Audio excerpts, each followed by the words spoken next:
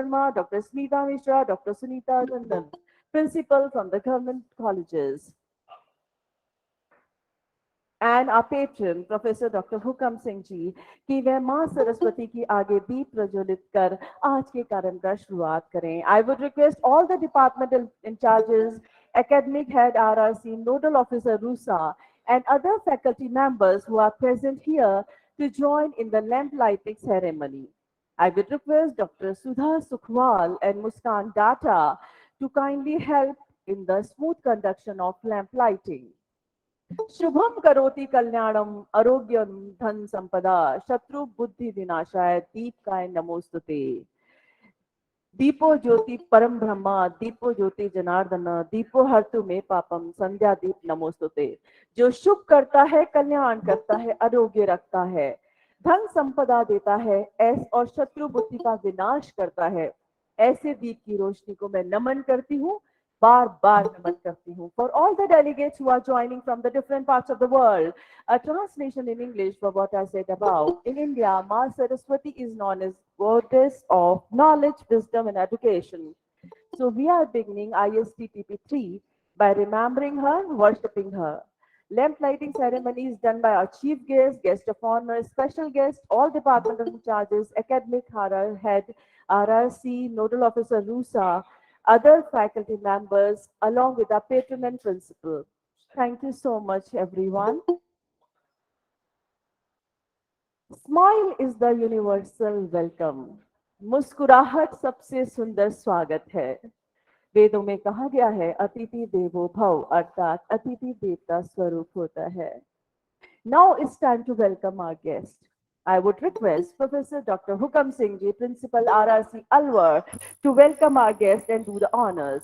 I would request all the department in charges, nodal officer Rusa, and other faculty members to kindly join the principal in this welcome ceremony.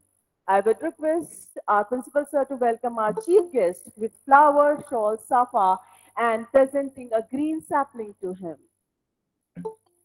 I said, I again request all the departmental faculty members to kindly join Principal Sir in doing the honors. And I would also request Academic Head RRC to kindly join. Nodal Officer Rusa, everyone.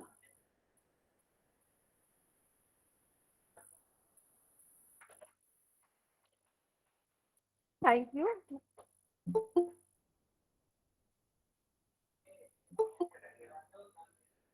Now, sir आपका बहुत बहुत स्वागत अभिनंदन और बहुत बहुत खुश है हम कि आप हमारे बीच उपस्थित हैं.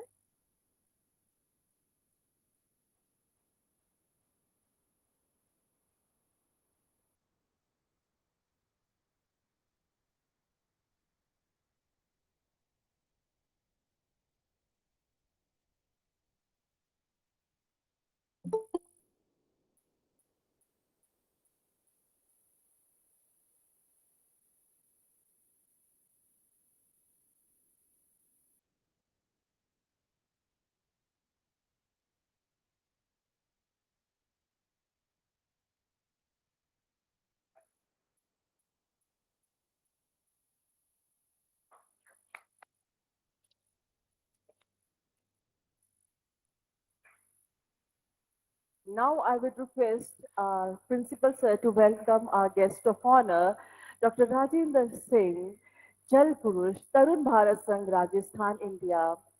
I would request all the department in charges, academic head, RRC, nodal officer Rusa to join in the ceremony.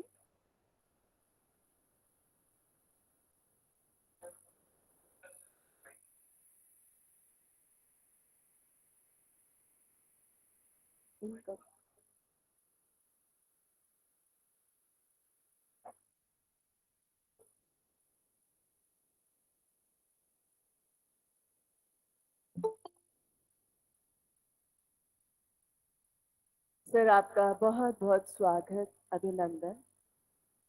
बहुत खुश है हम आपको अपने बीच पाकर, आपका आशीर्वाद पाकर.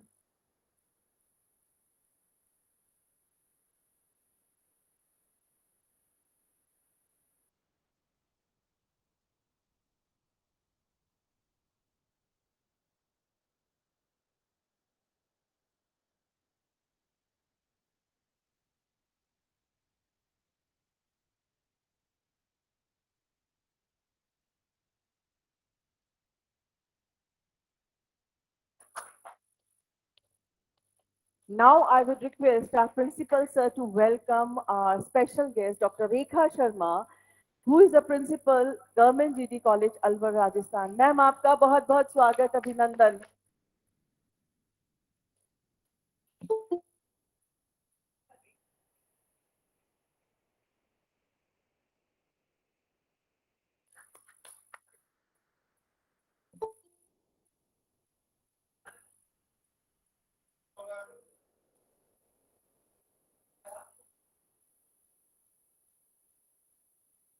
Thank you so much sir. Ma'am आपका स्वागत अभिनंदन.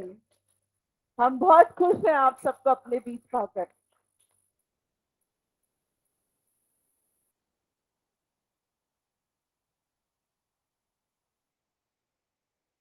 Now I will request our principal sir to welcome Dr. Smita Mishra, principal, Government Commerce College, Alwar, Rajasthan. Ma'am आपका बहुत बहुत स्वागत अभिनंदन.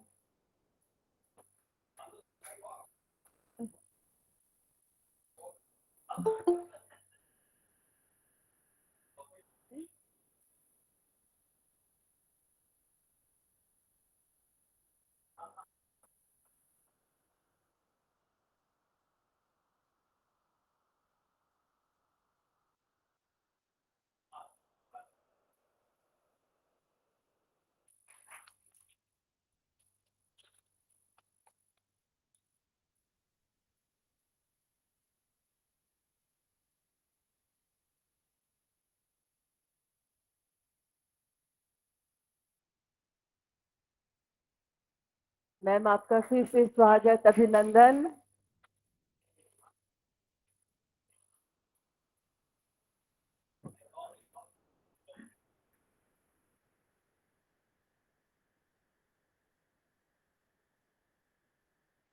Now I would request our principal sir to welcome Dr. Sunita Tandon, principal, Government College, Govindgarh, Rajasthan, India. Ma'am आपका स्वागत अभिनंदन. Ma'am आप तो परिवार से हैं.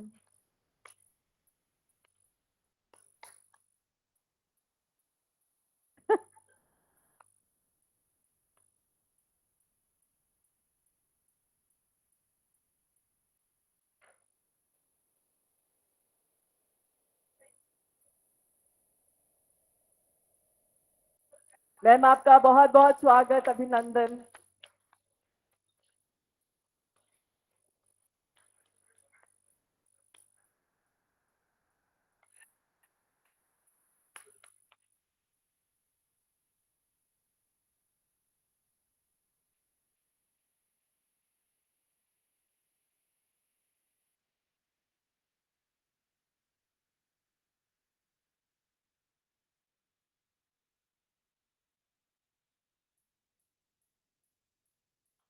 मैम बहुत खुश हैं हम आपको अपने बीच पाकर. Now I will request all the department in charges, academic in charge, RRC, nodal officer, RUSA, and other faculty members present here to welcome our patron and principal, Professor Dr. Hukam Singh ji. अच्छा. अब मैं आमंत्रित करती हूँ हमारे principal sir को कि वह प्रीतम सिंह जी का स्वागत करें, अभिनंदन करें.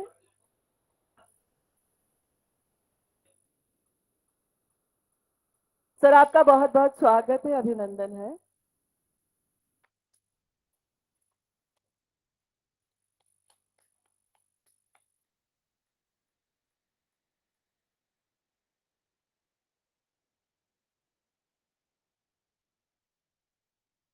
Now I will request all the department in charges and academic in charge RRC, nodal officer RUSA to welcome our principal sir.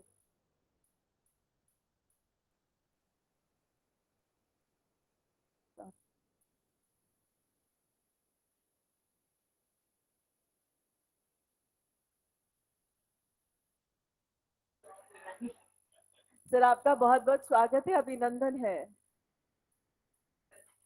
Sir आप इस पूरे ट्रेनिंग प्रोग्राम की प्रेरणा है sir.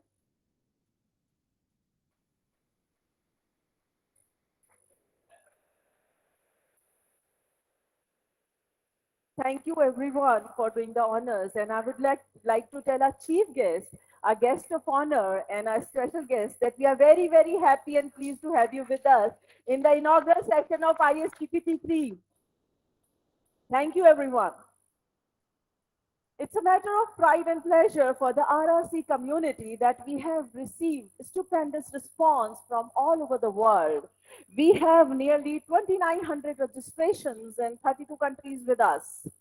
We have 33 keynote speakers with 8 countries in a comprehensive international short-term training program of 7 days, who are going to discuss the multidisciplinary aspect and research trends and practices in sustainable development and environmental conservation. Let me tell you about the countries. मैं आपको उन countries से मिलाती हूँ जो हमारे साथ जुड़ी हुई हैं. Tanzania, China, Canada, Malaysia, Oman, Ethiopia, Bangladesh, Nepal, Kenya, Ghana, Uganda, Philippines, Pakistan, Nigeria, Algeria, USA, UK, Hungary, Cambodia, Saudi Arabia, Sri Lanka, Egypt, Libya, Peru, Singapore, Sierra Leone, Bahamas, Iraq, Croatia, Jordan, Vietnam. And the speakers countries are United States of America, Malaysia, Oman, Philippines, United Arab Emirates, China, Canada, and India. Let me tell you something about our institution. Rajrishi Government Autonomous College, Alwar, is one of the premier colleges of the state of Rajasthan. It is co-educational postgraduate research institute and only autonomous college in the government sector of Rajasthan. It was established in 1930 by His Highness of Alwar, Rajrishi Maharaja Jai Singh Ji, an educationist entrepreneur who had a vision to empower the people of his native town through education. The college has proudly completed its 91 years of glorious existence with student strength of 4,000 and faculty strength of 69. RRC is affiliated to Rajrishi Bharatri Matsya University, Alwar. ISTTP-3 is happening under the auspices of RUSA, Rashtriya Uchitar Shiksha Abhiyan. What made me design the series of international trainings on environmental conservation? Being the environmental toxicologist by profession, I always believed that sustainable development is that which completes the need of the present generation without compromising needs of the future generation. कहने का मतलब ये है कि ये जो धरती जिस पे हम जी रहे हैं, ये हमारी मलकियत नहीं है. ये हमने उधार ली है जीने के लिए और इसे हमें अपने बच्चों को देना है सही सलामत रूप में. और इसीलिए मैंने इस ट्रेनिंग को डिजाइन किया है कि ये सस्टेनेबल डेवलपमेंट के ऊपर बेस्ड है. Why sustainable development? Why wildlife? Why stop pollution? Why to monitor the degradation of our natural resources? Why to save water? Centre for science and environment की report की माने तो भारत में गंगा और यमुना दुनिया की सबसे 10 प्रदूषित नदियों में शुमार है. एक रिपोर्ट के अनुसार दुनिया के 20 सबसे ज्यादा प्रदूषित शहरों में अकेले 13 सिर्फ भारत में है. अगर 1 टन कागज को रिसाइकिल किया जाए तो 20 पेड़ और 7,000 गैलन पानी बचाया जा सकता है. यही नहीं, बिजली भी बचेगी और उससे 6 महीने तक एक घर रोशन होगा. आपको शायद पता नहीं होगा, जंक मेल इंडस्ट्री हर साल 100 मिलियन पेड़ों को काटती है. ई फाइलिंग और बिना पेपर के काम करने पे हम लोग 1.4 ट्रिलियन पाउंड पेपर और 72,800 पेड़ बचा सकते हैं. क्या आप जानते हैं जो टॉयलेट पेपर हम इस्तेमाल करते हैं उसके लिए हर साल 27,000 पेड़ काटे जाते हैं. कागजों को सिर्फ 6 बार ही रिसाइकिल किया जाता है. इसके बाद उस कागज का फाइबर कमजोर हो जाता है और वो फिर से रिसाइकिल नहीं हो सकता. अगर आप घर में खाना बनाएंगे तो प्लास्टिक का कचरा कम होगा और 260 प्रजातियों की जान बच सकेगी. अगर आप नहीं जानते हो तो हर साल दुनिया में 1.3 अरब टन खाना बेकार जाता है और साथ ही 1 अरब लोग कुपोषित हैं और 1 अरब लोग भूखे रह जाते हैं. भारत हर साल प्रदूषण की वजह से करीब 2 लाख करोड़ रुपए का नुकसान उठाता है. So my dear friends, It has been predicted by the top-notch environmentalists of the world that the third world war would be for water. It will not be for power, not for land, not for arms, not for ammunition, but it would be for water, a basic need of life. मैं अपने guest of honour का ध्यान इस तरफ आकर्षित करना चाहूंगी कि सर मैंने ऐसा सुना है कि तीसरी थर्ड वर्ल्ड वॉर पानी पे होगी। वो न खाने के लिए होगी, न वो पैसे के लिए होगी, न वो किसी आर्म और एमिनिशंस के लिए होगी, वो सिर्फ पानी के लिए होगी। Only when the last tree has died and the last river has been poisoned and the last fish has been caught, we will realize that we cannot eat money. जब हम आखिरी पेड़ काट देंगे, हमारी आखिरी नदी सूख जाएगी और हम आखिरी मछली पकड़ लेंगे, तब हमें समझ में आएगा कि हम पैसे को नहीं खा सकते। एंड एक और चीज जिसकी तरफ मैं फिर से हमारे गेस्ट ऑफ ऑनर का ध्यान आकर्षित करना चाहूंगी कि सर आप इस बात से एग्री करेंगे कि बिना टेक्नोलॉजी के हम सस्टेनेबल डेवलपमेंट या सतत विकास नहीं कर सकते। पर आज जो भी टेक्नोलॉजीज अवेलेबल हैं हमारे पास, जिनको हम ग्रीन टेक्नोलॉजीज कहते हैं, वो इतनी महंगी है, उनका प्रोक्योरमेंट इतना महंगा है, उनको चलाना इतना महंगा है कि थर्ड वर्ल्ड कंट्रीज उन्हें अफोर्ड नहीं कर सकती। और हम यहाँ पे भूल जाते हैं कि धरती एक है, कोई अलग धरती नहीं है जहाँ पे थर्ड वर्ल्ड कंट्रीज रहती हैं और डेवलप कंट्रीज रहती हैं। So we need to work on the technologies which are environmental friendly and accordingly they are cheap and easily procured.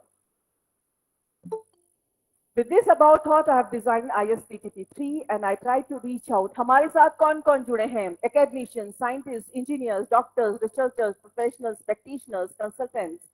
As best as I could around the globe, bring them together under one forum, discuss our latest findings about sustainable development, environmental change, conservation of natural resources, development of alternate sources of power while reducing pollution and harm to the environment. ISTTP-3 will be conducted on Google Meet. The delegates would be joining here on the Google Meet.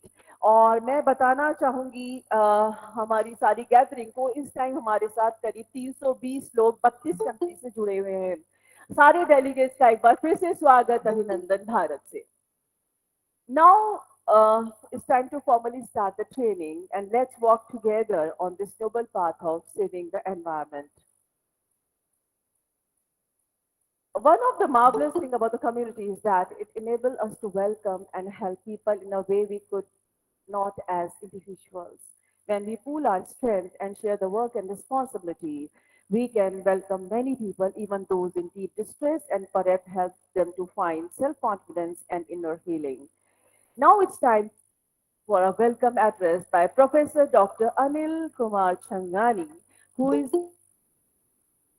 he will be joining in 5 minutes. So I would request Dr. Upender Singh to talk about the goals of ISTTP-3. Dr. Upender Singh.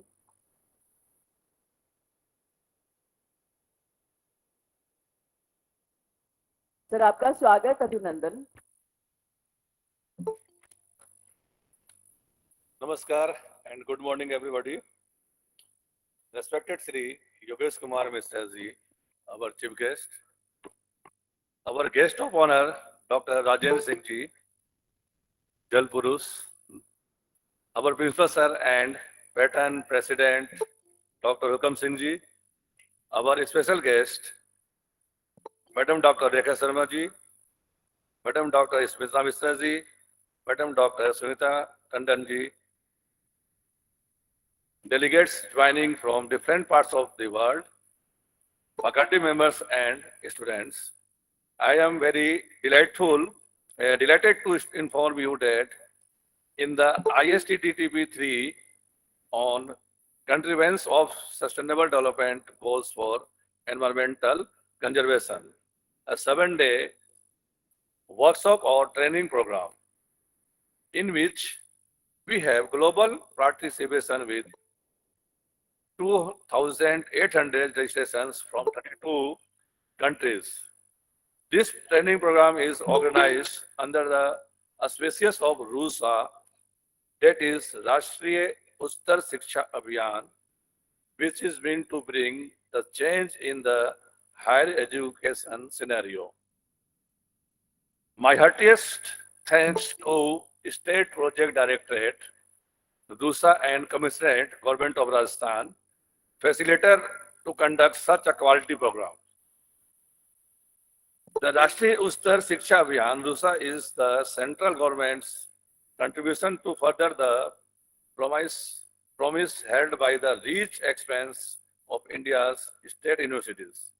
The country's future lies in empowering this campus with all that it takes to enhance learning, better research, and promote innovation.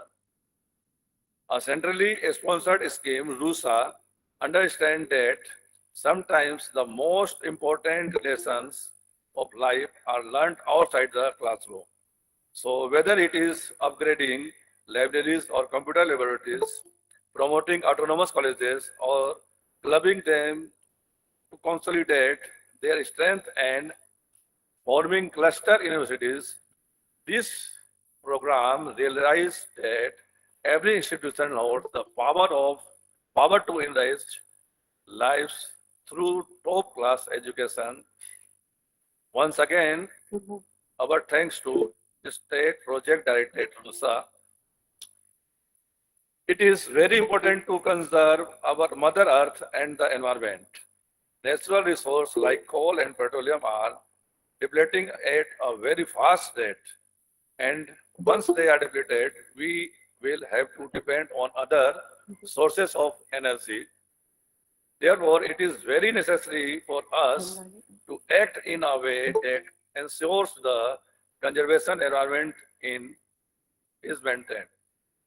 With this thought, we have designed ISTTP. Now, we are present in front of each other to discuss latest practices on the sustainable development.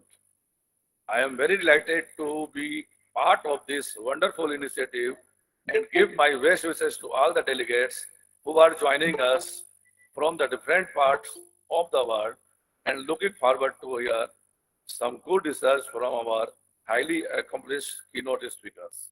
Thank you so much. Thank you so much, sir. We really appreciate all the help you have been providing to us and all the assistance we are having from RUSA. Thank you so much. We appreciate your help a lot. Now it's time to hear the welcome address from Professor Dr. Anil Kumar Changani, who is the advisor to ISTTP-3, and at present he is working as a head of the department, Environmental Sciences Department, MGS University, Bikaner, Rajasthan, India. Please pin up Dr. Changani. I would request to please pin up Dr. Changani. Thank you. Thank you so much, Dr. Mukta. स्वागत अभिनंदन बहुत खुश हैं हम आपको अपने बीच पाकर sir please go ahead On behalf of organizing committee and Government College Alwar, I welcome you all the delegates, all the participants, online and offline. I welcome you all on behalf of all the dignitaries sitting on the dais. With the kind permission of the dais, I welcome you all. I welcome all the press people, all the people involving right from the beginning of the seminar, delivering their services, and most importantly, all the people who are associated in this training program are definitely concerned people regarding the environment and wildlife. As we all know that in the Indian scenario, and in that case, in many parts of the world, the wildlife and human life is an integral part of the past. So we must understand the relationship of biodiversity and humans, because our survival is ensured by these biodiversity. So we need to conserve our all kind of natural resources around us. And for that matter, with the latest science, we must appreciate the traditional practices of conserving water, conserving plants, conserving animals. And there are so many practices in India and other part of the world. For example, we have the common property resources in the villages. Similarly, in the urban area and rural area, on the name of DAY-1, overruns, gochers, water bodies, and the catchment area has been used for the variety of purposes and livelihood resources. So without wasting much of the time, I again welcome you all, and over to you, Dr. Mukta. Thank you.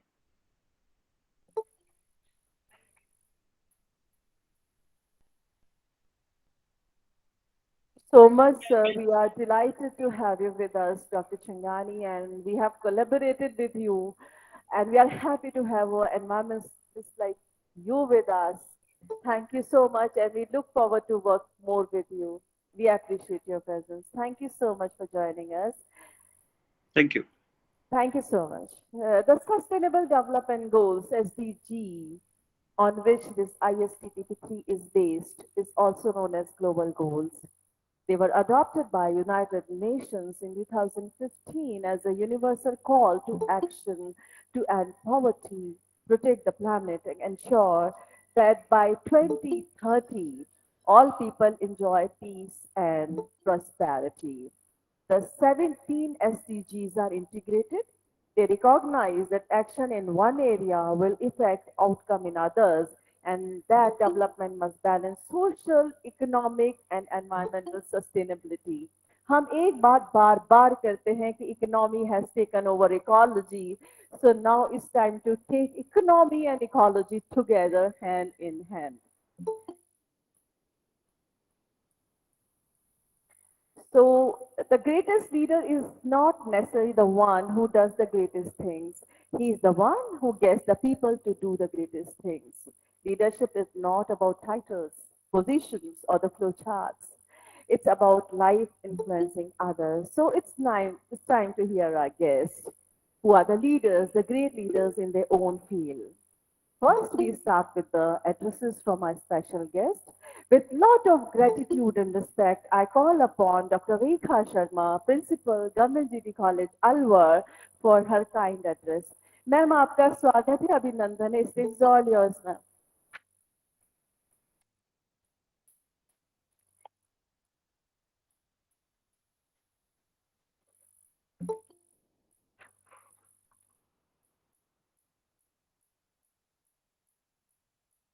सर्वप्रथम मैं यहाँ पर उपस्थित हमारे chief guest और हमारे जो अतिथि हैं उनका स्वागत करती हूँ। मैं सर्वप्रथम डॉक्टर राजेंद्र जी जो जल पुरुष के रूप नाम से जाने जाते हैं उनका स्वागत करती हूँ, क्योंकि उनके बिना हम जहाँ तक सोचते हैं कि हम जल संरक्षण के बारे में जितना जान पाए वो हम ज्यादा उन्हीं के मार्गदर्शन से जान पाए। मैं यहाँ पर जब भी उनसे मिलती हूँ तो मैं जल संरक्षण को लेकर एक सक्रिय सोच रखती हूँ और अपने महाविद्यालय और अपने अलवर शहर के अंदर किस तरह से हमको जल को संरक्षित कर सकते हैं उसके बारे में चर्चा करते हैं। तो सर्वप्रथम मैं उनका स्वागत करती हूँ। उसके बाद हमारे अलवर के यूथ, एक तरह से युवा शक्ति के प्रतीक डॉक्टर योगेश मिश्रा जी का भी मैं एक स्वागत करती हूँ कि जिनके आने से हमारे इस प्रोग्राम को एक मुकाम मिला। और उसके पश्चात मैं हमारे गेस्ट विशिष्ट अतिथि डॉक्टर स्मिता मिश्रा जी का स्वागत करती हूँ, क्योंकि उन्हीं ने हमें जल संरक्षण से जुड़ी कुछ महत्वपूर्ण जो प्राकृतिक रूप से, जैसे हमारे यहाँ पर देवताओं के रूप में जल को भी माना जाता है, पृथ्वी को भी माना जाता है, आकाश को भी माना जाता है, तो हमारे पंच महाभूतों के बारे में उन्होंने हमें कई बार चर्चा में बताया कि जल संरक्षण इसके बिना संभव नहीं है जब तक हम अपनी प्रकृति से प्रेम करना शुरू ना कर दें। उसके बाद में डॉक्टर हुकुम सिंह जी, जो कि नहीं वैसे तो वो संरक्षक हैं, किंतु उनके बिना ये प्रोग्राम संभव नहीं था, तो मैं उनका भी स्वागत करती हूँ। और मिसेस टंडन से मैं माफी चाहूंगी कि विशिष्ट अतिथि के रूप में हमें उन्हें पहले उनका स्वागत करना चाहिए था, किंतु हम नहीं कर पाए। तो हमारे सभी विशिष्ट अतिथि, मुख्य अतिथि और राजेंद्र जी का मैं स्वागत करती हूँ। और इस जो शॉर्ट टर्म जो प्रोग्राम है, इसका जो उद्देश्य है वो प्रकृति का संरक्षण है और प्रकृति में संतुलन को हम कैसे बनाया रख सकते हैं उसके बारे में एक मंथन है। और मैं सिर्फ ज्यादा समय ना लेकर सिर्फ 2 बातों पर जोर दूंगी कि सबसे पहले तो हम ये सोचें कि प्रकृति ने हमें जो ये अमूल्य उपहार दिया है पर्यावरण का, जिसमें हम सांस लेते हैं, हम प्रकृति को कितना देते हैं, हमें ये सोचना चाहिए। और मैं जहां तक सोचती हूँ, हम अपनी भौतिकतावादी संस्कृति की अंधी दौड़ में हम इतने आगे निकल चुके हैं कि हम पर्यावरण संतुलन के बारे में सोचते तो हैं, किंतु व्यवहारिक रूप से जब करने की बात आती है तो हम उससे पीछे हट जाते हैं। तो हमारी जो सोच है उसमें सकारात्मकता आए और हम किस तरह से पग पग पर प्रकृति में संतुलन बनाए रख सके, इसके बारे में हमें सक्रिय रूप से सोचना भी चाहिए। और सोचना ही नहीं, व्यवहारिक रूप से हमें क्रियान्वित भी करने चाहिए अपने विचारों को, क्योंकि चाहिए शब्द जहां लग गया वहां हम प्रकृति को कुछ नहीं दे पाएंगे। तो प्राकृतिक संतुलन में हमें सक्रिय रूप से योगदान देना है। सुबह उठने से लेकर रात को सोने तक हम किस तरह से प्रकृति का विदोहन कर रहे हैं, किस तरह से प्रकृति को एक तरह से खिलौना समझकर उसके साथ खेल रहे हैं, हमें सबसे पहले उसको बंद करना चाहिए। और उसके बाद दूसरी बात, मैं एक बात और कहूंगी कि कोरोना काल ने हमें समझा दिया है कि प्राकृतिक प्रदूषण और प्रकृति के साथ खिलवाड़ का ही परिणाम है कोरोना।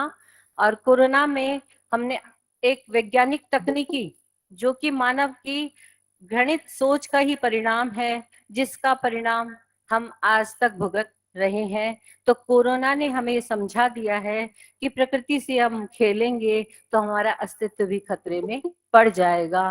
तो सबसे पहले हमें प्रकृति को संरक्षित करने के लिए 2 कदम उठाने चाहिए। पहला राजनीतिक स्तर पे और दूसरा वैश्विक स्तर पे, क्योंकि जल और जमीन विश्व से जुड़ी हुई है। तो हमें अंतर्राष्ट्रीय स्तर पर यूएनओ के मार्गदर्शन से ही पर्यावरण को संतुलित करने के लिए प्रयास करने चाहिए। और इसमें हमारा जो न्यायपालिका है उसके मार्गदर्शन और उसके सख्त निर्देशों को हमें मानना चाहिए। तो हम सक्रिय रूप से यदि जल संरक्षण या पर्यावरण को संतुलित रखना चाहते हैं तो हमें वैश्विक स्तर पर प्रयास करने चाहिए और राष्ट्रीय नहीं अंतर्राष्ट्रीय सीमाओं में हमें इसको बनाए रखने का प्रयास एकजुट होकर करना चाहिए। और मैं अधिक समय नहीं लूंगी और मैं आप सभी को मुझे बुलाने के लिए बहुत बहुत धन्यवाद देती हूँ। धन्यवाद। Thank you ma'am for your kind words and blessings. और आपने बिल्कुल सही कहा है कि it's a high time to save our mother nature. Now, with lot of respect and gratitude, I would like to call upon Dr. Smita Mishra, Principal, Government Commerce College, Alwar, Rajasthan, India, for her address. Ma'am आपका स्वागत है, अभिनंदन है।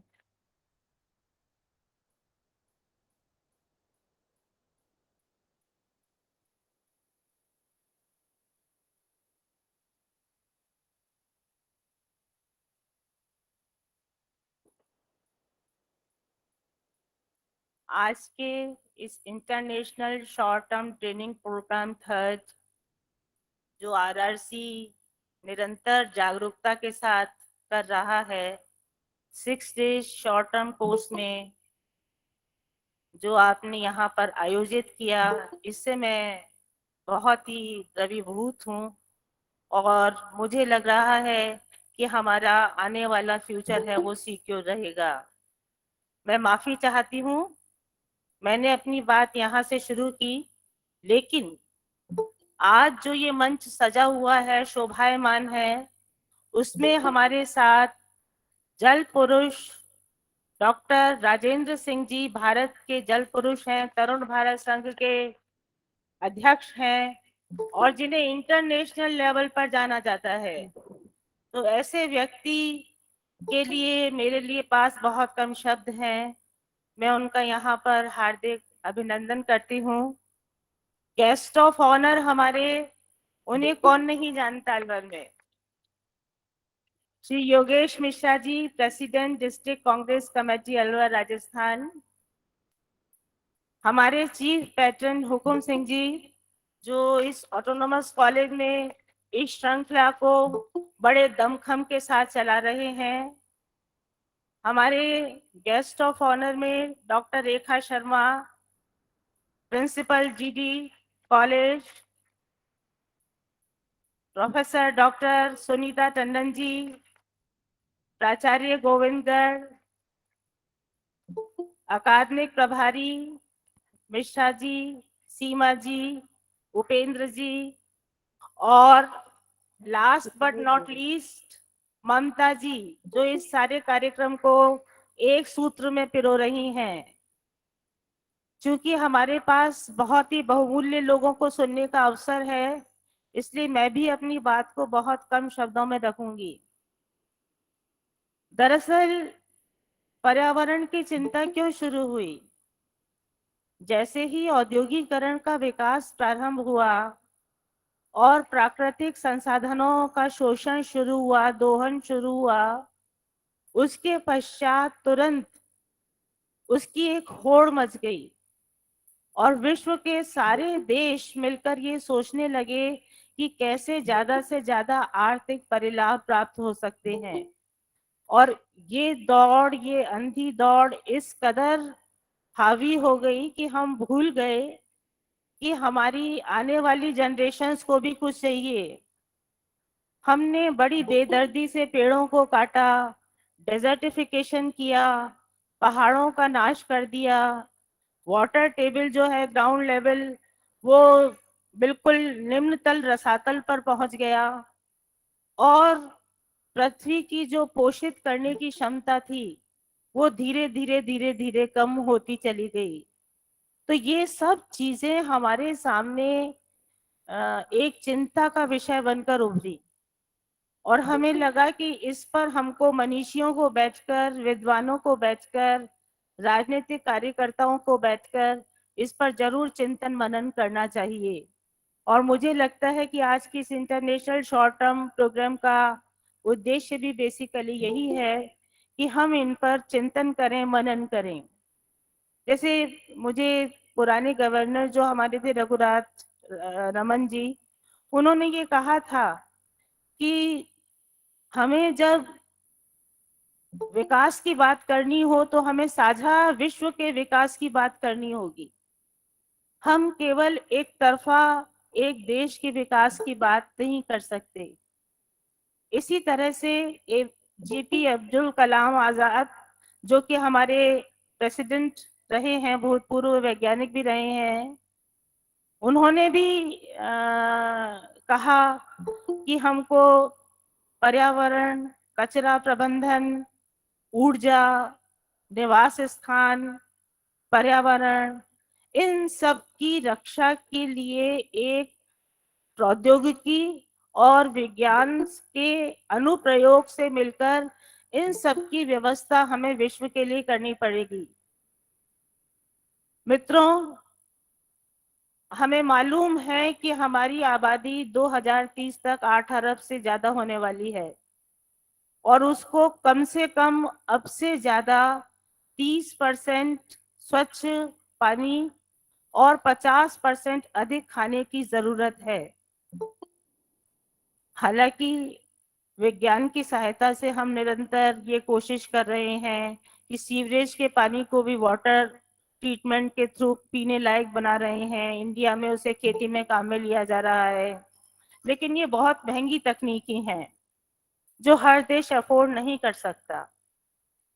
तो हमारे बीच में आज जल पुरुष बैठे हुए हैं जिन्होंने इस चीज को संभव बनाया है कि कैसे सूखे में भी हरियाली ला सकते हैं, कैसे रेगिस्तान को भी हरा भरा बना सकते हैं। मैं ज्यादा नहीं कहूंगी, मैं चाहूंगी कि मैं आप अतिथियों के शब्दों को ज्यादा सुनूं, मनूं, गुनूं, और इसी के साथ मैं आप सबका हार्दिक धन्यवाद ज्ञापित करती हूँ कि आपने मुझे इस लायक समझा कि विद्वानों की सभा में मुझे आमंत्रित किया। धन्यवाद। Thank you so much, ma'am. And how rightly you said that water conservation is one of the most important practices for saving the environment. Now it's time to hear our next special speaker. I would like to call upon Dr. Sunita Tandon, Principal Government College, Govindgarh, Rajasthan, India, for her address. Ma'am आपका स्वागत है, आपका अभिनंदन।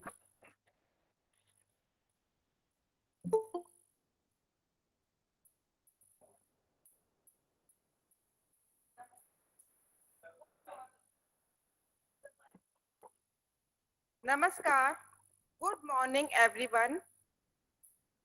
Honorable Chief Guest, Mr. Yogesh Mishra ji, Guest of Honor, Dr.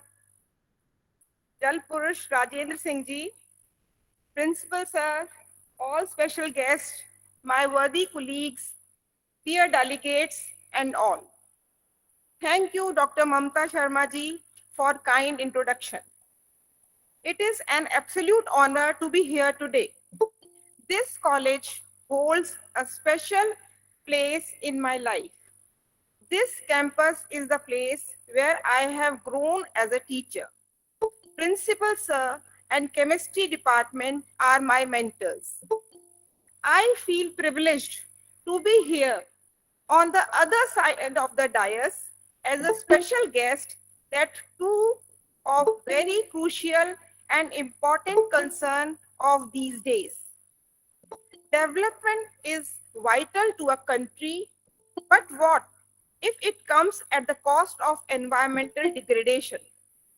There is a serious concern regarding how far we are being asked to save the environment and not hamper its constituents. Development is something that meets the need of present generation without compromising the ability of future generation to meet their own needs. Sustainable development is a practice of developing industry, technology in a manner that reduce, reuse, recycle resources without hazardous impacts on the environment. United Nations Conference on Environment and Development, that is UNCED, defines sustainable development as a process that provides resources for the present generation without compromising on the need of the future generation. Actually, we have to save our environment for future generation, for our future children. There should be three major goals. First, minimize the depletion of water resources. Secondly, to promote development without causing harm to environment. And thirdly, to make use of environmentally friendly practices like using wind energy, solar energy, crop rotation, sustainable construction, efficient water fixtures, green places, and sustainable forestry. In today's context, I would say, please take at least 3 home messages from the training to apply 3 goals and principles to your life. Realize your potential and try to have sustainable development along with globalization. To conclude, I would like to say, environment is not a free lunch. You have to pay for it. If you pay it today, it will cost you less. And if you pay it tomorrow, it will cost you more. Thank you.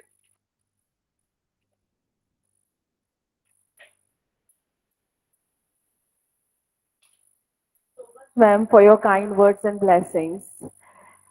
Now let's know something about, I think we should change the camera.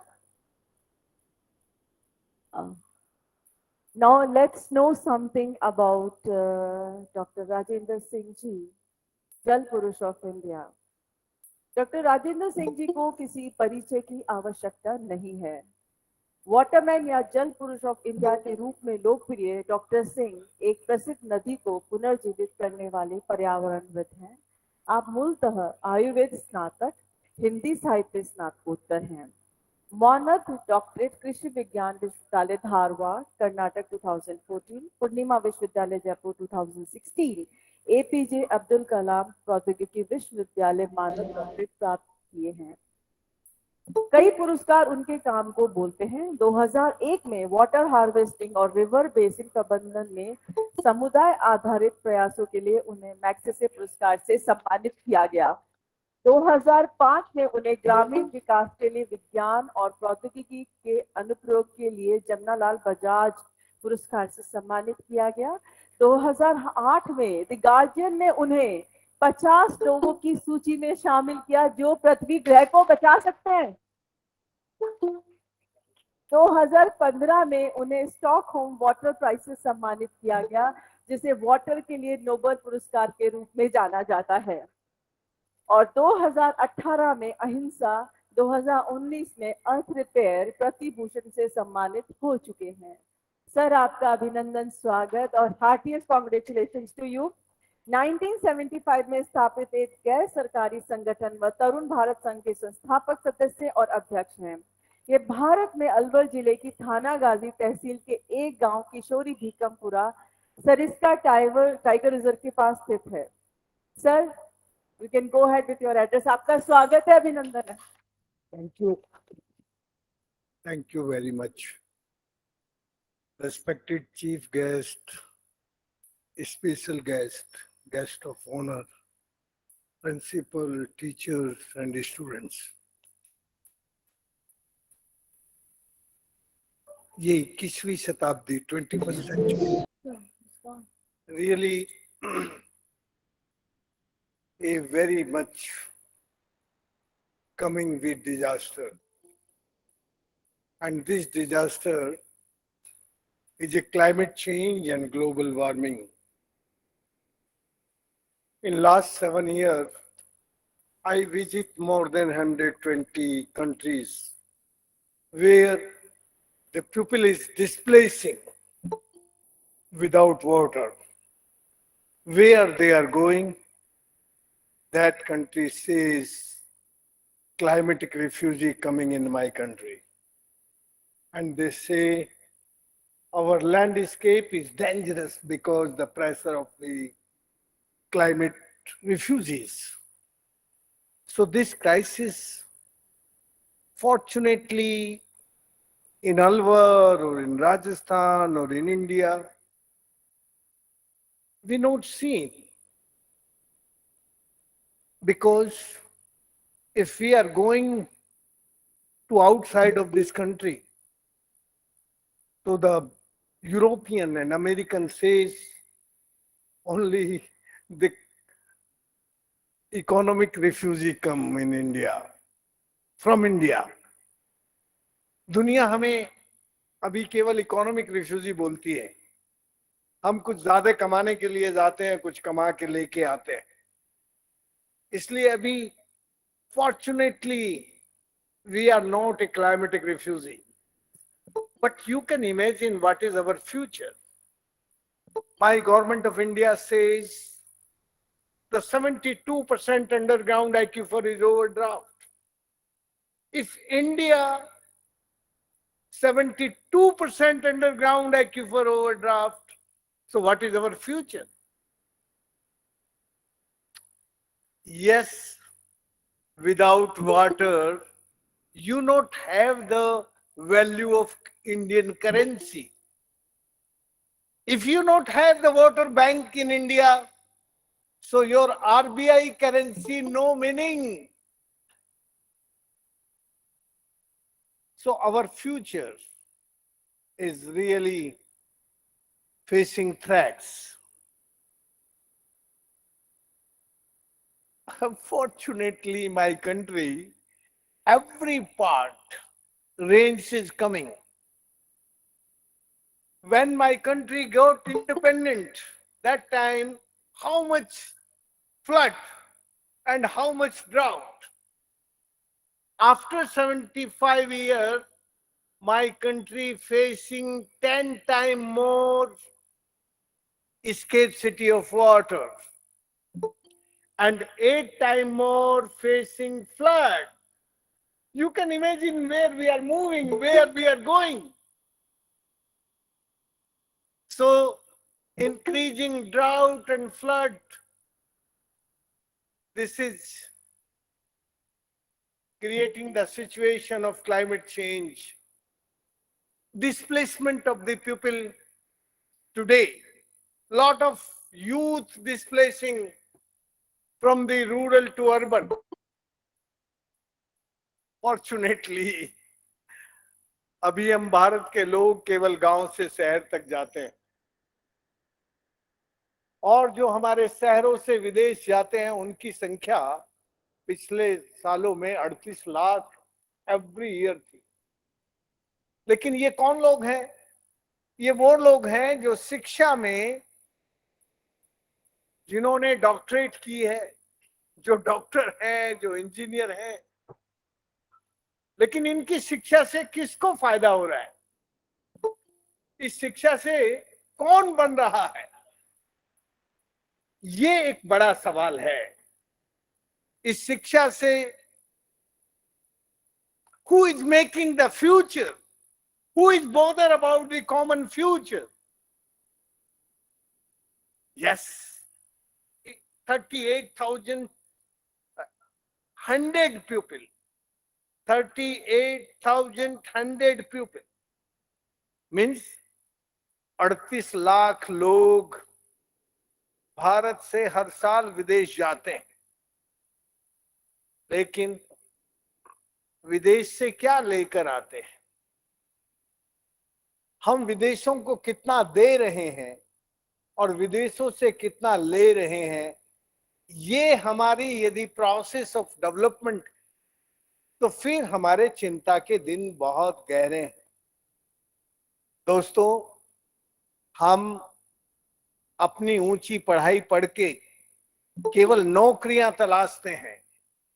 इस देश की धरती, इस देश की प्रकृति, इसके साथ हमारा प्यार का रिश्ता टूट जाता है। This modern education creating destruction and dealing with the human kind and nature. जब तक भारत के लोग अपने भगवान को पहचानते थे, तब तक कोई मंदिर मस्जिद की पूजा नहीं करते थे, गिरजाघर और गुरुद्वारे में नहीं जाते थे। भगवान हमारे मंदिर सीमेंट कंक्रीट की बिल्डिंग में नहीं रहता, भगवान हमारे अंदर रहता है। वो भगवान कौन है? उस भगवान को जानते थे जब तक भारत के लोग, तब तक भारत ग्लोबल टीचर था। हु इज दिस भगवान? What is the meaning of भगवान? द भगवान इज वैसे भूमि,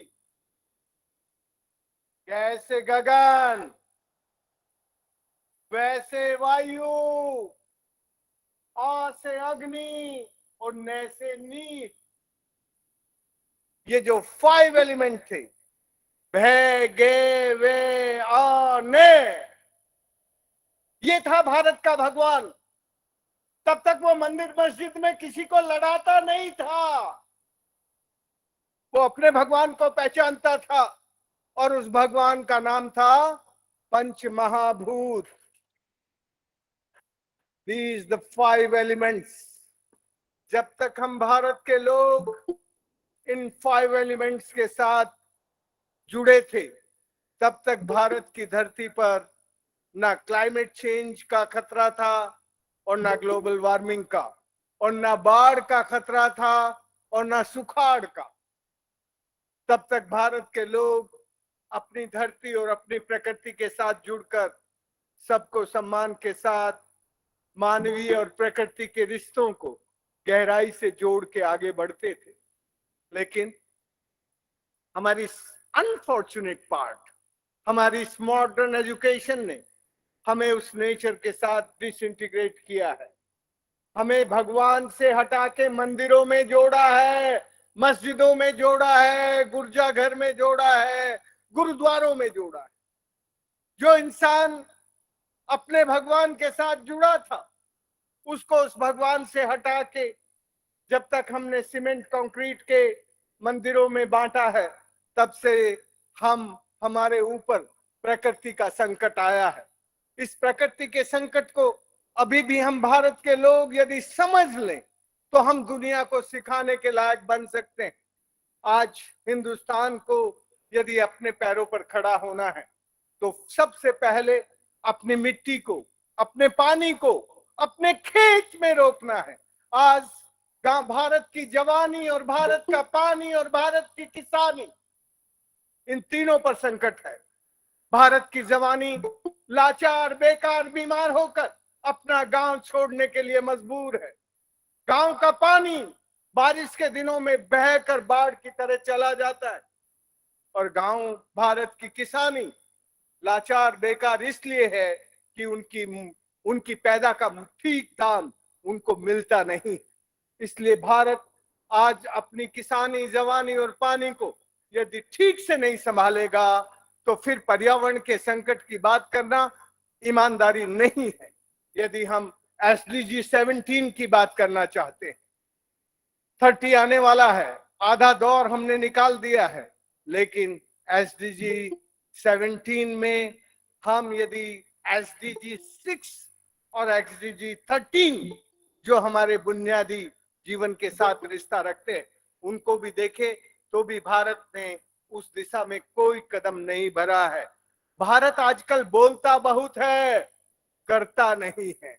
भारत आजकल झूठ से डराता बहुत है, लेकिन सच्चाई को नापना नहीं जानता। इसलिए ये जो भारत है, इस भारत को यदि सचमुच ग्लोबल टीचर बनना है, दुनिया को सिखाने के लायक बनना है, तो ये भाषणों से नहीं बनेगा, ये जुमलों से नहीं बनेगा। हमें काम करना पड़ेगा, अपनी जमीन पर काम करना पड़ेगा, हमें अपने खेतों को ठीक करना पड़ेगा, हमें हर हाथ को काम देना पड़ेगा, हमें हर हाथ को काम और हमारी जमीन पे बरसने वाला पानी जो दौड़ कर बह जाता है उसको चलना सिखाना पड़ेगा। जब वो चलने लगे तो उसको पकड़ के धरती में बैठाना पड़ेगा। जब वो धरती में बैठ जाएगा तो इस सूरज की हिम्मत नहीं है कि उस पानी को चोरी कर सके। आज हमारा मोर देन 60% पानी सूरज चोरी कर लेता है। यदि भारत के लोग और खासकर राजस्थान के लोग सूरज की चोरी नहीं रोकेंगे तो भारत के पास पानी नहीं होगा। दोस्तों, मैं जानता हूं, मैंने 40 साल पहले जब थानागाजी आया अपनी भारत सरकार की नौकरी छोड़ के, तो मेरे गांव के लोग लाचार, बेकार, बीमार होकर सारे युवा लोग शहरों में चले गए थे, दिल्ली, सूरत, अहमदाबाद। गांव में जवान लोग नहीं थे और जो बूढ़े लोग थे वो रतौंधी रोग से ग्रसित थे। उस जमाने में मैं डॉक्टर होता था, मैंने आके उनका इलाज किया। 7-8 महीने में ज्यादातर बूढ़े लोग ठीक हो गए। जब वो ठीक हो गए तो उनमें से एक बूढ़े आदमी ने, जिसकी उम्र 72 साल थी, उसका नाम था मांगू मीणा, गोपालपुरा गांव, उसने कहा, ओ राजेंद्र, तू काई करे छे? मैंने कहा, काका तुझे दिख ना रहा मैं जो करूं? बोला, अरे तेने मुझे ठीक कर दिया, अब मुझे दुनिया दिखने लगी। पहले मुझे दुनिया दिखती नहीं थी शाम के वक्त रतौंधी रोग में।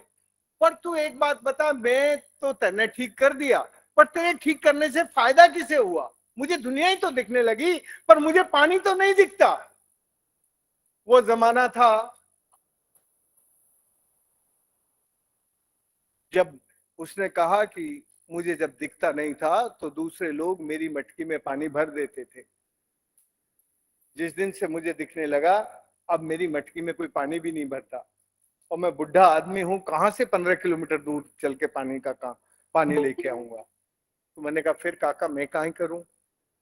बोला, रे तू ये जो आदमी है ना, आ तो घना लालची छे, तू आदमी का इलाज बंद कर दे। आदमी को ना तो दवाई की जरूरत ना पढ़ाई की जरूरत। मुझे ना तेरी दवाई चाहिए ना तेरी पढ़ाई चाहिए, मुझे तो पानी चाहिए। पानी आ जाएगा ना तो मुझे अपने आप दिखने लगेगा। उस वक्त मुझे उसकी बात पर उतना यकीन नहीं था। मेरी उम्र 26 साल थी। जवानों का दिमाग जरा तेजी से दौड़ता है, पर मेरा दिमाग तेजी से नहीं दौड़ता था, धीमे चलता था। तो मैंने कहा, काका फिर काई करें, इसका काई इलाज है? बोला, तो तू सबसे पहले आदमी का इलाज करना बंद कर। आज के बाद किसी को दवाई मत देना। तू आदमी का इलाज बंद कर देगा ना तो फिर धरती का इलाज हो जाएगा। मैंने कहा, काका मुझे आदमी का इलाज करने में 26 साल की पढ़ाई पढ़नी पड़ी। बोला, रे या जो पढ़ाई छे ना, आ तो दिमाग ने बिगाड़े छे, આ જો પઢાઈ છે ના, આ તો દિમાગને બિગાડે છે. तुझे पढ़ाई को नहीं चाहिए, तुझे तो गुणाई चाहिए, गुणाई. तो मैंने कहा काका गुणाई का ही हो है. बोला बोला गुणाई जो है ना वो विद्या हो है, विद्या. तो मैं तो फिर में पड़ गया कि शिक्षा और विद्या में फर्क क्या होता है, क्योंकि मैं तो शिक्षा से आया था. तो मैंने कहा काका ये विद्या से जल्दी काम हो जाएगा क्या? बोला हाँ, तुझे 2 दिन में 2 डॉक्टर बना दूंगा, 2 दिन में 2 डॉक्टर. तो मैंने कहा काका तू मुझे डॉक्टर बना देगा तो तू क्यों नहीं करता? वो रोने लगा. बोला रे मैं ही करे छा ये काम, पर जंदाड़ा से वोट पड़वे लाग्यो ना, गांव बट गयो, आधा वो पार्टी का हो गया, आधा वो पार्टी का हो गया, अब गांव मिलके काम ही को नहीं करवे दे. तो मैंने कहा काका जब तुझे नहीं करने देते तो मुझे कैसे करने देंगे, मैं तो बाहर से आया हूं. बोला रे तू किसी का ही को नहीं छे, और जो किसी का नहीं होता वही सबका होता है. तू कर देगा, तूने 7 महीने में इतने लोग ठीक कर दिए तो अब धरती का इलाज भी कर देगा. प्रिंसिपल आपको खास कर ये निवेदन करना चाहता हूं कि मुझे एक दिन में जो मैंने शिक्षा पाई थी उसकी डी लर्निंग की, और 2 दिन में उसने मुझे विद्या दी, और 2 दिन में विद्या में मेरी 2 पीएचडी कंप्लीट कराई. ये शिक्षकों को जानना जरूरी है मुझसे, कैसे मेरी 2 दिन में पीएचडी हुई. सबसे पहले जो सूखे कुएं थे उन कुओं में चमड़े के चरस में बैठा के 150 फीट गहरे नीचे पटक दिया, और 5 मिनट बाद बाहर निकाल के पूछा अरे तेने कुएं में कहीं देखा रे राजेंद्र? मैंने कहा काका ई कुएं में तो ऊपर से नीचे तक सड़क है. इसको जियो हाइड्रो साइंस में कहते हैं confined vertical fractures related with aquifer. Hindi में कहते हैं सीधी दरार, झिर, और वो हमारी लोकल गोपालपुरा की भाषा में उसको सड़ बोलते थे. सड़ मतलब जहां से पानी सड़ता हो. तो बोला देख अठे पेड़ कहीं छे, पेड़ कैसे हैं? तो जहां कन्फाइंड वर्टिकल फ्रैक्चर्स होते हैं वहां लंबे पेड़ होते हैं जिनपे हरी पत्तियां होती हैं, पत्तियां होती हैं, पेड़ होते हैं. और जहां हॉरिजेंटल फ्रैक्चर्स होते हैं वहां पेड़ नहीं होते, वहां झाड़ियां होती हैं, वो कांटे वाली होती हैं. तो उसने मुझे एक दिन में सुबह 6 बजे से लेके रात के 8 बजे तक 25 कुएं दिखाए. 25 कुएं देखने के बाद मुझे समझ में आ गया कि ये जो हमारे अंडरग्राउंड वाटर बैंक्स हैं वो अब ओवरड्राफ्ट हो गए हैं. उनको रिचार्ज करने से एवोपरेशन कंट्रोल हो जाएगा, और एवोपरेशन कंट्रोल होने से इस पानी से हमारा काम चल जाएगा. बस सिंपल साइंस थी. इस साइंस को कहता हूं मैं science with sense, science with common sense. This science not related with the data and calculations and equations. This science with sense. So एक दिन में उसने मुझे जियो हाइड्रो साइंस में मेरी पीएचडी कंप्लीट कर दी, और उस पीएचडी के बाद मुझे साइट सिलेक्शन करना आ गया कि मुझे कहाँ जोहड़ बनाना है, कहाँ बांध बनाना है, कहाँ चेक डैम बनाना है. अगले दिन वो जो सरिस्का का पीछे वाला पहाड़ है ना राजौड़गढ़ के, उस पहाड़ के ऊपर ले गया रिज पे, और एक छोटी स्ट्रीम थी हमारी अरवरी, उससे पैदल चल के 17 किलोमीटर पैदल चलाया सुबह से शाम तक. उसमें 12 महिलाएं, बुढ़ी महिलाएं थी. जवान तो एक भी नहीं था हमारे वहां गांव में. उस जमाने में एक जवान नहीं था गांव में. बुढ़ी 12 महिलाएं और बुढ़े 12-15 लोग, 30-35 लोगों ने पैदल यात्रा की. और उसमें जहां स्टीप स्लोप थे वहां कॉन्वेक्स डिजाइन के डैम बनाए. कॉन्वेक्स माने उल्टे, जिससे पानी ऐसे रुक जाए. और जहां जेंटल स्लोप थे वहां सीधे डैम बनाए, और जहां नेचुरल डिप्रेशन था वहां कॉन्केव डिजाइन के डैम बनाए. ये जो कॉन्केव डिजाइन के डैम है ये खासकर ऐसी मिट्टी में बनते हैं जहां लाइम कंटेंट होता है. वो जो पानी है वो उनके पीने, नहाने, कपड़े धोने के काम आता था, डोमेस्टिक पर्पज के लिए। इसलिए अभी भी भारत में थोड़ी विद्या बची है, बट इस मॉडर्न एजुकेशन ने विद्या से हमें डिसइंटीग्रेट कर दिया है। जब शिक्षा और विद्या में भेद होने लगे, जब शिक्षा केवल किताबी शिक्षा हो जाए और हाथ से काम करना बंद हो जाए, तो वो फिर हमारे भविष्य के लिए अच्छी नहीं होती। इसलिए मांगू काका ने मेरी किताबी शिक्षा को खत्म करके कहा, अब इस पे काम मत करना, अब तू धरती की शिक्षा पे काम, विद्या पे काम करना। इसलिए दोस्तों, मैं आज तुम्हारे सामने आके बोल सकता हूं कि हमने भारत की जमीन पर 13 नदियों को रिजुनेट किया पिछले 40 साल में। 2 नदी कर्नाटक में की, 2 महाराष्ट्र में की, अग्रणी और महाकाली, कर्नाटक में ईचन हल्ला की, और इस तरह से पूरे भारत के अलग अलग राज्यों में और राजस्थान में भी हमने नदियां जिंदा की। सेरनी, करौली जिले में एक बूंद पानी नहीं मिलता था, सारे डाकू कंधे पे बंदूक डाले घूमते रहते थे रात दिन। हमने करीब करीब 250 ऐसे लोगों को जो बंदूकें छोड़कर फावड़ा उठा के पानी का काम करने लगे पिछले 40 साल। जब लोगों को विश्वास होता है योगेश भाई, तो लोग जुड़ जाते हैं, अपने आप काम करने लगते हैं। आप जानते हैं मेरे पास पैसा नहीं था, आप जानते हैं मैंने किसी सरकार से आज तक एक पैसा नहीं लिया 40 सालों में, नॉट ए सिंगल पाई। और अडानी अंबानी जैसे बदमाशों को तो अपने इलाके से बाहर निकाल किया, कोका कोला वालों को बाहर निकाला। कॉर्पोरेट और गवर्नमेंट से पिछले 40 सालों में योगेश भाई एक पैसा नहीं लिया। इसलिए बोल सकता हूं, यदि सरकार से पैसा लेता तो मैं बोल नहीं सकता था। मैं आपसे इतना ही कहना चाहता हूं, यदि हम इन बच्चों के भविष्य के लिए पानी रखना चाहते हैं, यदि हम अपने बच्चों के लिए पानी रखना चाहते हैं, यदि हम बच्चों को जीने का मौका देना चाहते हैं, तो ह्यूमन काइंड और नेचर को इक्वल रेस्पेक्ट करके हमें रिजुनेशन का काम करना होगा।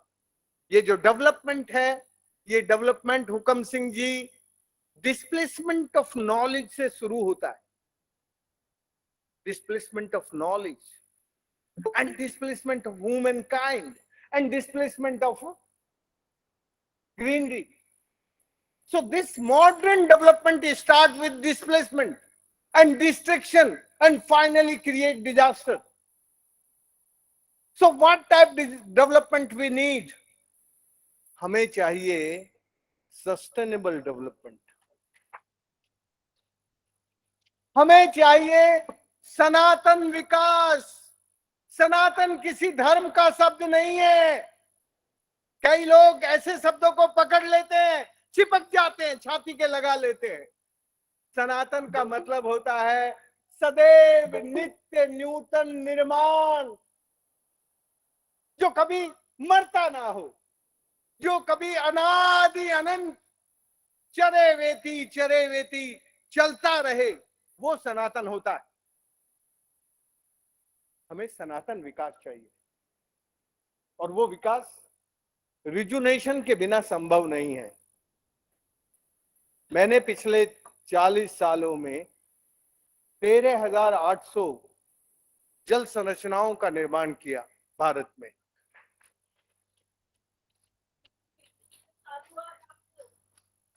लेकिन इसमें से एक भी रचना ऐसी नहीं है जिसमें डिस्प्लेसमेंट हुआ हो।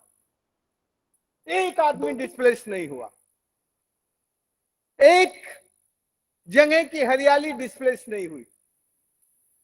जो भी नेचर में जैसा था उसी को वैसा ही बना के खड़ा किया, और उससे हमारे अंडरग्राउंड एक्यूफर रिचार्ज हुए।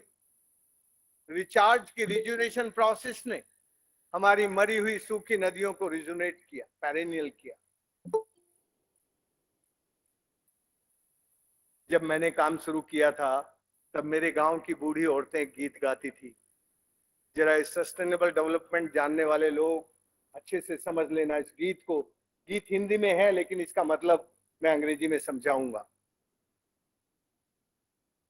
उस जमाने में लोग, औरतें गीत गाती थी, बादल तो आते हैं हर साल मेरे गांव में, पर रूठ कर चले जाते हैं कहां मैं नहीं जानती। जिस दिन से बादलों ने रूठना शुरू किया, मेरा बेटा और मेरे बेटे की बहू भी रूठ कर दिल्ली चले गए। मेरे कुएं में पानी नहीं, मेरे खेत में हरियाली नहीं। अब मुझे मालूम नहीं कि मेरा बुढ़ापा कैसे गुजरेगा। अपने बुढ़ापे के दिनों को याद करके रो रही है। अभी वो औरतें क्या गीत गाती हैं आजकल, अब बादल आते हैं मेरे गांव में, रूठते नहीं है वो, बरसते हैं मेरे खेत पर, पानी आ गया है मेरे कुएं में। जिस दिन से पानी आया मेरे कुएं में, मेरा बेटा और मेरे बेटे की बहू भी लौट आए हैं दिल्ली से मेरे घर। अब वो करते हैं खेती, खेती से आई है हरियाली, मेरे जीवन में छाई है खुशहाली। Very simple. उस जमाने में दिल्ली से लेकर हिम्मतनगर तक 28,000 मार्बल, डोलामाइट, ग्रेनाइट माइंस चलती थी अरावली के टॉप पर। कितनी? 28,000। भयानक डिजास्टर था। मैं सुप्रीम कोर्ट गया, लंबी लड़ाई लड़ी, इन सब खदानों को 4 राज्य में बंद कराया, दिल्ली, हरियाणा, राजस्थान और गुजरात। और फिर पानी का काम किया, रिजुनेशन शुरू हुई, डिस्ट्रक्शन और डिजास्टर बंद हुआ। 28,000 खदानें थी। आप जानते हैं मेरे ऊपर 5 बार जानलेवा हमला हुआ, लेकिन मैं आज भी जिंदा हूं, राजऋषि कॉलेज में बोल रहा हूं।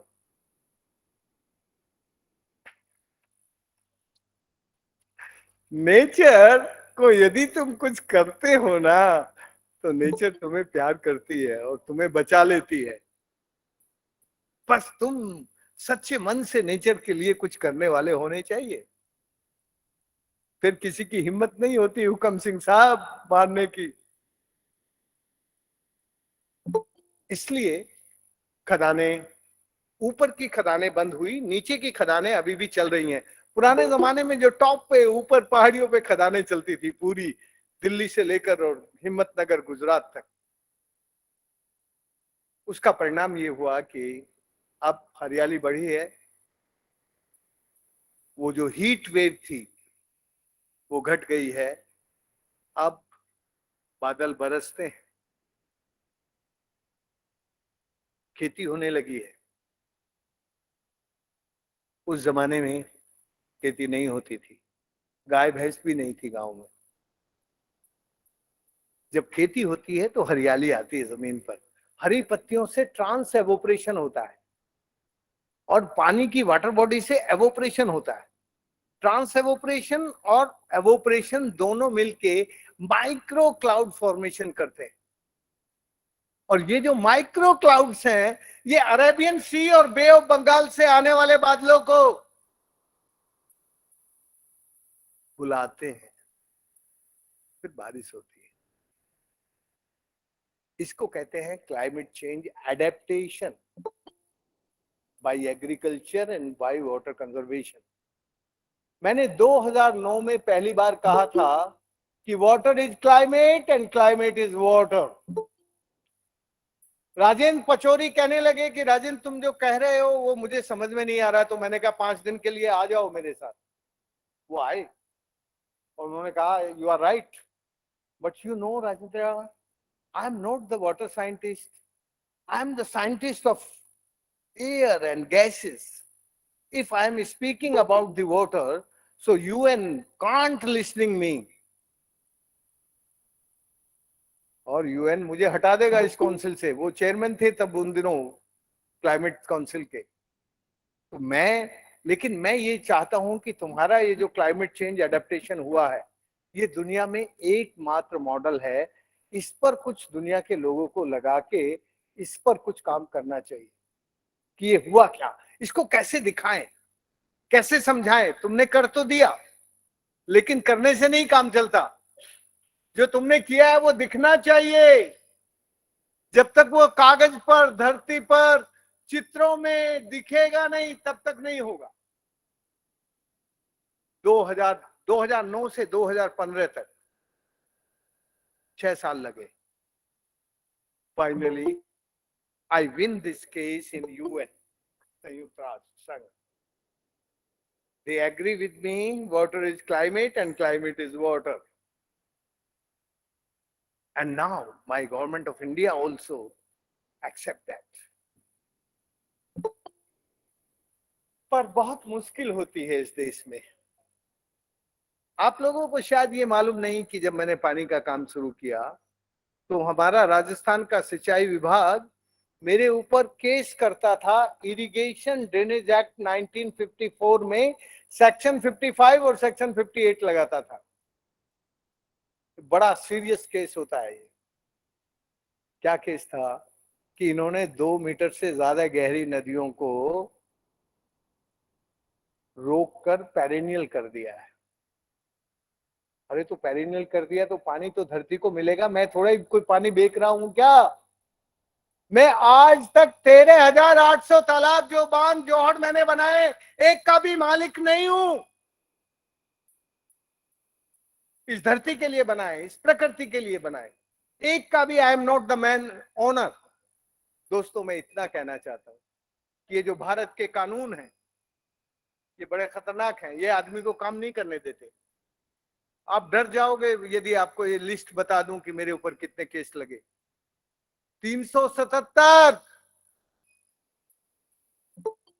और जिस दिन भारत का राष्ट्रपति आया उसी रात को, एक रात पहले सारे केस खत्म। मुझे कहीं को छूट लेने नहीं जाना पड़ा, किसी अदालत में नहीं जाना पड़ा, सारे केस अपने आप खत्म हो गए। तो ये देश, ये जो इंडियन डेमोक्रेसी है, इस इंडियन डेमोक्रेसी में कुछ अच्छाइयां तो है कि लड़ने वाले जिंदा रह जाते हैं। लड़ने वाले इतनी जल्दी मरते नहीं है। लड़ने वाले यदि लड़ते हैं तो जिंदा रहते हैं। मैं जिंदा हूं और अभी भी जिंदा हूं, अभी भी लड़ रहा हूं। हमें यदि अपने कॉमन फ्यूचर को बेहतर बनाना है, क्लाइमेट चेंज एडेप्टेशन मिटिगेशन करना है, रिजुविनेशन की प्रोसेस चलानी है, और ये जो डेवलपमेंट है, ये जो डेवलपमेंट का डिजास्टर है, इससे बचना है। महात्मा गांधी ने बहुत क्लियरली कहा था, this nature can fulfil the need of everyone, this nature can't fulfil the greed anyone.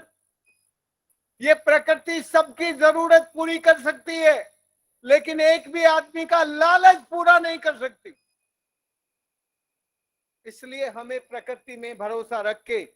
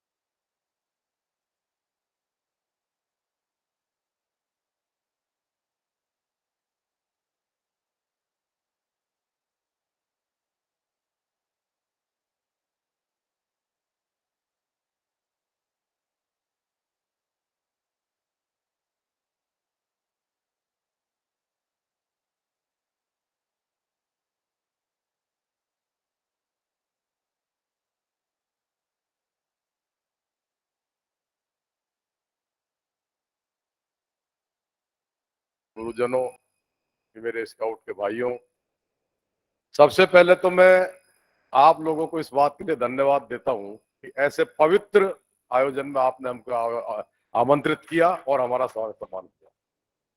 उसके लिए मैं आपको धन्यवाद भी देता हूं और आपको साधुवाद भी देता हूं। वैसे तो राजेंद्र सिंह जी के बोलने के बाद एनवायरनमेंट में कुछ बचता है नहीं, लेकिन एक बात राजेंद्र जी भाई साहब की, उसी से मैं आगे बढ़ाता हूं। इन्होंने एक चीज बताई थी, शिक्षा और विद्या। ये सत्य है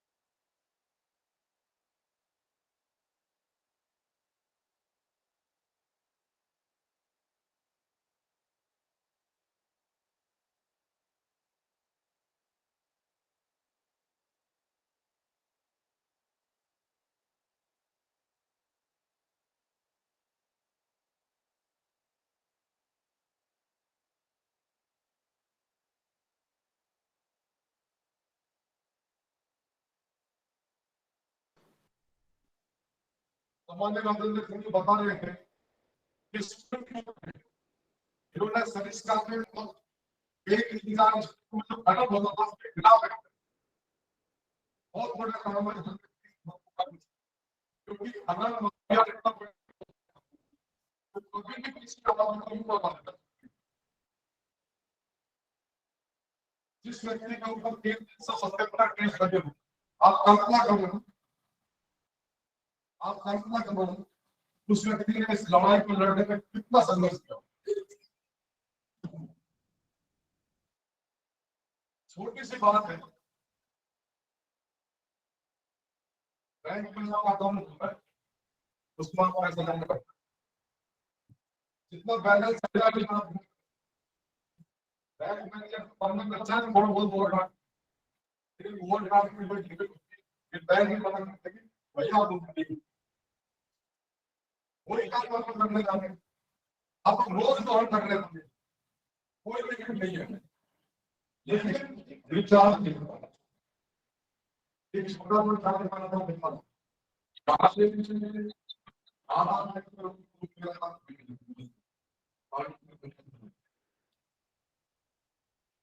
इसलिए तो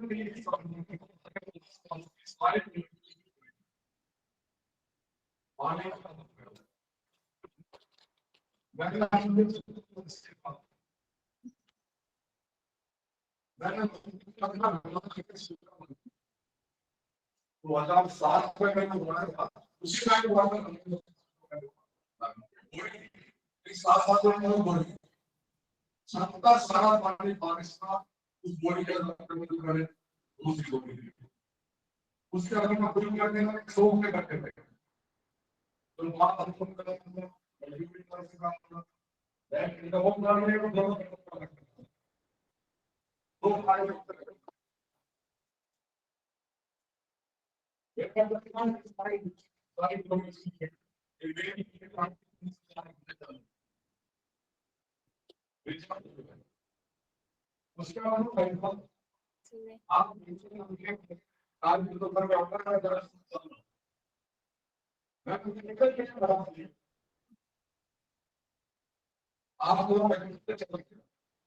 उसके अलावा उस और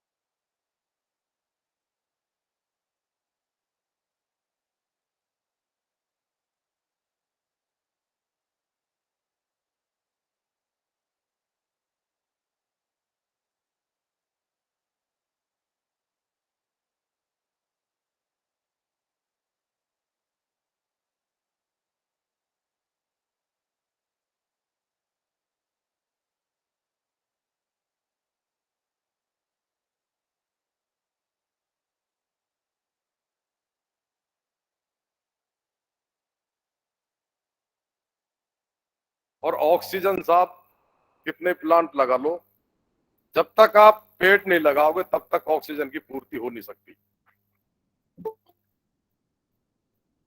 अगर अब भी अपन नहीं समझे, ये प्रकृति ने अपने को एक वार्निंग अलार्म बजाया है, कोरोना की दूसरी लहर लाके, तीसरी लहर लाके, अब भी नहीं समझे। और अपन ने पर्यावरण से अब भी लड़ाई लड़ी, खनन बंद नहीं किया, वाटर का रिचार्ज शुरू नहीं किया, वृक्षारोपण नहीं किया, तो साहब हिंदुस्तान का नहीं, इस दुनिया का भगवान ही मालिक है। दुनिया बचेगी नहीं, मरना ही पड़ेगा, दूसरा रास्ता है नहीं। स्वच्छ पर्यावरण में रहना है, स्वस्थ रहना है, तो जल संरक्षण भी करना पड़ेगा, पेड़ पौधे भी लगाने पड़ेंगे, और आपको इन पहाड़ों का दोहन भी बंद करना पड़ेगा। तभी, क्योंकि पेड़ लगे रहेंगे, पहाड़ बचे रहेंगे, तो बदल आएंगे, उनसे टकराएंगे, बारिश होगी। वाटर आप रिचार्ज करोगे तो आपको मिलता रहेगा, क्योंकि पानी और हवा ऐसी चीज है जो आदमी बना नहीं सकता, ये तो प्रकृति से आपको मिलेंगी। तो मेरा तो आप सबसे एक ही निवेदन है, यहाँ पर इस हॉल में अपन 20, 25, 30 जो भी लोग बैठे हैं, ये आज एक प्रण कर लें कि हम ज्यादा से ज्यादा पेड़ लगाएंगे और अपने घरों में वाटर रिचार्ज सिस्टम लगाएंगे, वाटर हार्वेस्टिंग प्लांट लगाएंगे। अगर अपन सब भी ये तय कर ले, फिर अपने, क्योंकि देखो जो आदमी खुद कर देता है ना, उसी को दूसरे को शिक्षा देने का अधिकार है। अपन लोग करते क्या है, भगत सिंह पैदा भी होना चाहिए, वो शहीद भी होना चाहिए, देश आजाद भी होना चाहिए, लेकिन भगत सिंह मेरे घर में नहीं पैदा होना चाहिए, पड़ोसी के होना चाहिए, क्योंकि शहीद हो तो दूसरे का बेटा हो। तो खुद के घर में भगत सिंह जब तक पैदा नहीं करोगे, ये देखो साहब, ये सेमिनार, ये ट्रेनिंग प्रोग्राम, इन सभी की सार्थकता जब अपन खुद उसको प्रैक्टिकल अपने जीवन में परिणित करेंगे। मेरा तो आप सबसे निवेदन है, अगर अपन सब लोग यहाँ बैठे भी आज ही तय कर ले कि अपने घरों में वाटर हार्वेस्टिंग प्लांट लगाएंगे, पेड़ पौधे लगाएंगे, और अपनी तरफ से प्रकृति को और पर्यावरण को कोई नुकसान नहीं पहुंचाएंगे, तब तो अपना ये ट्रेनिंग प्रोग्राम और यहाँ बैठना है सार्थक। नहीं तो फिर वो शिक्षा ही है, विद्या नहीं है।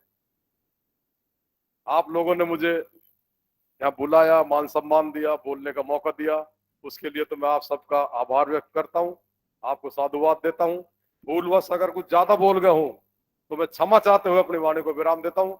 बहुत धन्यवाद। जय हिंद, जय Bharat. Thank you. Thank you so much, sir, for enlightening us with your knowledge and thoughts, and we really appreciate your presence among us. आपका जो पर्यावरण के प्रति लगाव है और जो आपका कंट्रीब्यूशन है, उसके लिए आपको बहुत बहुत साधुवाद। आपका शिक्षा के प्रति झुकाव इस बात का संकेत है कि आप समाज के उत्थान के लिए बहुत जागरूक हैं। आपका यहाँ होना हमें बहुत प्रफुल्लित कर रहा है और हम बहुत खुश हैं कि आप हमारे बीच आप उपस्थित हैं। Thank you so much, sir.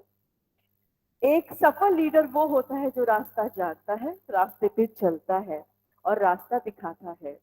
ऐसे लीडर हमेशा 3 चीजों का अभ्यास करते हैं: स्वयं के लिए सम्मान, दूसरों के लिए सम्मान और उनके सभी कार्यों के लिए जिम्मेदारी।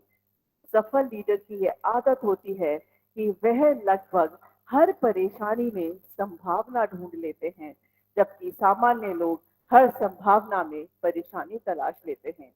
एक असल लीडर मौकों की तलाश नहीं करता, अपितु मौकों का निर्माण करता है। This is how I could have best described our head of the institution and patron of this ISTTP-3, Professor Dr. Hukam Singh Ji. There are times when we need someone to inspire us, uplift us, motivate us. This is how RRC is blessed today and being cherished in the great leadership of our principal, Professor Dr. Hukam Singh Ji.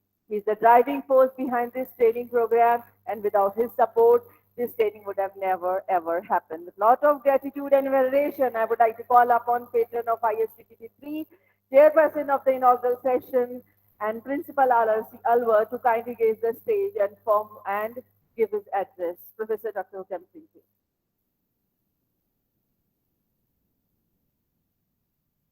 माननीय अध्यक्ष जिला Congress committee भाई योगेश, परम श्रद्धेय वर्तमान में दुनिया की महान शख्सियत, वाटरमैन ऑफ इंडिया और मैं कहूंगा वाटरमैन ऑफ वर्ल्ड, मेरे अग्रज doctor Rajendra Singh, GD college की प्राचार्य विदुषी doctor Rekha Sharma ji, commerce college Alwar की प्राचार्य विदुषी बहन स्मिता मिश्रा जी, गोविंदगढ़ कॉलेज की प्राचार्य प्रोफेसर सुनीता टंडन जी, जिलाध्यक्ष के साथ पधारे हमारे लोकप्रिय पार्षद भाई प्रीतम मेहंदी रत्ता जी, एकेडमिक प्रभारी डॉक्टर ओमपाल सिंह जी, हमारे रूसा के नोडल अधिकारी प्रोफेसर उपेंद्र जी, केमिस्ट्री की विभागाध्यक्ष प्रोफेसर सीमा गुलाटी जी, हिंदी के विभागाध्यक्ष प्रोफेसर चंद्र भान मीणा जी और केमिस्ट्री के प्रोफेसर अखिलेश जी, केमिस्ट्री की प्रोफेसर और इस हमारे इन सभी कार्यक्रमों में सतत सहयोग करता प्रोफेसर सुधा सुखवाल, कैंडिडेट्स, स्काउट्स और एनएसएस के आप सभी का राजस्थान के सिंहद्वार के रूप में विख्यात महाराज भर्तृहरि की तपोस्थली, महाराज पाराशर की तपोस्थली, भक्त पूर्ण मल की तपोस्थली, संत दुर्बलनाथ, गरीबनाथ, दीरानाथ की तपोस्थली, दुनिया की सबसे लंबी पर्वत श्रृंखला अरावली की उपत्यका में बसे हुए अलवर शहर के 1930 से संचालित राजस्थान के एकमात्र स्वायत्त शासी महाविद्यालय राजऋषि महाविद्यालय के जुबली हाल सभागार से मंचस्थ अतिथि महानुभाव और दुनिया के 32 देशों के इस समय 300 लोग जो लाइव वर्ल्ड से हमसे जुड़े हुए हैं, आप सब का मैं महाविद्यालय परिवार की ओर से हार्दिक अभिनंदन करता हूं, हार्दिक स्वागत करता हूं।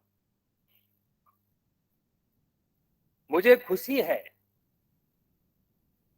कि आज हमारे बीच में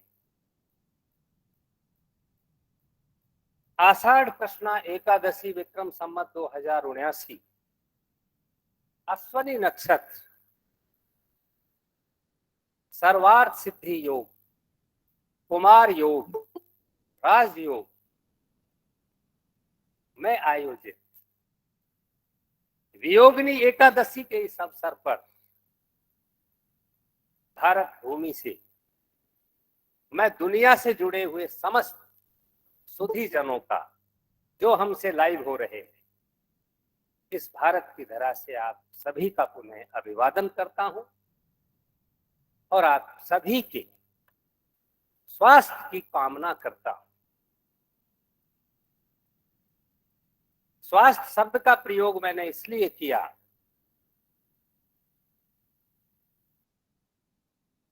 कि जान है तो जहान है। अक्सर लोग कहते हैं अब जान को सुरक्षित रखना है तभी जहान सुरक्षित रहेगा, और जान को सुरक्षित रखने के लिए ही राजऋषि महाविद्यालय लगातार ISTTP 10 लॉन्च की है हमने। 10 प्रोग्राम हम लगातार करेंगे जिसमें आप शिरकत कर रहे हैं, जिसमें आप हमसे रूबरू हो रहे हैं। ये हमारा तीसरा प्रोग्राम है जल पुरस्कार। इससे पहले हम 2 ISTTP 7 दिन की कर चुके। ये हमारा तीसरा कार्यक्रम है और मुझे खुशी है क्योंकि ऑनलाइन जो प्रोग्राम होते हैं वो देखने में नजर नहीं आते। यहां मैं स्वयं देख रहा हूं, चीफ गेस्ट सर ने संबोधित किया कि जो 20-25 लोग यहाँ उपस्थित हैं, इसलिए मुझे कहना पड़ा कि दुनिया के 300 लोग हमको देख रहे हैं। ये 20-25 मायने नहीं रखते, 300 लोग वर्ल्ड के आपसे रूबरू हो रहे हैं, आपको देख रहे हैं, आपको पढ़ रहे हैं, आपको सुन रहे हैं और समझ रहे हैं इंडिया को, राजस्थान को, अलवर को, RR कॉलेज को और हमारे बीच में मौजूद जल पुरुष को देख रहे हैं। ये महत्वपूर्ण है और मैं समझता हूं मेरे इस महाविद्यालय के लिए इससे गौरव की बात कोई हो नहीं सकती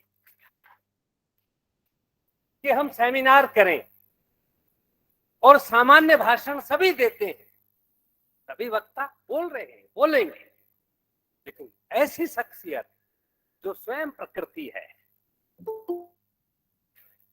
मैं प्रोफेसर हूं, मैं प्रिंसिपल हूं, हो सकता है मेरी भी 10 किताबें चलती हूं, हो सकता है 25-30 लोग मेरे अंडर में डॉक्टरेट हैं, हो सकता है 50 पेपर मेरे प्रकाशित हों, लेकिन मैं शहर में रहता हूं, मैं कॉलेज में पढ़ाता हूं, मैं एक अलग जीवन जीता हूं।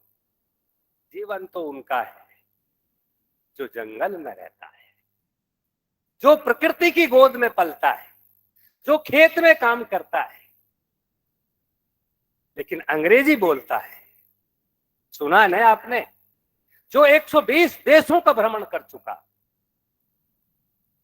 जिसने जो कहा उसको कर कर दिखाया। यही व्यक्ति की कथनी और करनी में अंतर होता है। माननीय जल पुरुष ने इसी मंच से, अटरनी की तो बात है, उन्होंने अपने मुखारविंद से कहा था कि जुमलों में कुछ नहीं रखा, करके बताओ ना। और जो प्रैक्टिकल करता है वही वास्तविकता है। इसलिए मुझे खुशी है कि दुनिया के 32 देशों के 300 प्रतिनिधियों को इस समय हमने एक ऐसी शख्सियत से रूबरू कराया है, और ये भारत के लिए, राजस्थान के लिए, जिला अलवर के लिए इससे बड़ी गौरव की बात नहीं हो सकती। हम किताबों में पढ़ते हैं, पढ़ रहे हैं, अमेरिका में फला साहब है, ब्रिटेन में वो है, इंडिया भी पीछे नहीं है। भारत में भी वो शख्सियतें हैं, और सामान्य शख्सियत नहीं। पता है आपको इनको क्या कहा जाता है? ये पृथ्वी के भूषण है। इज अवार्डेड पृथ्वी भूषण, अलंकार से अलंकृत है ये व्यक्ति। ये न केवल मैग्सेसे पुरस्कार इनको मिला, इनको तो जमुनालाल बजाज पुरस्कार भी मिला। ये इज नॉट सिंपल मैन। ये दुनिया के 50 उन शख्सियतों में शामिल है, योगेश जी, अध्यक्ष जी, जो पृथ्वी नक्षत्र को बचाएंगे। मैं समझता हूं मेरी इस कॉन्फ्रेंस का इससे बड़ा मकसद कुछ नहीं हो सकता कि मैंने दुनिया को ऐसी शख्सियत से परिचय कराया, और आभारी हूं मैं इनका और रहूंगा सदैव। आपने हमारे इस मंच पर आकर एक संदेश दिया कि ऐसे लोग भी धरती पर जिंदा हैं, इन्हें धरती पुत्र कहा जाना चाहिए। ये है धरती के रत्न। योगेश जी ने चित जल पावक गगन समीरा, पंच तत्व मिल बना शरीरा, एक बात कही। आदरणीय जल पुरुष जी ने भी अपने भाषण में, चूंकि मैं संस्कृत का बालक हूं, तो मुझे बड़ी खुशी हुई जब उनके मुख से निकला भगवान शब्द की व्याख्या, और उन्होंने 5 तत्व भगवान में गिनाए। फिर उनके मुख से निकला इन्हें पंच महाभूत भी कहते हैं। बात वही है जो अध्यक्ष जी कह रहे थे, वही जल पुरुष साहब कह रहे थे। लेकिन ये जो सब कुछ कह रहे हैं और दुनिया जो कुछ कह रही है, वो सब हमारे पास है। अर्थात ये वो देश है जो ज्ञान में विश्व गुरु था। आप कहोगे संस्कृत का प्रोफेसर है इसलिए संस्कृत की प्रशंसा कर रहा है। नहीं, मैं दावे के साथ कह रहा कि जो दुनिया में है वो संस्कृत में है, और जो हमारी संस्कृत में नहीं है वो दुनिया में नहीं। मैंने तो संस्कृत शब्द का प्रयोग किया है, और इसको घटा कर लाऊं तो महाभारत का नाम आपने सुना है। महाभारत एक महाकाव्य है। उसके लिए जल पुरुष साहब विद्वान कहते हैं, यदि हास्ति तदेन यदि न हास्ति न तत् क्वचित्। अकेला एक महाकाव्य महाभारत ही दुनिया का ऐसा महाकाव्य है। वो ये कहते हैं कि जो दुनिया में है वो महाभारत में है, जो महाभारत में नहीं है वो दुनिया में कहीं नहीं है। फिर मैं क्या नहीं कह सकता कि हम विश्व गुरु हैं, थे। बस दुखद यह है कि हम हमारे ही चीज को पहचान नहीं पाए। भाई अंधे को खंबा नहीं दिखे तो खंबे का क्या दोष है? अरे वेद शास्त्र पुराण उपनिषद जो भी लिटरेचर है पढ़ा है, लेकिन अब पढ़ने वाला ही नहीं है, उसको समझने वाला ही नहीं है, तो साहित्य का क्या दोष है? वांग्मय का क्या दोष है? इसलिए मैं इस अवसर पर ज्यादा समय नहीं लूंगा, क्योंकि वक्ता के रूप में तो हमने आज जिनको प्रस्तुत किया है दुनिया के सामने, इससे मैं गदगद हूं, धन्य हूं, और निवेदन करूंगा माननीय डॉक्टर राजेंद्र सिंह जी से कि जब भी हम आपको याद करें, आप हम पर कृपा करें। हम पर नहीं, कृपा आप प्रकृति पर, आप संसार पर कर रहे हैं। क्योंकि परहित सरस धर्म नहीं भाई, पर पीड़ा सब नहीं अजमाई। परोपकाराय फलंति वृक्षा, परोपकाराय बहंति नद्या। परोपकार के लिए नदियां बहती हैं, परोपकार के लिए वृक्ष फल धारण करता है, और साधु भी, सज्जन पुरुष भी पैदा परोपकार के लिए होता है। वो क्या इंसान है जो खुद के लिए करता है? और फिर ये कहता है कि मैं दुनिया का अंबानी हूं। अर्थात सॉरी, इसको बुरा ना माने, एक उदाहरण दे रहा हूं कि मेरे पास इतनी दौलत है, मेरे पास इतना महल है, या इनसे कितने संसाधन है, तेरे पास है ना, वो तेरे लिए है, लेकिन तूने दुनिया के लिए क्या किया? तू समाज के काम कहां आया? इसलिए शास्त्र कहता है, राजस्थानी है हम, राजस्थान का साहित्य भी कहता है कि माँ जन्मे तो एक ही सूरवीर जन्मे, 100 को जन्मने से कोई मतलब नहीं। एक ही जने माँ, लेकिन ऐसा जन्म दे, ऐसे बच्चे को जन्म दे जो ना केवल खुद की पहचान बनाए, कुल की बनाए, है ना, और कुल की बनाएगा तो गांव की बनाएगा, और गांव की बनाएगा तो शहर की बनाएगा, प्रदेश की बनाएगा, फिर देश की बनाएगा। आदरणीय जल पुरुष 6 अगस्त 1959 को जन्मे थे। कहाँ? बागपत के ओला गांव में। परिचय नहीं दिया ना इनका, मैं आ रहा हूं धीरे धीरे। 6 अगस्त 1959 को जन्मे बागपत के ओला गांव, और कहाँ आ गए? अलवर। ये धरा ही ऐसी है, यहाँ तो भर्तरी को भी आना पड़ा, बुरा मत मानना राजेंद्र जी। ये धरा, ये संतों की धरा है। योगेश जी, आपकी अरावली की उपत्यका में, क्योंकि मैं संतों की शरण में रहता हूँ, गुरुमुखी व्यक्ति, आज भी इस पर्वतमाला में ऐसे साधु हैं जिन्हें पवनी कहा जाता है। अब यहाँ साइंस के लोग बैठे, सारे प्रोफेसर, मैं संस्कृत का, ये मानेंगे नहीं मेरी बात, क्योंकि ये तो सर प्रैक्टिकल करते हैं उपकरणों से। अब आत्मा का प्रैक्टिकल ये करें तो इनको समझ में आए कि पवनी क्या होता है। ये लो साहब, ये लो साहब।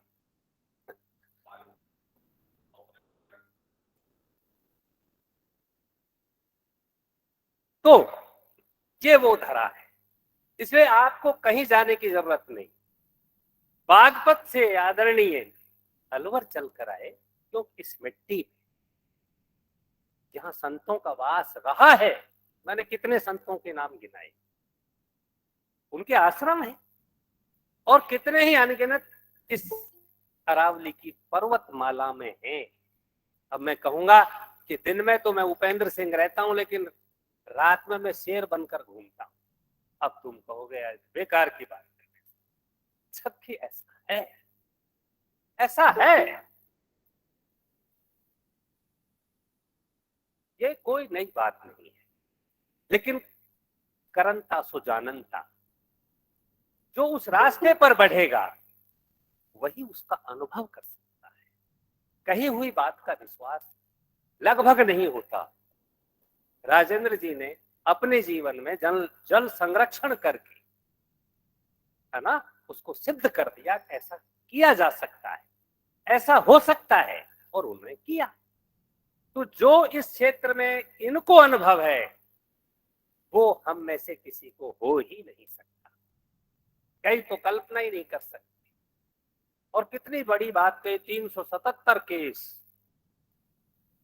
सुप्रीम कोर्ट तक गया अगला बंदा, जिसकी कोई प्रॉपर्टी नहीं, 5 बार जानलेवा हमला हुआ, लेकिन आपके बीच में जिंदा है। क्यों? जिसका कोई नहीं उसका खुदा है यारो।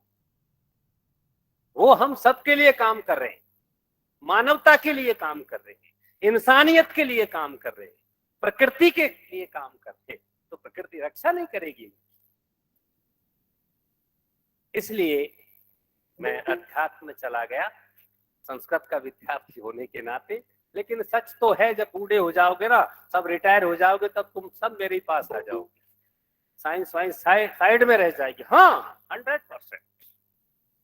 तब आपको आएगा कि यार मैं भी गीता को पढ़ लेता, मैं भी रामचरितमानस का थोड़ा बहुत अध्ययन कर लेता, है ना, कुछ भजन कर लेता।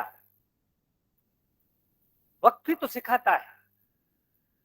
और चूंकि अभी सब कुछ ठीक है, अपना चल रहा है, इसलिए हम क्यों आगे की बात सोचे। वो तो जब सामने आएगी परिस्थिति, भाई ठोकर खाके ठाकुर बना जाता है।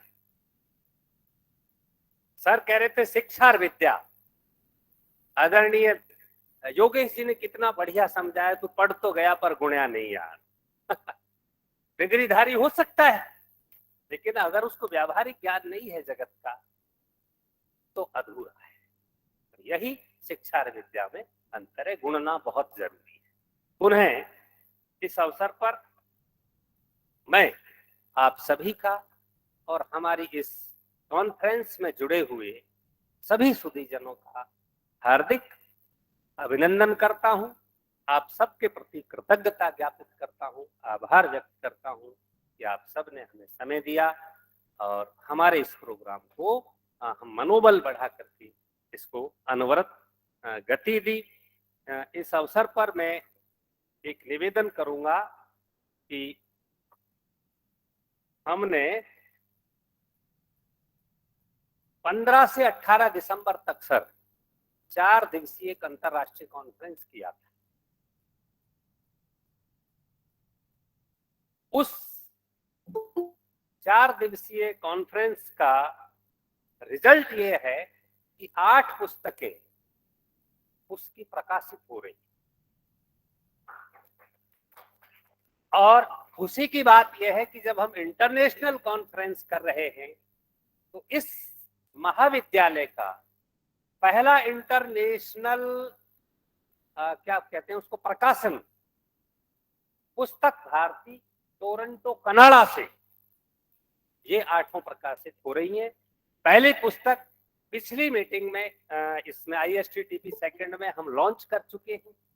आज दूसरी पुस्तक आ गई है, लेकिन वो कनाडा से जल्दी है, रास्ते में है। रात तक मैंने प्रयास किया, लेकिन अभी तक वो आई नहीं हमारे पास।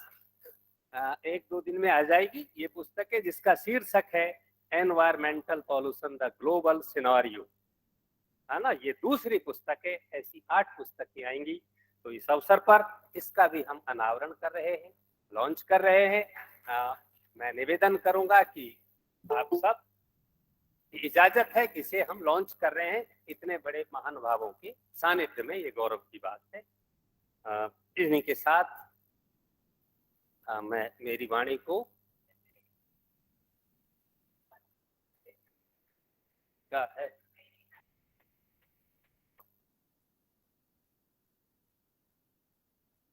ये सर रीडिंग मटेरियल प्रोवाइड करते हैं हम अपने डेलीगेट्स को, तो this is the training manual, उसका भी हम अनवेलिंग कर रहे हैं अभी।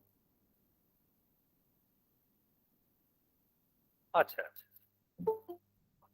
और अब इसी के साथ हमारे इस ट्रेनिंग के मैनुअल का हम अनावरण कर रहे हैं आप सभी की उपस्थिति में, सबकी इजाजत से इसको हम अनावरित करते हैं। इन जो भी हमारे ये साथी हैं, चित्र आप देख रहे हैं, इस कॉलेज के प्रोफेसर्स को, सीनियर्स को हम इसमें एडवाइजर क्रम से, क्योंकि लंबे प्रोग्राम हैं, 10 होंगे, तो कभी 2 दूसरे हेड को ले लिया, कभी दूसरे हेड को ले लिया, इस तरीके सभी का सम्मान हो जाए, इस तरीके से हम इसको करते हैं। बाहर से भी, इंडिया से जो अच्छे प्रोफेसर हैं, जो पर्यावरणविद हैं, जैसे प्रोफेसर छंगानी हैं, कई सारे लोग हैं, उनको भी 1-2 को हम इंडिया से भी इसमें रखते हैं। और इसमें खुशी की बात यह है सर कि 3200 रजिस्ट्रेशन, 3200 है ना, 2900 2800 रजिस्ट्रेशन इसमें हमको मिले हैं और 32 देश हैं। और इसमें चूंकि इसका नाम इंटरनेशनल कॉन्फ्रेंस है प्रिंसिपल साहिबानों, इसलिए 8 की नोट स्पीकर इसमें 8 देशों से है। क्योंकि जब इंटरनेशनल प्रोग्राम है तो यद्यपि विद्वानों की कमी इंडिया में नहीं है, लेकिन उसको उस रूप में लाना बहुत जरूरी है। तो जैसे USA से, अमेरिका से 2 विद्वान हैं इसमें जो अपना भाषण देंगे, कनाडा से है, इंडिया से है, फिलीपाइंस से है, इस तरीके से 8 देशों से 8 की नोट स्पीकर इसको एड्रेस करेंगे, ताकि ये स्वरूप बना रहे और उनको भी ये ना बुरा लगे कि ये वैसे तो कह रहे हैं कि इंटरनेशनल है, लेकिन हमको तो इन्होंने मौका ही नहीं दिया, है ना। तो उनका भी भागीदारी इसमें सुनिश्चित हो जाए, और हम भी ये देख सके कि अमेरिका में इस पर पॉल्यूशन पर क्या हो रहा है, पर्यावरण पर। ब्रिटेन का विद्वान बोलेगा तो हम अवगत होंगे कि वहाँ की सरकारें क्या कर रही है, वहाँ का समाज क्या सोच रहा है, कनाडा वाले क्या कर रहे हैं, फिलीपींस वाले क्या कर रहे हैं। जैसे आज इंडिया का हमने दिखाया, साक्षात जल पुरुष को खड़ा करके उनके सामने प्रस्तुत किया कि इंडिया में हम ये कर रहे हैं। ऐसे व्यक्ति, ऐसे आत्माएं, महान आत्माएं हमारे साथ हैं जिसके लिए काम कर रही हैं। इन्हीं शब्दों के साथ पुनः आप सभी का आभार। जय हिंद, जय भारत।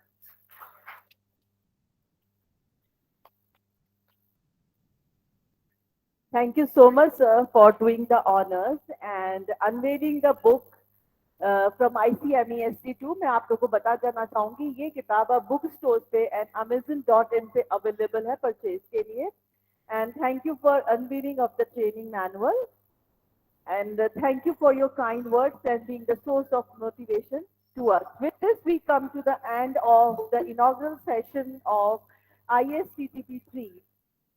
और मैं आप सबको ये बताना चाहूंगी कि इस इनॉग्रेशन सेशन के दौरान 500 लोग लगातार हमारे साथ 25 कंट्री से इसमें जुड़े रहे. With this, we would like to thank our chief guest, our guest of honor, our special guest for their presence. We would like to tell them that their coming in this inaugural session has uplifted and motivated us to do better.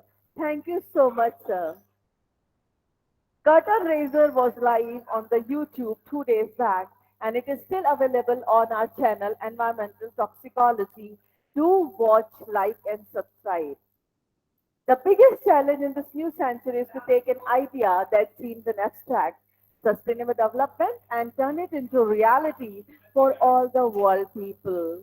Kofi Annan says it and makes sense in the present world. The earth has enough resources for our need, but not for our greed. This is often quoted by Mahatma Gandhi, the father of nation, and this shows his concern towards the nature and the environment. Now it's time for our second keynote address, which is to be delivered by Dr. Ruchi Sharma, who is currently working as a professor and director in Jagran Lake City University, Bhopal. She has a work experience of 20 years in the field of education, corporate and social work with national as well as international voluntary organizations. Professor Sharma has completed her post-graduation in social work, sociology and psychology with PG-DHRD, PG-DDM-IMA and honors diploma in computers. She has done PhD in sociology from Barkatullah University, Bhopal.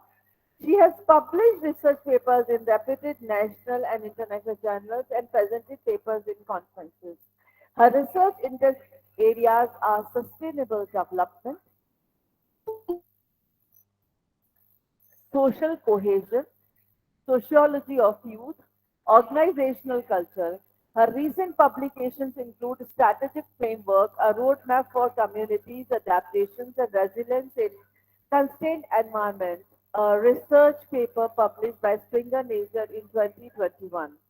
Shifting paradigms in human resource management while striving for service. Excellence in tourism industry published by Springer Nature, Switzerland in 2021.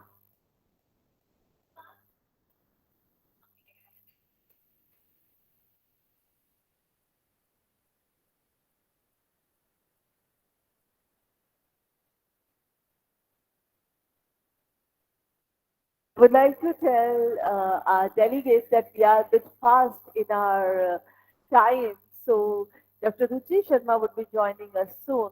Till that time, I would request you to watch the video on ISTTP-2. Thank you so much.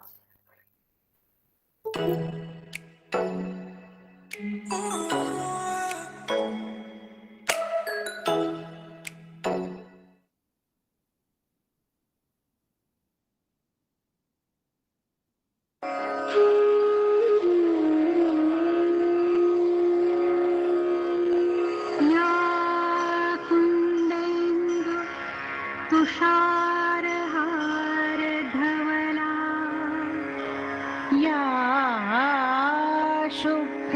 वस्त्रावृता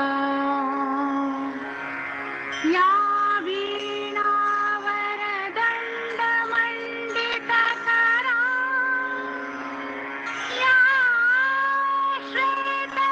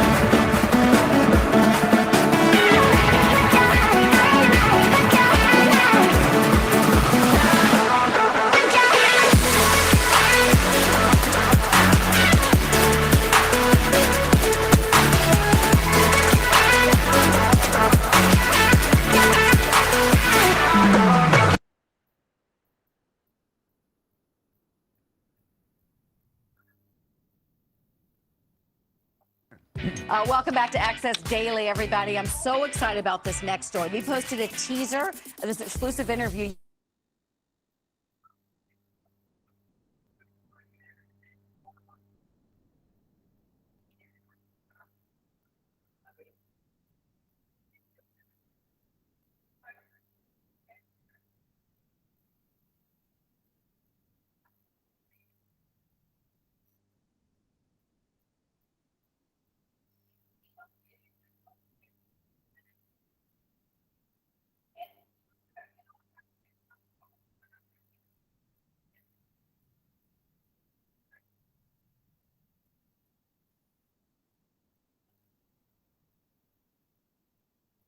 Good morning to everyone. I'm very happy to be part of this very important event, that is International Short-Term Training Program on Environmental Toxicology and Wildlife Conservation. I'm very much thankful to the organizers of this short-term program for giving me this opportunity to be a part of the event. It is really a welcome venture, and definitely the trainees and all kinds of participants and the trainers will equally be benefited by this program. I'm thankful to the organizers, particularly Dr. Mamta Sharma, who has been taking all pains all along this preparatory phase of the short-term program, and definitely the resolutions and the training outputs will be of very, very great importance to all of us. See, when we talk of wildlife, the general concept is that of huge, large animals, mammoth, elephants, tigers, or huge trees. That is the general concept. I am focusing on a different issue, that is lesser known aquatic fauna and its conservation. Why? Because this is a field which is lesser recognized, lesser importance that has been given to this theme, and even keen biologists, they do not consider it as a very important component of wildlife. To many, as I mentioned, wildlife is only large land animals and trees alone. Aquatic organisms are often not appreciated as wildlife. In US as well, you'll find wildlife board and fish board different. Fish is not included in wildlife there. So such kind of discrepancies are there, but we all know as biologists that how important are all kinds of organisms that inhabit this planet. May however be threatened, these are not included in any conservation program. That is very important. Of course, aquatic organisms are very important, but these are often ignored. When we talk of life in water, to many, it is restricted to fish, frog, turtles, and crocodiles. Minute planktonic and benthic forms are often neglected in this context. We are not concerned about very minute forms which are not visible to our naked eye, and we often ignore their role as well in nature. In fact, they play a very important, crucial role in energy flow and material cycle in an aquatic ecosystem. See, had there been no phytoplankton, no aquatic food chain was possible, particularly the herbivore food chain, if you discuss.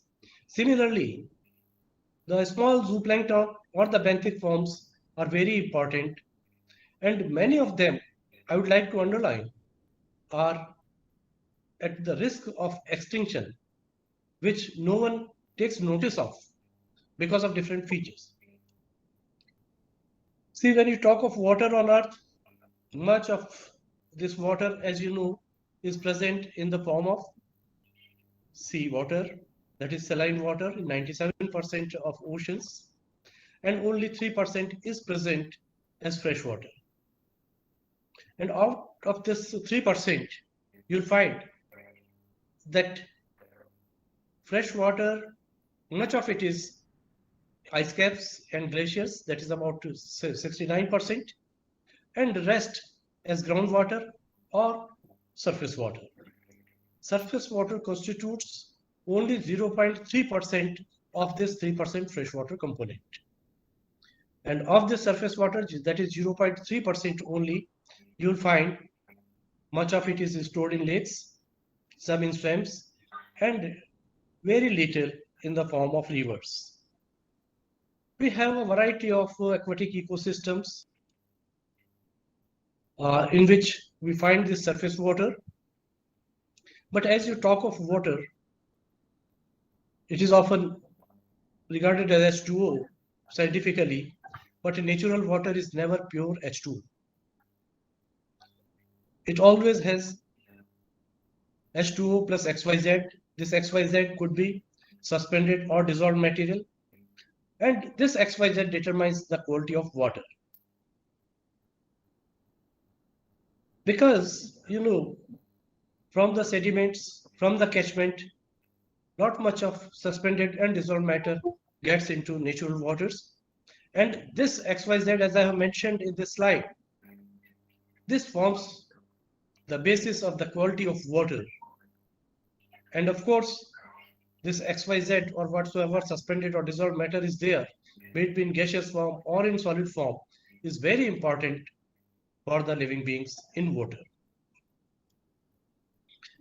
Types of aquatic ecosystems, particularly freshwater ecosystems, if you discuss, are found on this earth, man-made as well as natural ones. This is a general picture of a temple tank, a common scene of a village pond shared by cattle and men equally.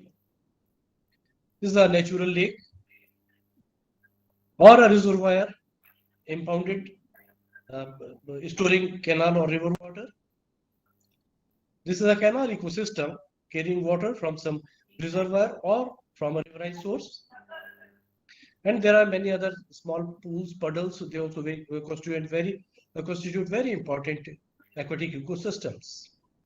As we talk of life in water, particularly fresh water, see, we can segregate it into flora and fauna. The flora basically include macrophytes, which are visible to naked eye. Most of them are rooted ones. And there are phytoplankton.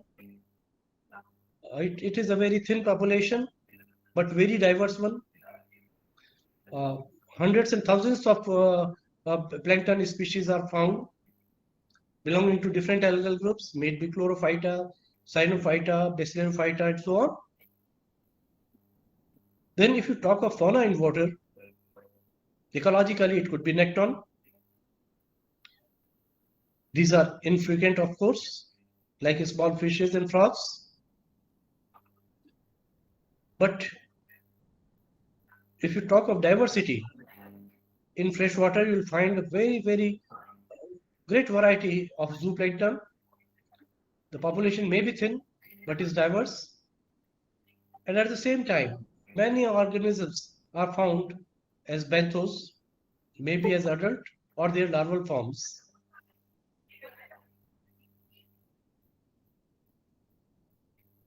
I'm not going to discuss the different groups of animals that constitute zooplankton, but particularly you'll find rotifers, protozoans, and microcrustaceans. These constitute major zooplankton in an aquatic ecosystem, particularly the freshwater one. What decides the diversity? What decides the population? What decides the productivity in an aquatic ecosystem include ionic regime. See, the ionic regime in the form of cations or anions, they are very important so far as the life in water is concerned, and it influences planktonic component at large. Succession in community is seen with the concentration of the medium. That is very important. Again, coming down to ionic regime, see, stagnant waters, particularly during summer season, they get concentrated because of high rate of evaporation. And this concentration phenomenon brings about changes in the electrical conductance and the salinity of water, influencing indirectly the solubility of gases, and so the life in water. If you talk of plankton, diatoms and copepods, these are most hardy, and they can tolerate to high level of electrolyte concentration or may be found in high salinity environments.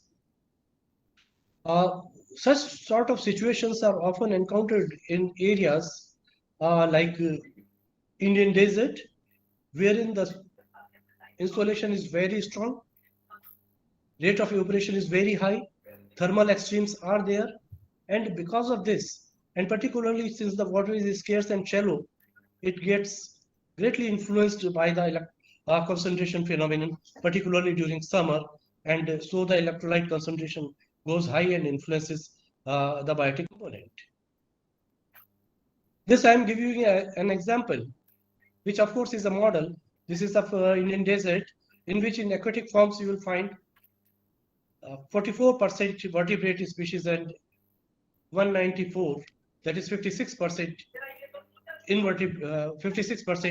invertebrate fauna. If you talk of invertebrate species, the major component is the crustacean ones, followed by protozoans. Then, of course, there are nematodes, rotifers, annelids, arachnids, insects, and to some extent porifers as well. Among vertebrates, fish constitutes the major chunk, that is 94% of diversity is shared by fish fauna, followed by a few amphibians and a very small number of reptiles, that are crocodiles and chelonians. This is relating to commercial fishes. Of course, I'm not going to discuss all these things. Friends, see, whether it is in reservoir or in a village pond or in a lake, it is all fresh water. But the volume of water and then associated factors, they greatly influence the ecology of that given environment. And that is the reason why the greatest diversity of invertebrate fauna is found in village ponds. Why? These are shallow, rich in organic matter, and provide variety of microenvironments. At the same time, if you talk of vertebrates, lakes are richest in it, followed by canals and village ponds. I'm giving you a few examples, and particularly of planktonic forms, and of course a few mollusks. They also act as very important bioindicators. Bioindicators, why? Because if that is a relatively new approach when we determine the quality of an environment making use of biological tools. And so we have tried to make to collaborate the things with species abundance, diversity, absence or presence, and so on. And accordingly, looking into a large number of physical chemical parameters, and at the same time, the population of plants and animals studied over a very long time, we can determine that yes, this is a species which can be well used as bioindicator of a given environmental condition. I've given you an example here of Euglena sociabilis. It is found in blooms in the conditions when the environment is poor in dissolved oxygen. It is very rich in organic matter, free carbon dioxide is high, and to say that in polluted environments, particularly if the pollution is of organic origin, this protozoan is found in a very rich number and is indicative of that condition. Similarly, this is Paramecium cordatum, a ciliate, which also reflects the same environmental conditions, that is of low dissolved oxygen, less than 1 milligram per liter, high organic matter, high free carbon dioxide, that is exceeding 15 milligram per liter, and so on. Yes, friends, many biologists even ignore this kind of fauna. This is a freshwater sponge found in lakes, reservoirs, ponds, puddles, everywhere, but is often ignored. Why? Because it is sessile, often not appreciated as an animal. Unapis carteri is the most common freshwater sponge in the country, and it is found in very clean environments where the dissolved oxygen is more than 3.5 milligram per liter. If the water is polluted, no freshwater sponge will be found. Water has to be poor in organic contents. It should have no free carbon dioxide or very little one. And particularly, it is found in alkaline environments where the pH has to be more than 8.5. And we have encountered such sponges in different environments. And me, during survey of Rajasthan and Gujarat freshwaters, about 200 plus bodies of water, we have recorded 9 species of freshwater sponges in this region. This again is Unapis carteri, found on the banks or the wall of a lake, and is also associated with the roots of ficus that are getting down into water. This is a closer view of Unapis carteri, rich in gemmules. You know, freshwater gemmules have asexual reproductive bodies called gemmules. This is a freshwater sponge rich in gemmules, as you see here. This is the only species I could find of coelenterate in Rajasthan and Gujarat waters, Hydra vulgaris. No other coelenterate I could come across. A bryozoan, again from water from close to Bikaner. I couldn't identify this species, even Zoological Survey of India people couldn't help me to identify this bryozoan. See, as I mentioned, that many forms are found in larval stages in aquatic environments, and this is one of them, a trematode larva, Furcocircus cercari, and its very popular host is Endoplenormis exustus, a gastropod.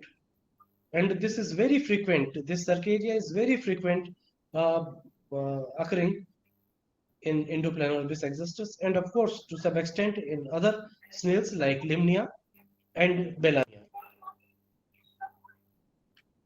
Keratella tropica is one of the common rotifer representatives. It's very common among waters, particularly which are polluted ones. You know, rotifers are considered to be the best indicators of pollution in fresh water. So is true with this Keratella tropica. If the oxygen is low, that is less than 1.5 milligram per liter, water is rich in carbon dioxide, free carbon dioxide level is high. Under such environments, you'll find a very rich population of rotifers, and this is one representative. This is one representative of a leech, that is Alboglossophonia weberi. Variety of leeches are found in fresh waters. See, for a common man, a leech is one that is found attached to some cattle or some larger animals. But no, there are leeches which are not saggivorous as well. These are found attached to some stones, surfaces, plants, and they feed upon detritus. So these are detritivore leeches, which are often ignored, and more than 11 species we have recorded from the region of Rajasthan and Gujarat. Streptocephalus dichotomous, a small crustacean seen upside down swimming, beautiful in swamps.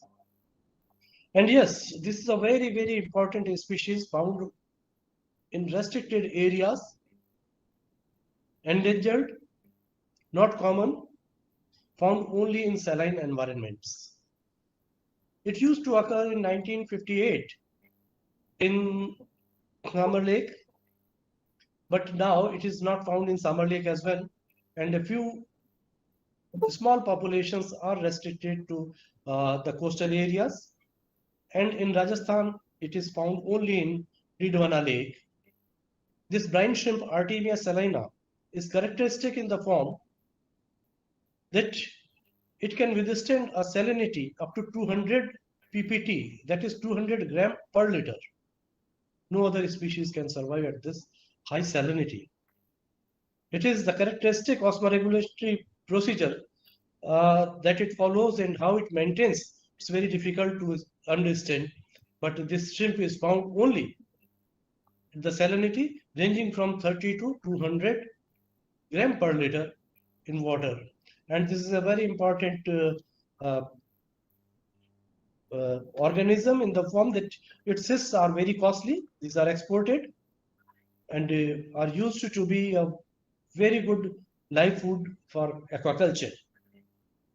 You see, its cysts are like seeds, have a shelf life of over 20 years. You collect the cysts, store them. Whenever you feel like having young Artemia, you place them in water, aerate it, and you will find nuclei coming out of those cysts. So such a unique feature is very rare among animals and among animal kingdom. This is a very rare species, Triops. See, this crustacean is very, very rare, not found in most of the waters, and I could find this species only in a single lake, that is Garsisar in Jaisalmer. So, and it is also very important from evolutionary point of view if you study it. Chironomids, these are the larvae of midges. And you see, these are indicators of organic pollution. The only creature among insects that has hemoglobin as respiratory pigment, so as to make use of whatsoever little oxygen it has got at its disposal. It is found in muddy bottoms of freshwater bodies, which are rich in organic matter, poor in dissolved oxygen, and so on. This is not very important, of course. It is a comparison of bugs and beetles in water. And these are a few mollusks which are found in freshwaters of this Indian desert region. See, their thermal tolerance is different in desert as compared to those in benign environments. Say, the Indoplan orbis of Rajasthan has got a different tolerance for temperature as compared to those from Madhya Pradesh or some benign environments. Same is true for Bellamia bengalensis. This is again a gastropod. Another gastropod, that is Limnia, then Labellidensis. See, it is a very good example of cohabitation. You see, this is a mollusk, Bellamia bengalensis, covered by cladophora, that is algae, filamentous algae, and other algae are also there, and they provide a very interesting environment so far as rotifers, protozoans, microcrustaceans are there. They inhibit these cladophoran filaments, and you see this gastropod provides mobility to algal filaments and the bottom of the water body. Now coming down to the points of stress, why do we discuss all these things? Are aquatic organisms having any stress or threat? And if so, what measures we can use to conserve them? See, as we all know, species is is not a static unit. It is a dynamic unit. Once exhausted, we will never get it. We have a concern for tigers. We have a concern for leopards and larger animals, but hardly we think that if a sponge species is lost, where from we will get it. So that is my concern, friends. Freshwater organisms are much influenced by threats like thermal extremes. Shallow waters in particular are much influenced by winter and summer temperatures. Many organisms are ephemeral in nature. As the small water bodies, they observe long dry periods. They protect themselves either by hibernation or estivation or by producing some propagules which are hardy enough to resist to the given conditions. Some cysts, some hardy eggs and other forms through which they just pass on the long dry periods. And once they get back the water, they come into as adults or young ones. Saline, alkaline and hard conditions. These are particularly found in desert areas. So when the water gets concentrated, it becomes more saline, more alkaline and more hard. And that is a stressful condition for most of the species. And you know, the solubility of gases is inversely proportional to temperature. So as the temperature rises, the water becomes deficient in oxygen and other gases. So is the reason why at times there is a large scale death of fish in a body of water, not because of temperature, but because of low oxygen level in the water. As you talk of threats, the change in water use pattern. See, already wherever the water is less and it is being used for the purposes for which it was not meant, like sometimes the water is just filled into tankers and taken away, and small water bodies like pools and puddles, they just get dried up.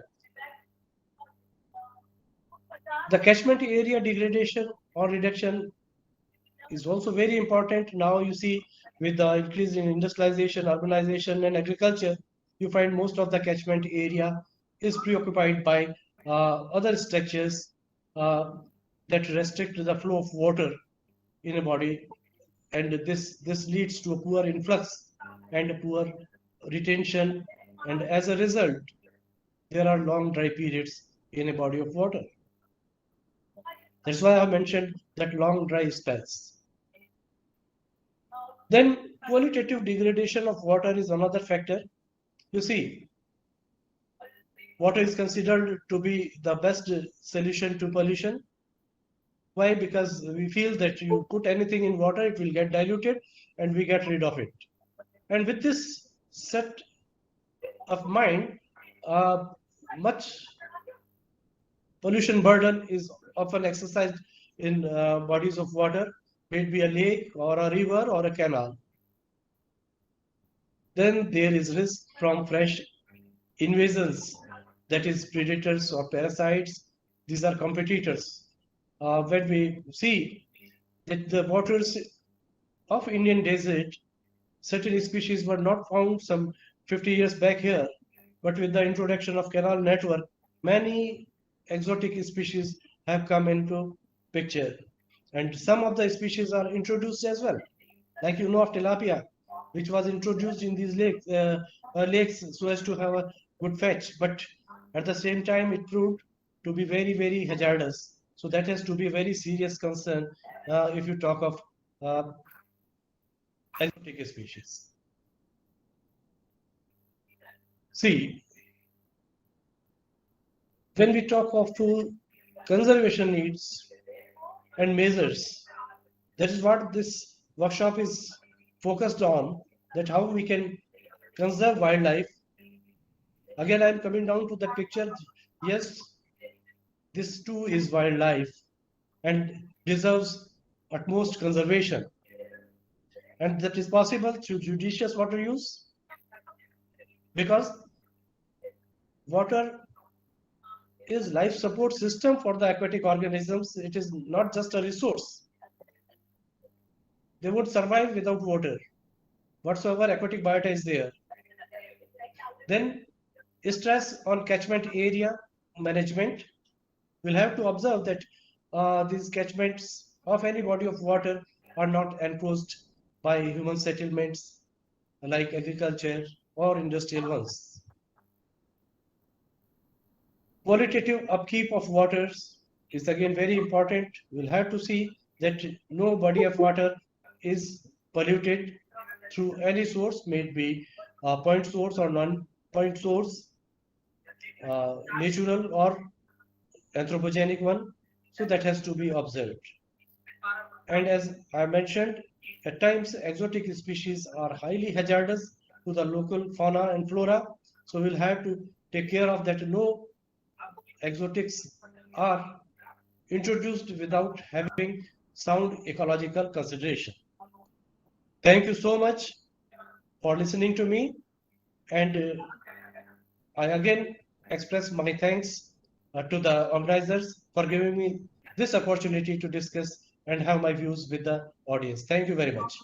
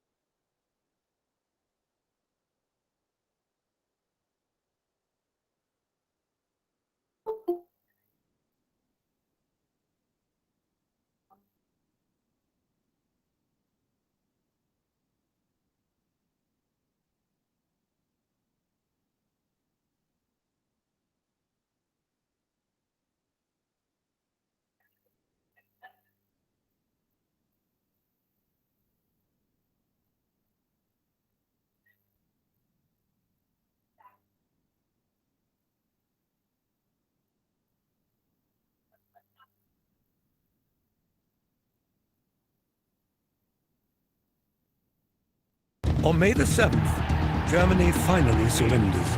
The atrocities of Nazi brutality were reflected in the delirious joy of the liberated. Stalin swiftly claims the territories in Eastern Europe, expanding his reach. And he now offers the full force of Soviet might against the Japanese. To Burns and the Truman administration, the offer looks ominous. He wants influence to control a future China. He wants influence to keep Japan under his thumb, and he wants influence in terms of his relationship with the United States. For Truman now, the question is, invade without Soviet help and risk huge casualties, or enlist Russian help and risk communism spreading through the Pacific? Now the Americans have buyer's remorse. Truman has no doubt that once the Soviets get across into Manchuria, they're going to take Japan itself. They will divide Japan the same way Germany is going to be divided into a communist East and a capitalist West. With the future world order at stake, Truman heads to Germany to meet with Stalin and Churchill. Deep in New Mexico, Manhattan Project engineers are on the verge of opening a new and even darker prospect. Their quest to unlock the vast energies trapped within atomic nuclei is complete.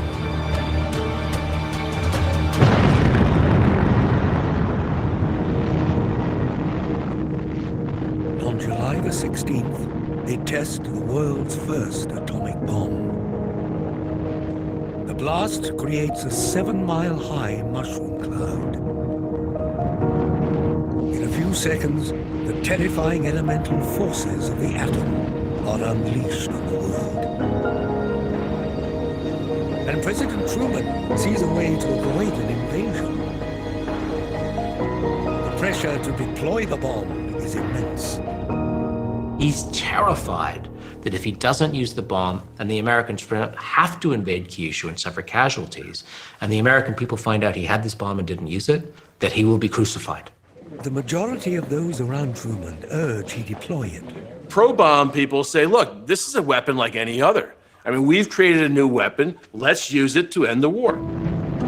The ethics of this destructive weapon are not a priority for Truman. Using an atomic bomb was not going to cross any moral lines that hadn't already been crossed.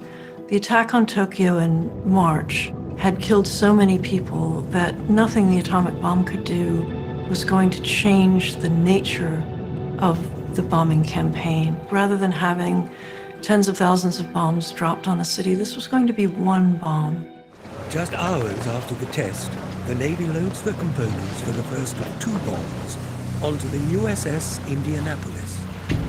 The destination, Tinian, a tiny island in the Pacific where air crews are ready.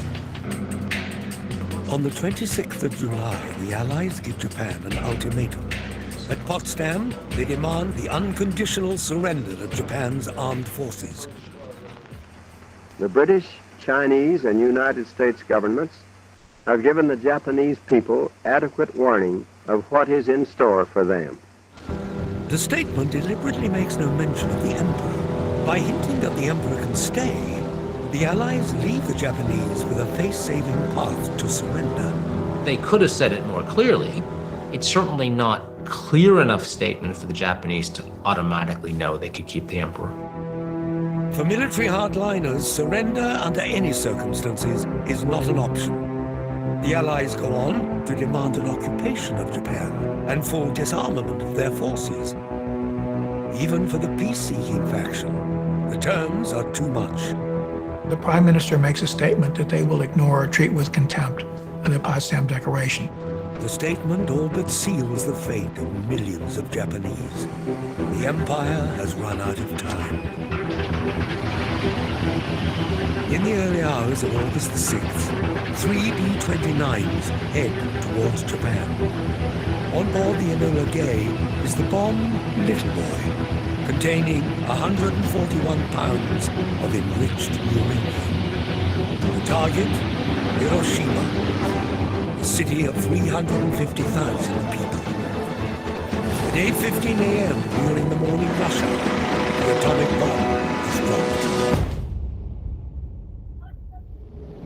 The bomb was finally released exactly at the designated hour, and the explosion occurred as planned.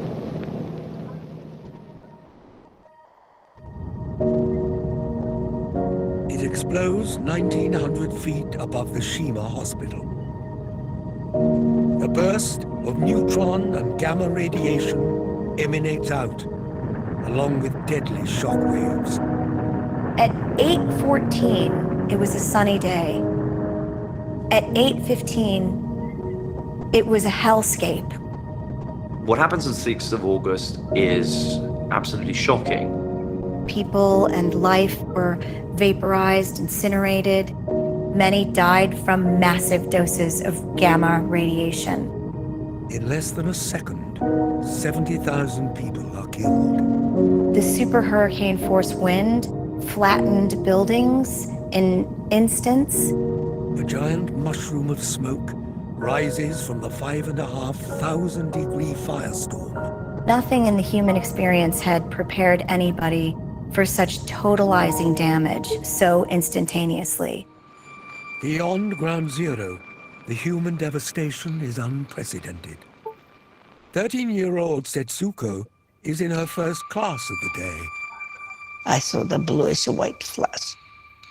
I had the sensation of flying up in the air.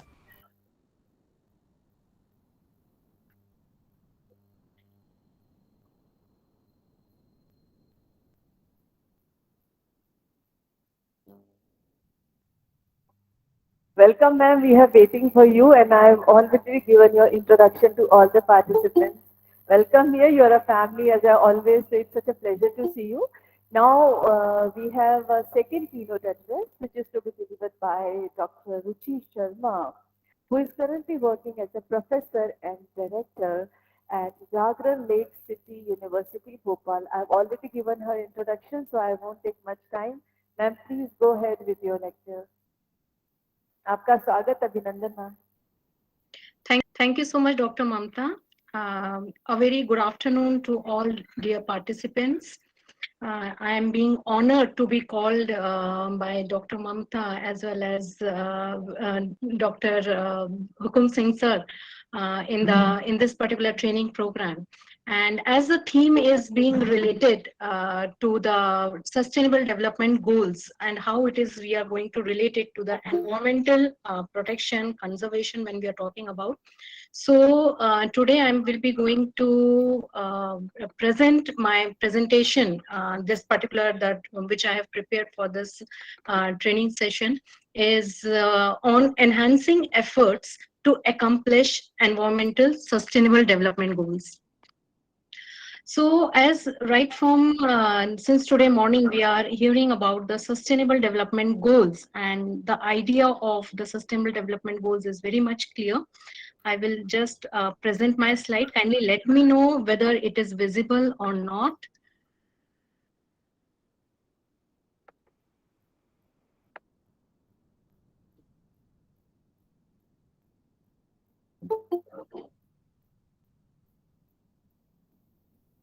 Is my slide visible?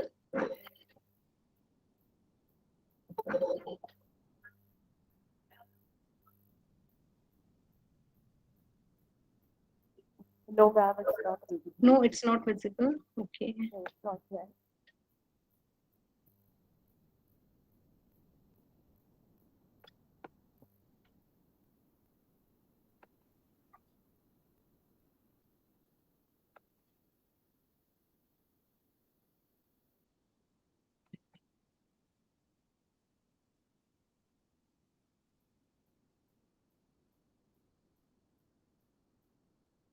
Kindly let me know, is it visible now? No, ma'am, not yet.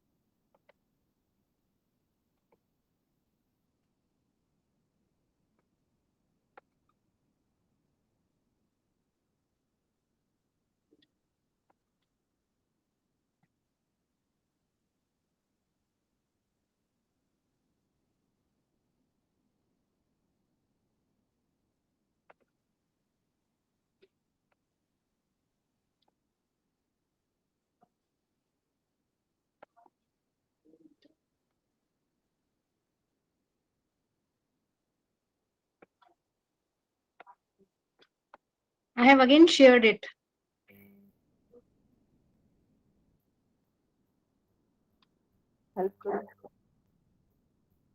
Is it visible now? Not yet, ma'am. We are just providing technical assistance to you. Please wait. Okay.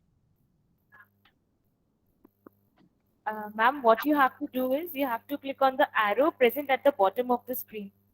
Yeah, I am clicking on it and I am sharing a window, presenting a window in that. Yeah, correct. Isn't it? Share Yeah, window. so- You have to select that window, ma'am. It will come on your Okay. screen. Select that window. Yeah, I'm selecting it and then I'm clicking on share. Yes, ma'am. Now click on share. Is it visible now? No, ma'am, it's not. I don't know what is the problem. Okay, I will just start my presentation. What you can do is you can send it to us and we will display it for you. You can just ask us to change when you want us to change. Okay, okay. Just give me a moment then.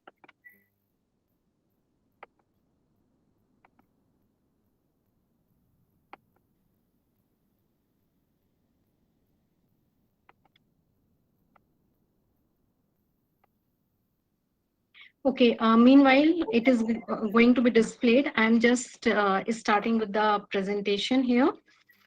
When we are talking about the enhancing efforts as how to accomplish the environmental sustainable development goals, the key takeaways which are being planned for this particular session are: number first is to need for environment related sustainable development. Why environmental related sustainable development goals are required? What is the need of it? So when we are talking about the environmental development goals, and when we are especially talking about the sustainability issues, then how environmental goals, or what is the requirement, why it is needed to align the sustainable development goals to the environmental conservation or for the protection. The second key takeaway from this session will be identification of environment-related SDGs. As we know that there are various SDGs, Sustainable Development Goals are there, and these particular goals, when we are talking about, they are related to various aspects. Like, for example, poverty alleviation is there, then it is related to also health-related sector, education-related sector. So how we are going to how to identify the sustainable development goals which are related to the environment, particularly to environment. The third key takeaway from this session will be understanding the present scenario, as how in the present scenario, now we are in 2020, and here we are talking about achieving the goals of 2030 SDGs. So what is the present scenario and how we are moving ahead? Then the last and the which is it is the last but the most important takeaway, the section which I have included in this session is our role, our responsibility in achieving the sustainable development goals. Now, as we all know that in the preamble to the 2030 agenda, world leaders affirmed that they are determined to protect the planet from degradation, including through sustainable consumption and production, sustainably managing its natural resources, and taking urgent action on climate change so that it can support the needs of the present and future generations. The Sustainable Development Goals, they are a collection of total 17 global goals designed by the UN to be a blueprint to achieve a better and more sustainable future for all. As we all know, what is the need for especially embedding the environment related sustainable development goals in all these 17 SDGs? We all are aware that world is facing serious natural resource and environmental challenges, like, for example, global climate change, freshwater depletion, ocean overfishing, deforestation, water, air pollution, and struggle to feed a planet of billions. When we are talking about our country, India, it ranks 63rd in the Global Sustainability Index and is the world's third largest energy consumer and greenhouse gas emitter. So the need, when we are talking about as the why we want to go for the sustainable development goals, and especially when we are talking about the environment related sustainable development goals, by a very recent research which was there, it said that by 2050, around more than half of the global population will be exposed to the climate hazard. And this figure will be going to present on the present context if we are talking about. When we are talking about the overall, as the environmental pollution is increasing, it will be going to have much more greater impact than what is being calculated right now. So the total 17 goals, out of those 17 goals, 3 goals which I'm going to focus on are numbered, which are being labeled as 12, 13, 14, and 15. So the 12th goal, it is related with to ensure sustainable consumption and production pattern. The 13th goal is for the climate action, to take urgent action to combat climate change and its impact. 14th one is life below water, that is to conserve and sustainably use the oceans, seas, and marine resources for sustainable development. 15th one is to protect, restore, and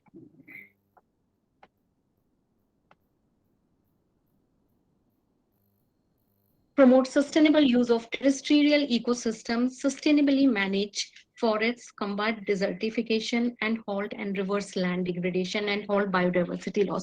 So from 12 to 15, these are the major, when we are talking about the sustainability issues related to the environment, then these are the 4 major goals which are inclined towards the environmental protection or environmental conservation. Now, what was the need for embedding these goals in total SDGs program? It was as we all know, that biodiversity is declining and terrestrial ecosystems are being degraded at alarming rates. Around the world, 1 million plastic drinking bottles are purchased every minute, and 5 trillion single-use plastic bags are thrown away each year. With a view to the environment, sustainability is about managing and protecting Earth's natural resources, ecosystems, climate, and atmosphere, so that the current generation can manage the crisis and the future generations can get us cleaner and greener Earth. In September 2015, the 2030 Agenda for Sustainable Development Goals with the 17 SDGs as its centerpiece was adopted. One of the more notable features of the SDGs and their 169 targets compared with the Millennium Development Goals, which were there earlier, which were known as MDGs. So in SDGs, the transformation which has taken from the MDGs is the integrated approach which is being taken, placing equal emphasis on the economic, social, and environmental dimensions of sustainable development. Studies have shown that 86 of the 169 targets which are being identified in 17 SDGs are directly or indirectly related to reduce environmental damage or emphasize the critical role of natural resources and ecosystem services in human well-being. The SDGs represent a milestone in global efforts to recognize the central role of environment in socio-economic development. But at the same time, although the goals have been identified and the integrated approach is being taken, the achievement of these goals rests on our efforts, where we are talking about not just an individual, but the entire society, irrespective of the boundaries of the national or the community boundaries which we are talking about. So the present SDG growth, if we review it, how far we have come, especially the COVID-19 pandemic, it has affected the achievement of 2030 SDG goals. And the recent SDG reports status, it highlights that the environment is the least focus where the progress is done till now, when we are talking about all 17 SDGs. So the environment issue, although being integrated in the overall SDGs, it is the less factor which is which has taken the progress. And this need reflects the fact that we are giving more importance to our economic growth at the cost of our environment. During the COVID-19, it is being said that the climate became much more greener, and the pollution was less, and as a result, the greenery was more. But it was for a brief moment. The climate crisis, the biodiversity crisis, and the pollution crisis, it kept on increasing despite the pandemic. So the concentration of major greenhouse gases continued to increase despite the temporary reduction in emissions in 2020 related to lockdowns and other COVID-19 response measures. So are we on track? The current crisis, if we reflect on, it clearly states that we require urgent transition to greener, more inclusive economies and throwing progress on the SDGs even further off track. So we are not on track, but rather we are off track. So because why I highlighted it, because many people, they believe that because of COVID-19, due to lockdown, COVID-19 effect, the environment became much more cleaner, but that was a very short period. And again, we are moving ahead in making the most, the land being more polluted and moving ahead for inviting more climate crisis. As the pandemic continues to unfold, concentration of major greenhouse gases continue to increase. And the pandemic has also brought various financial challenges, especially for developing countries. So on one hand, we have got this income disparity or income inequality, where we are talking of considering about a particular country which is developed is more focusing on controlling the pollution, taking care of the climate. But at the same time, the developing countries, they are facing the financial challenges to meet the needs of the population. As a result, the focus on the environment related goals is somehow being sidelined. The number 12th goal, as I told you, was to ensure sustainable consumption and production patterns. I hope that I was able to share the slides, because I have highlighted these, just last, Dr. Mamta, could you please just let me know, I'm just trying last time, whether the slides are visible or not.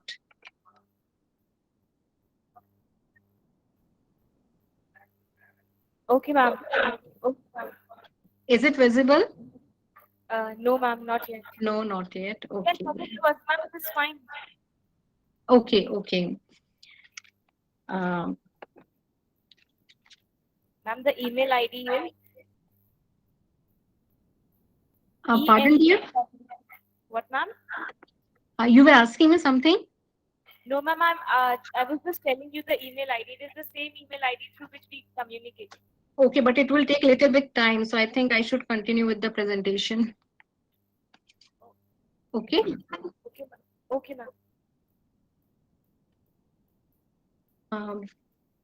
When we are talking about, when we are focusing on the ensuring the sustainable consumption and production patterns, the number 12th goal, which is there in SDG, is being highlighted as to ensure sustainable consumption and production patterns.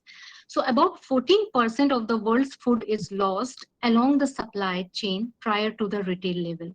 The global material footprint increased by 70%.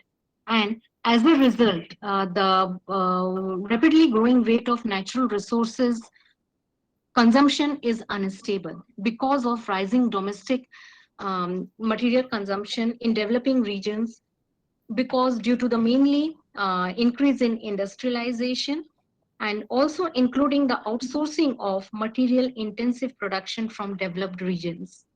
Natural resource use and related benefits along with environmental impacts are unevenly distributed across countries and regions. So the rapidly, the growth in the natural resource consumption is increasing throughout the world, and it is all because of the impact of the industrialization or the globalization, which we are seeing right now, where we are talking about to achieve our economic goals. Then secondly, the progress to promote sustainable production and consumption is uneven. As of December in 2020, 40 countries had reported on sustainable public procurement policies or action plans which encourage the procurement of environmentally sound, energy efficient products and promote more socially responsible purchasing practices and sustainable supply chains. The electronic waste continues to proliferate and is not being disposed in a responsible way. In the world generated around 53.6 million metric tons of electronic and electrical equipments waste, which we call as e-waste, an increase of more than 20% since 2014. And it resulted in a significant loss of scarce and valuable raw materials such as gold, platinum, cobalt, and rare earth elements. As much as 7% of the world's gold may currently be obtained in e-waste. Despite progress, developing countries still have vast untapped potential for renewable energy. But we need to tap these resources. Now, coming to the 13th SDG, which talks about climate action. The 13th SDG is to take urgent action to combat climate change and its impacts. Despite a pandemic-related economic slowdown, the climate crisis continues largely. A temporary reduction in human activities resulted in a dip in emissions. However, concentrations of greenhouse gases continue to increase, reaching new record high. Greenhouse gas emissions will continue to increase as per the recent research without critical steps to shift economies towards carbon neutrality. The COVID-19 pandemic significantly reduced human activities in 2020, leading to temporary fall, as I already mentioned, that there was a temporary fall in carbon dioxide emissions. Developed countries saw the steepest declines, averaging drops of almost 10%, whereas developing countries fell by 4% relative to 2019. As the world recovers from the pandemic, emissions are expected to rise further unless critical steps are taken to shift economies towards carbon neutrality. Also, the global transition to a low-emission, climate-resilient future is backed up by increasing financial support. The climate finance provided by developed to developing countries, this is something very positive where the developed countries are providing the climate finance to the developing countries so as to increase the reflecting on ongoing commitment to support the global transition to a low emission and climate resilient future. So as earlier in the beginning of the session, I told you that it's not a one country or one nation or one community approach, but rather it is being where everyone is being involved. So the developed countries, they are also providing the financial support to the developing countries to for low emission. An increasing number of countries are also prioritizing the formulation and implementation of national adaptation plans to boost their efforts to adjust to a changing climate. These include building flood defenses, setting up early warning systems for cyclones, or switching to drought-resistant crops. As of 2021 May, 125 of 154 developing countries were in the process of formulating and implementing national adaptation plans, and 22 countries have submitted their plans to the Framework Convention on Climate Change Secretariat. So this is something positive where we are talking about the countries are advancing to for climate action with a focus on adaptation.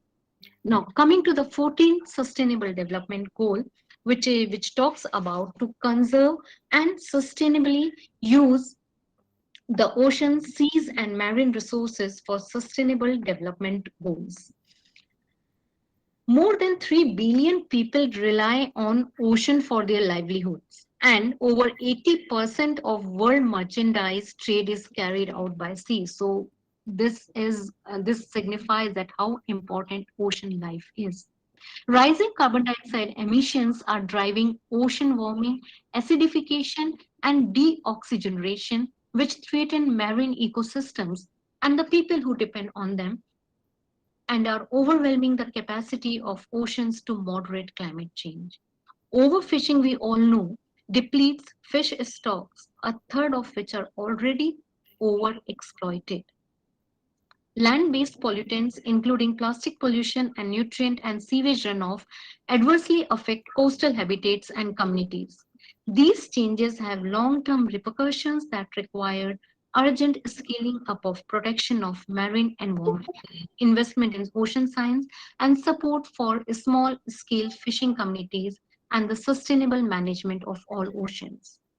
The number of dead zones in the world's coastal waters is growing at an alarming rate.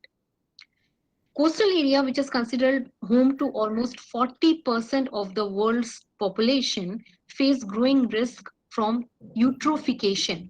This eutrophication is known as the excess nutrient loading into coastal environments resulting from human activities. So the primary drivers of this eutrophication are fertilizer runoff, livestock waste sewage discharge, aquaculture, and atmospheric nitrogen emissions. The 15th Sustainable Development Goal, which is being identified, is the life on land. The goal is to protect, restore, and promote sustainable use of terrestrial ecosystems, sustainably managing forests, combating desertification, and stopping as well as reversing land degradation and halting biodiversity loss. Ending environmental decline and restoring our planet is fundamental to sustainable development. Land degradation now affects 1/5 of Earth's land area. Wildlife trafficking threatens human health, economic development, and security through the spread of zoonotic diseases, which are transmitted from animals to humans, which now represent the majority of emerging infectious diseases. The Red List Index of the International Union for Conservation of Nature, IUCN, which monitors the overall extinction risk for various species, shows a 10% decline in species since 1993. The main drivers of species loss are agriculture and urban development, unsustainable harvesting through hunting, fishing, trapping, logging, and invasive alien species.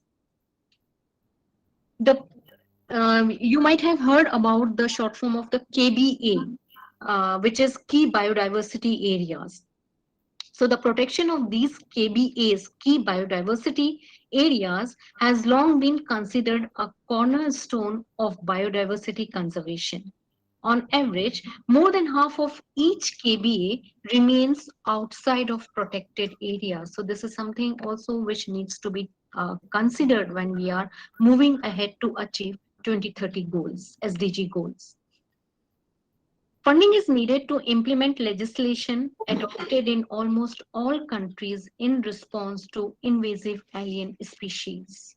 And for this, we require the more and more research, more and more data need to be there so as to understand as how the impact of the economic progress, how it is being taken place at the cost of the environment. So more and more research, the data is required. Based on that, we can interpret. The one which I have just shared with you, it was totally based on the data which was collected. So investing in data and information infrastructure is very critical. The weakness in data and information systems present an enormous challenge to decision makers. Advancing progress on data for SDG monitoring and improving lives is essential, considering the progress has been made on the availability of internationally comparable data on the SDG. But again here, a very, you can find that the developed countries are able to do the research more and can compile their data, but whereas the developed countries are able to do it, but the developing countries and the one which are the we can say the least developed countries, they are facing the problem. The number of indicators included in the global SDG database increased from 115 in 2016 to around 160 in 2019, and in the last year, that is in 2021, it has increased to 211. So we can see that from 2016, where it was 115, in 2021, it is 211. Despite these improvements, big data gaps still exist in all areas of SDGs, especially in terms of geographic coverage, timeliness, and the level of disaggregation required. Intensified efforts need to be made to fill those gaps.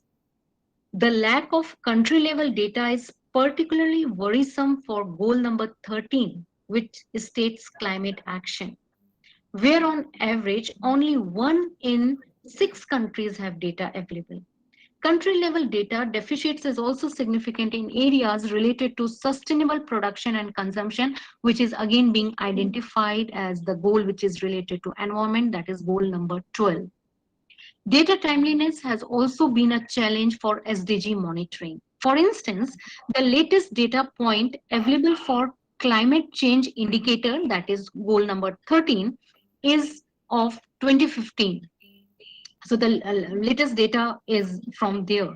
During the pandemic, many countries also struggled with interpretations in data collection caused by lockdown measures. So now, as what is coming to after understanding the analysis of the entire the progress which we have achieved till now and the gaps which have been identified to achieve the 2030 SDGs, especially related to the environment related areas. The next key takeaway which I identified was what is our role in achieving SDGs. So self is important when we are talking about achieving SDGs. Self is important, and from Sanskrit word swa is taken, which means self.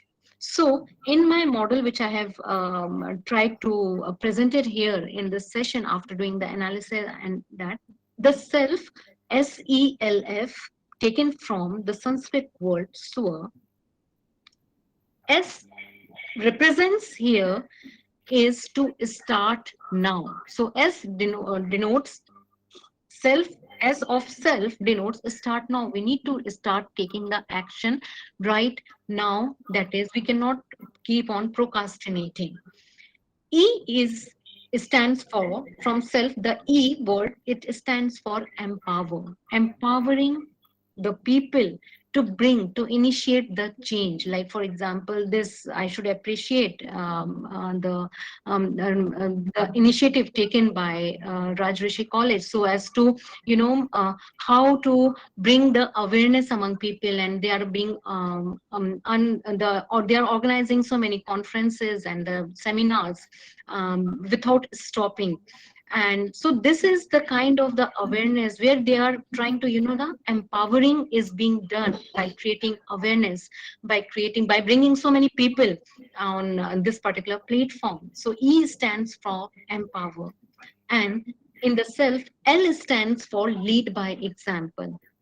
If we are not following what we are telling, so it is other people, when they see, and when we talk about, we are organizing the conferences, we are organizing the seminars, and there we can see that the environment conservation seminar is there, or we are talking about the environment, but the way it is being organized is not environment friendly. So it is more about leading by our own example. Like, for example, if I'm talking about the environment conservation, I'm talking about the crisis or the climate is facing, I'm talking about the we need to make a cleaner and greener world. But at the same time, if I'm not using, taking precautions while consuming the things for my own personal consumption, then it will not be going to make any impact. So L, that is the lead by example, is very essential. And F of self, it is for future is in our hands. We cannot just keep on sitting, and we cannot just keep on hoping that someone else will be coming and will be going to bring the changes in our life, but it is we who have to bring the change. So the entire, we can say the overall, whatever the goals which are being, they are identified, the environment related goals from 12 to 15 number goals in SDG, we need to first make ourselves more determined to achieve these goals. So lastly, I would like to conclude that No doubt the challenges are immense, but there are reasons for hope. Yet, with a surge in global solidarity and leadership from the highest political level, countries can still deliver on the 2030 SDGs, a commitment by people, government, cities, business organization, industrial organization to ensure that the recovery reduces carbon emissions, conserve natural resources. A bright future is definitely possible. Our efforts taken today will be decisive as to whether or not the world can make the transformations. We are at a critical juncture in human history. The decisions we make and actions we take today will have momentous consequences for future generations. Let us seize this moment to make this a decade of action, transformation, and restoration to protect our Mother Earth. So that was all for today's session. Thank you so much for being there. I'm thankful to all the participants, as well as I'm thankful to the organizer also for providing me this platform.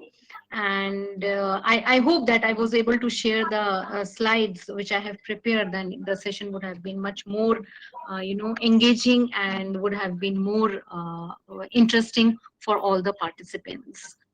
So if anyone is having any query, and if any query is there, you can ask me.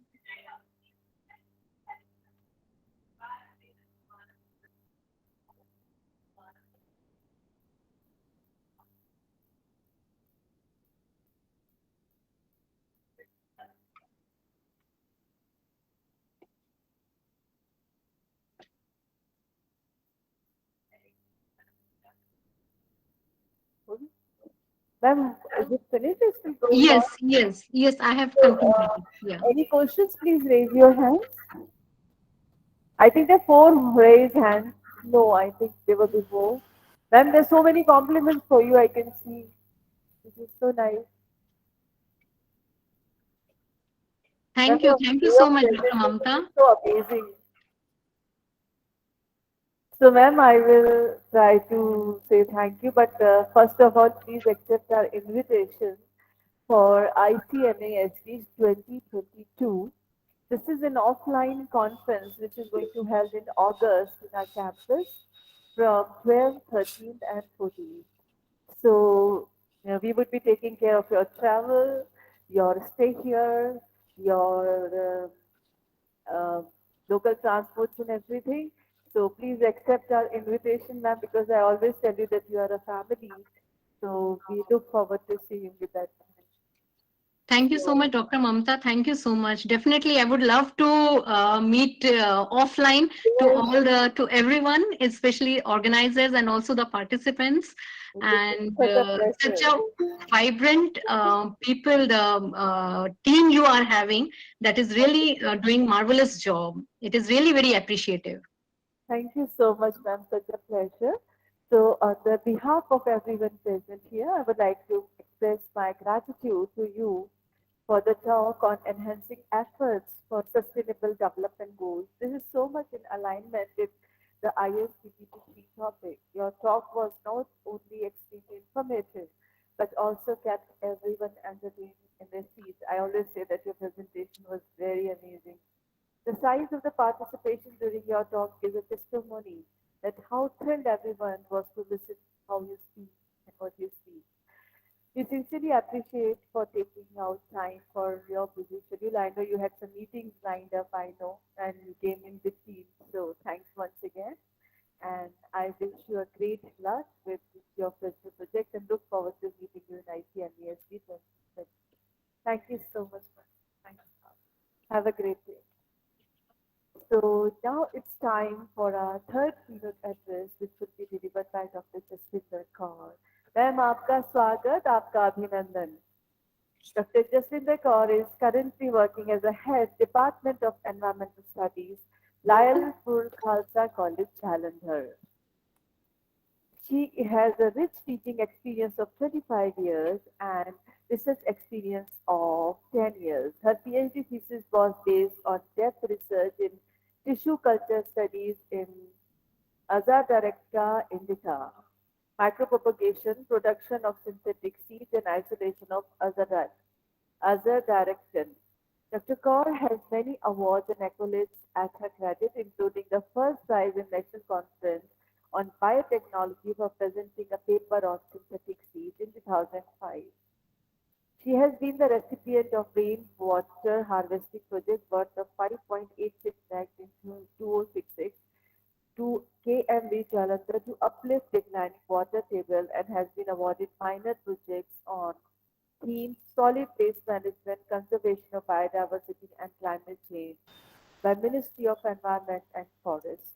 Dr. Kaur has also been major research projects on tissue culture studies in stevia by UGC. I think that's a very interesting one because stevia is so much in use, ma'am. And I think every third person who has glucose intolerance, they look for stevia. She has also delivered lecture under ICAR scheme on concepts of ecosystem ecology, basic concepts of ecological principles, biodiversity management and environmental pollution organized by Department of Microbiology and Department of Zoology, Punjab Agriculture University, Ludhiana. Her recent publication has been a book on environmental studies, namely a textbook on environmental studies for undergraduate students. That's very impressive, ma'am. And we would like to have a copy of this book of yours so we can, we also have environment studies in our first year, so we can, tell our students that there is a good book is available. So we look forward to having a copy of this. Aapka swagat, Abhinandan. Now I would request to start with the keynote address, ma'am. Stage is all yours. Thank you, ma'am. Thank you so much. So you will surely receive the copy of the recent book I have published. So dear organizers, keynote speakers, dignitaries participating in this international short-term training program, number 3, Namaskar, Adhab, Tashikal, hello. I'm extremely thankful to the organizers for giving me this opportunity to deliver my talk in ISTTP-3, whose theme is Contrivance of Sustainable Development Goals for the Environmental Conservation. So heartiest congratulations to all the people who are participating directly or indirectly in this organization for selecting such a wonderful theme. So I'm also trying to contribute my bit to this ocean in the form of a topic that is rainwater harvesting need of the hour. I hope so. Dr. Mamta, my screen is visible to all.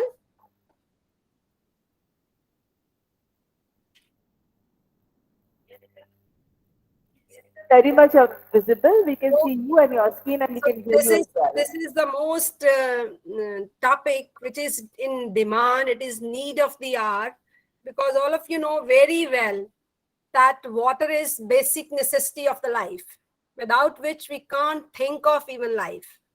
So although many of us, we are under impression that most of the Earth's surface is covered with water. Although 3/4 of the Earth's surface is covered with water, 97% of the total water is ocean. That is saline water. It is not fresh water. It cannot be taken for drinking. Only 2.5% is the fresh water, out of which 1.97% is available in the form of polar ice caps and glaciers. So it means for the whole Earth, 2.5% is the fresh water availability. The speed at which we are wasting the water, we cannot afford. So 0.02% of fresh water is present in the rivers, lakes, and we are also depleting ourselves from the rivers and lakes. We have to take care of. 0.01% in the soil, 0.001% is in the form of water vapors. The quantity of fresh water on the land is maintained by the basic cycle, that is water cycle. So most of the speakers since morning, they are talking about we should grow the forests, we should grow the trees so that water cycle can be maintained. Because water cycle needs evaporation, transpiration, and ultimately rainfall.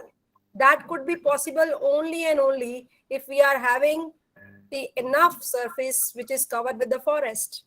So atmospheric water vapors from the surface of the ocean, it undergoes evaporation which constitute 84%, while the transpiration from the plants constitutes 16% of the water. So both are very essential. So rainfall is the only source of fresh water on the land which enters into the lakes and the rivers. So that means there are certain reasons why should we conserve the water, which is the elixir of the life. There are ample reasons we should all focus on the conservation of water because we use it for a number of purposes, including drinking, bathing, cooking, washing. We are generating electricity through the dams using water. It is universal solvent. It is basis for all the industrial activities. Rather, life began in the water only. We all are having human body composition 70% of water. 88% of our brain is having water. It means we can't exist without water. It is used for disposal of sewage and organic waste. It is used for various recreational activities, boating, swimming, and many other activities. Agriculture is not possible without irrigation, and irrigation could be possible only due to the water. And India is agriculture-based country.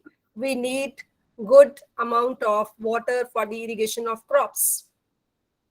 It is needed for the raising food in the form of the fish. It is used for disposal of industrial waste. Even the waterways used for the transport could be possible because of the ocean. So it means there is a long list. We must conserve the water as it is playing very wonderful role in our life. Unfortunately, overuse of surface and underground water is going on. So this overuse is due to the rising demand. The rising demand of the water is due to the continuous increase in population. So rising population is leading to over-exploitation of the surface and underground water. So due to the shortage of the surface water, groundwater is being tapped more and more in our country, that is in India, to meet the requirement of irrigation and domestic purposes.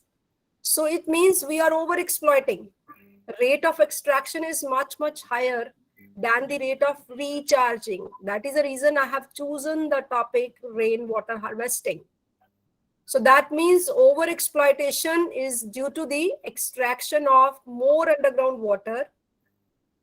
And this large-scale urbanization, particularly paving the areas, it has reduced the recharging of the water. So when we are not recharging at the same pace, it means water table is declining day by day. So this decline in water table is creating almost drought-like situation, water shortage, water crisis. So we were talking about in the morning also, sustainable goals, means sustainable water management is need of the hour. So we can have a look on the map that groundwater resources of the world, they are depleting at a very fast rate. So present scenario is quite disastrous because of the population explosion. So we are having even the possibility of the water world war. So although I never wanted that there should be any war, but we must be aware of the future. So this water crisis, which is putting up more and more demand, is leading to many conflicts. So this possibility of water world war, we want to stop it. We want to divert it. That is the main mission behind this. So that is the reason you can see in this map, 54% of India is facing high to extremely high water stress. So there is hardly any area which is not dark red. So there is decrease in underground water table. This is a recent data of 2021. Usage of groundwater is increasing day by day. So we can see in the center, dark red bar, which is of Punjab, means we are using maximum underground water for the agriculture purposes. And Delhi is also accompanying along with Haryana. So this predicts the scenario very clearly that national conflicts are going on for the sharing of the waters of the rivers also. So we are much aware of the Kaveri water dispute. In the morning also, Dr. Rajinder Kumar was discussing. He was known as a Yal Vayu man of the India. So all these things are very much aware, but we have to ponder over these things. So Kaveri water dispute is more than 100 years old dispute for the sharing of the water of the Kaveri river between Tamil Nadu and Karnataka. In Punjab, Satluj-Yamuna link, that is SYL dispute, is still pending in the Supreme Court for the sharing of the water resources between Punjab and Haryana. Son Canal dispute is going on among the UP, Bihar and MP for sharing of water resources. Yamuna water dispute is still there among the Delhi, UP and Rajasthan. So these are indicators towards the water world war. And at international level also, scenario is not quite good. The Nile, the longest river of the world, is under conflict for the sharing of the water resources in the Middle East. There is fierce battle-like situation among the Jordan, Syria and Israel. Egypt has received the maximum benefits from the Nile for irrigation, but Ethiopia and other African countries, they also want the share for the Nile for irrigation purposes. So it has almost created war-like situation, because normally we don't feel there could be any war, but there is possibility. And our focus must be to divert this. Suez Canal conflict is also adding fuel to the fire. So sustainable water management is need of the hour to avoid this water world war. So what is this sustainable? So in simple words, we can say sustainable water management means we must use the water resources in such a way that it could be saved for the future generations also. Our children also need water to drink. They also want to perform various activities. So we must use the resources, rather we must recharge the resources. So there are many methods for the sustainable water management. Rainwater harvesting is one of the very important method. So that is the reason rainwater harvesting should be done. It can be done through rooftop harvesting technique. There are a number of techniques available. We will discuss in detail in this presentation. Artificial recharging of underground water should be done through recharge pits, through recharge trenches, use of abandoned hand pumps in the wells. Smaller dams should be preferred than the larger dams for the generation of electricity. Dual water supply system should be introduced, means there should be purely one supply for drinking water, rest of the supply for all other activities. We should not waste water. Fresh water cannot be used for the other purposes. It should be purely for drinking. Irrigation wastage can be minimized by the use of sprinklers and drip irrigation techniques in the agriculture sector. There should be complete ban on the washing of clothes and taking bath in the freshwater bodies to avoid the water pollution, because they are the only source of fresh water. There should be separate provision of ponds and tanks for drinking water for the wild animals to avoid the communicable diseases, so that diseases from the animals should not transfer to the human beings. So we never think of separate ponds and tanks for the wild animals. That should be there. Prevention of wastage of fresh water should be done by checking leakage, avoiding overflow of the water tanks. It can conserve the water resources. Afforestation, growing of more and more trees in the new areas. It is a very good step for the better recharging of the water table, because it could lead to the transpiration and cloud formation and ultimately water cycle. So water bodies should not be polluted by throwing simply garbage and wastewater, because they are very sacred source of the water resources. We are normally saying Pavan Guru, Pani Pita, Mata Tat Mahat in Gurbani also. So water should be given its importance, because it is very, very important for our life. So being in India, an agriculture-based nation, we can manage some things efficiently. We can manage the water resources in the irrigation sector or in the agriculture sector very smartly also. As we have moved to smart classrooms, we should move to the sustainable farming also. So managing of this Water efficiently, it includes we should irrigate the fields in the evenings so that less evaporation. It will serve the purpose with less water. We should dig the magic pits to store the rainwater in the fields itself. We can opt for the drip irrigation techniques. We can create farm ponds in the lowest areas in the farm, that is low-lying areas can be created in the form of ponds. We can improve the retention in the soil by pulse irrigation. Legumes should be grown. We can create a collection pit for the water to filter into the bore well, means extra water can be conserved. So what I mean to say, the same agriculture sector could be very profitable if we manage the water resources efficiently. So let us now come straight forward to the main focus, that is rainwater harvesting. What to do, when to do, how to do. Although number of methods are there for the sustainable water management, but rainwater harvesting is one of the most efficient method.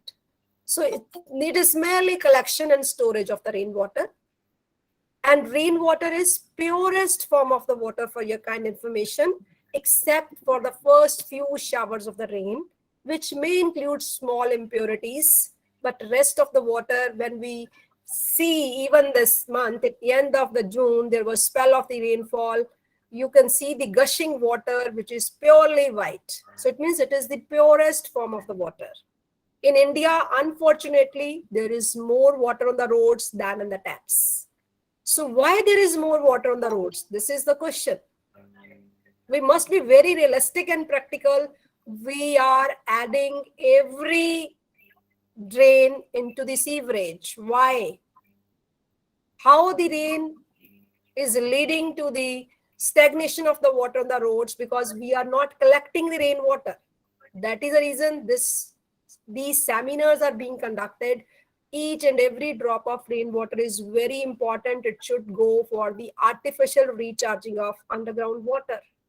So it means this rainwater which goes waste, it can be collected, it can be harvested for the artificial recharging of underground water table, and declining water table can be arrested, it can be increased.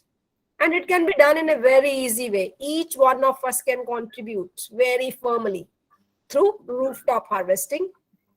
All of you are living in houses. Every house is having a rooftop. It is always brick lined. It is having rain also. That rainwater can be collected by the educational institutes, hospitals, big buildings. All can utilize or collect the rooftop water. What I mean to say, every building can be a source of rooftop harvesting or rainwater harvesting. So rainwater from the rooftop can be collected in an artificial or temporary reservoir, and water is allowed to pass to the filtration media constituted by a layer of stone, sands, and the gravel. So this is the simplest technique. You can see in the picture, if this is the rooftop, at the top, it can be plain, it can be tilted, it can be in any form, but drainage is definitely there in every building. Rather, we always take care of the rooftop, that it should be properly brick lined, it should be clean before the month of monsoon. So this rooftop water can be collected through the drainage in a temporary reservoir. So what is this temporary reservoir means? The rate or the intensity of the rainfall can be more than the rate of percolation into the underground water table. So we can store this rainwater temporarily in any reservoir. It can be in the form of brick-lined structure, it can be any temporary plastic structure, it can be any water tank. Then this water is allowed to pass to the filtration media. What is this filtration media? It includes layer of stones at the top, layer of gravel in between, and layer of sand. Means heavy impurities, larger impurities can be entrapped by the stones.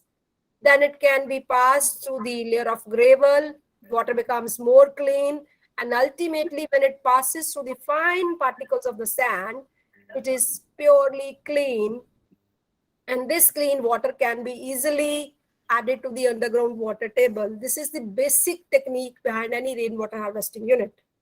So you are free to ask any query. You can interrupt me in between because we really want to put it practically.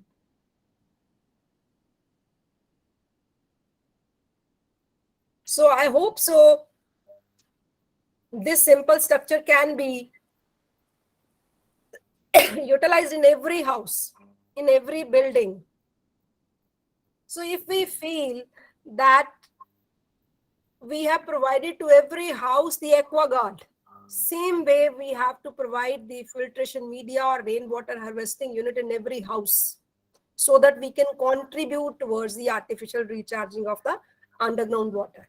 Now, someone may say that I don't have place for the construction of rainwater harvesting unit, although it is mandatory in all the southern states of the India too.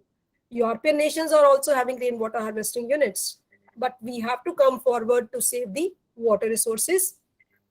Then we are having another option, recharge pits.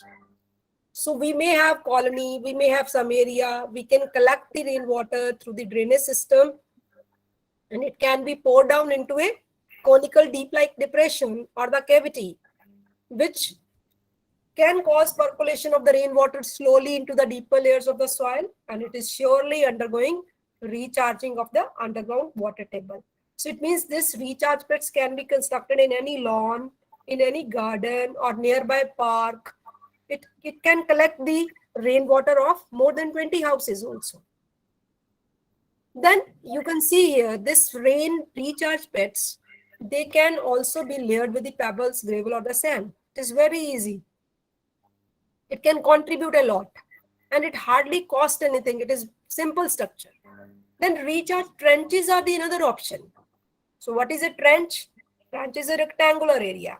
So most of us, we in India at least, we do the construction of the houses in the month of May and June. And in the month of May and June, we need the sand for the construction of houses or construction purposes. So what we can do, excavation of the sand can be done in the form of a rectangular trenches like structures from the sandy beds. These sandy beds or these trenches could be of the size of 10 feet by 8 feet or by 6 feet deep. And whensoever there is rain in the month of July and August, in the monsoon season, these trenches will accommodate the rainwater. There will be no flooding. There will be easy percolation of the water through the sandy areas in the deeper layers. It will avoid the overflowing of the water to nearby villages. It will avoid the damage of the crops or the fields. So that means it could become a very good source of recharging underground water table, and the farmer may utilize the same water which is stored in the underground aquifer for their own crops in their own areas. So that means recharge trenches are also a very good means for the artificial recharging of the rainwater. And most of us say, no, we are having some old well in my area or the empty hand pump in my area. Can I use? Yes. So abundant hand pumps and wells are another option. These abundant wells can also be used for the recharge structure to raise the water table. You can see here the picture of Punjab University, Chandigarh. We are collecting the rooftop of the different buildings. Water is allowed to pass through the filtration media. This is one of the empty well in the campus of the Punjab University, Chandigarh, near the Botanical Sciences Department, and it is having capacity of more than 30,000 liters storage. So it means rooftop water after passing through the filtration media can be easily poured down into the empty well, which was once in contact with the underground water table. So it will help in recharging of the underground water aquifer. So this can be covered properly to avoid any mishap or to avoid any entry of the pollutants or the other garbage or the material or the leafy matters. These structures can be easily used in a very economical manner. Similarly, we can use the empty hand pumps also. So water in the most of the pumps in some areas, that is, they are dry. So they were in contact with the water table in some time.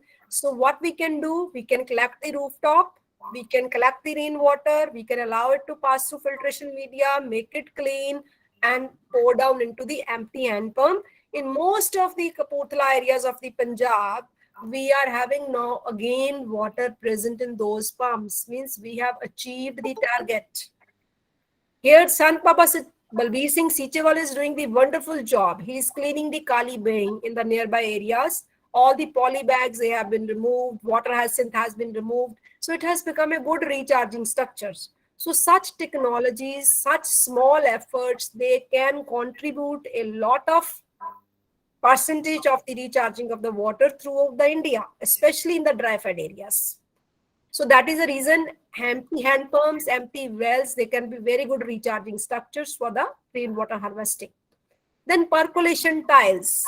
Someone may not design the structure, but we are having perforated tiles in our area. So you can see nowadays we are not having metal roads, metal lanes, rather perforated tiles. They are made up of concrete or the cement, but they are arranged in a sequence or a pattern which help to seep the rainwater towards the downward direction. Means it helps in percolation of the rainwater, and they can be used as for recharging of water table, and there is no stagnation of the water, which will avoid the flooding. There will be no stagnant water, which will avoid the diseases, no breeding of the mosquitoes, no breeding of the flies.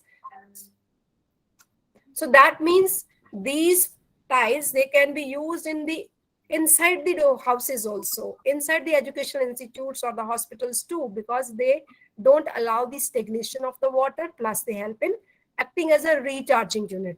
And there will be no flooding on the streets or the roads. And economically also we are in benefit when there is more water. Even you can see the example of Bombay. The water was standing on the roads 3 feet high. So we have to divert this water which is standing on the roads during the rainy seasons into the rainwater harvesting. Means we have to put it into the underground water table. Each one of us can contribute very positively on this. There is just need for action component. Awareness component has been covered to a great extent, but action component is needed. Then water recharging channels are there. All of you must be aware of the Golden Temple complex. So most of the good temples or the other buildings, they are having the availability of sarovars, holy water depth. So state-of-art water recharging and recycling system is present in the Golden Temple premises also. Recharging channels have been set up to recycle and to recharge the sarovar holy water. It is used for the artificial recharging of the underground water table. It is used for agriculture purposes also. So such initiatives are very, very good example for the other people or the other mankind. It can contribute a lot. Many of the other sarovars or the other institutes, they can also proceed or they can follow. Then in our own campus also, in the educational institute, that is Lalpur Khalsa College, Jalandhar, where I am teaching, we are having 6 rainwater harvesting units. So you can see, this is just the building which was constructed recently. We have the drainage system. This drainage system has been poured down. It can be poured down directly into the lawn also. But we have made the most economic model. So as we have learned in the beginning that we have artificial or temporary reservoir is needed, in this we have tried to combine the two things. This is 10 feet deep recharge pit. At the base, we are having 1 feet deep layer of sand. Above that, 1 feet layer of the gravel. At the top, 1 feet layer of the bigger stones, and almost 6 feet empty spaces there, which is acting as temporary reservoir. So this rainwater harvesting unit is not costing more than 20,000. It is very economic model. So we are asking our students which are belonging to different vicinities to follow this model. And more than 6 rainwater harvesting units, they have been installed to collect the rooftop water of the Lalpur Khalsa College. And we are not doing any special effort. Rather, it is our duty, because the same water will be recharged to the underground water table and we will get the water in our own submersible pump only. And this water can also be directly poured down to the gardens too. Means ki rainwater harvesting, that is harvesting the gardens, harvesting the heavens. So rain gardens can be very good option. These rain gardens, we are having all the gardens particularly grown by the Korean grass. Because when the water is stagnant in the grass, this does not get damaged. Rather, it becomes very green. Even in the month of June, you can see the lush green lawns of the Library College, because Korean grass is resistant to the stagnation of the water. But they allow the percolation of the standing water slowly, and there is no stagnation of the water on the roads in our area. Same water has been diverted to the rain gardens or the lawns, and even in the playgrounds also. What we do, 10 feet deep pipes, simple PVC pipes have been installed in the low-lying areas, and water slowly and slowly pour down towards that area, because water or the playground itself is also a recharging structure. So wherever possible, we must do the rainwater harvesting, and there are many advantages of it, no doubt. So we are reducing the water bills, because if we are pumping out the water from the tubules, we are generating or we are utilizing the electricity, and rainwater harvesting system is quite cost effective. It is providing good quality of water for the various purposes. So expenditure cut down is there.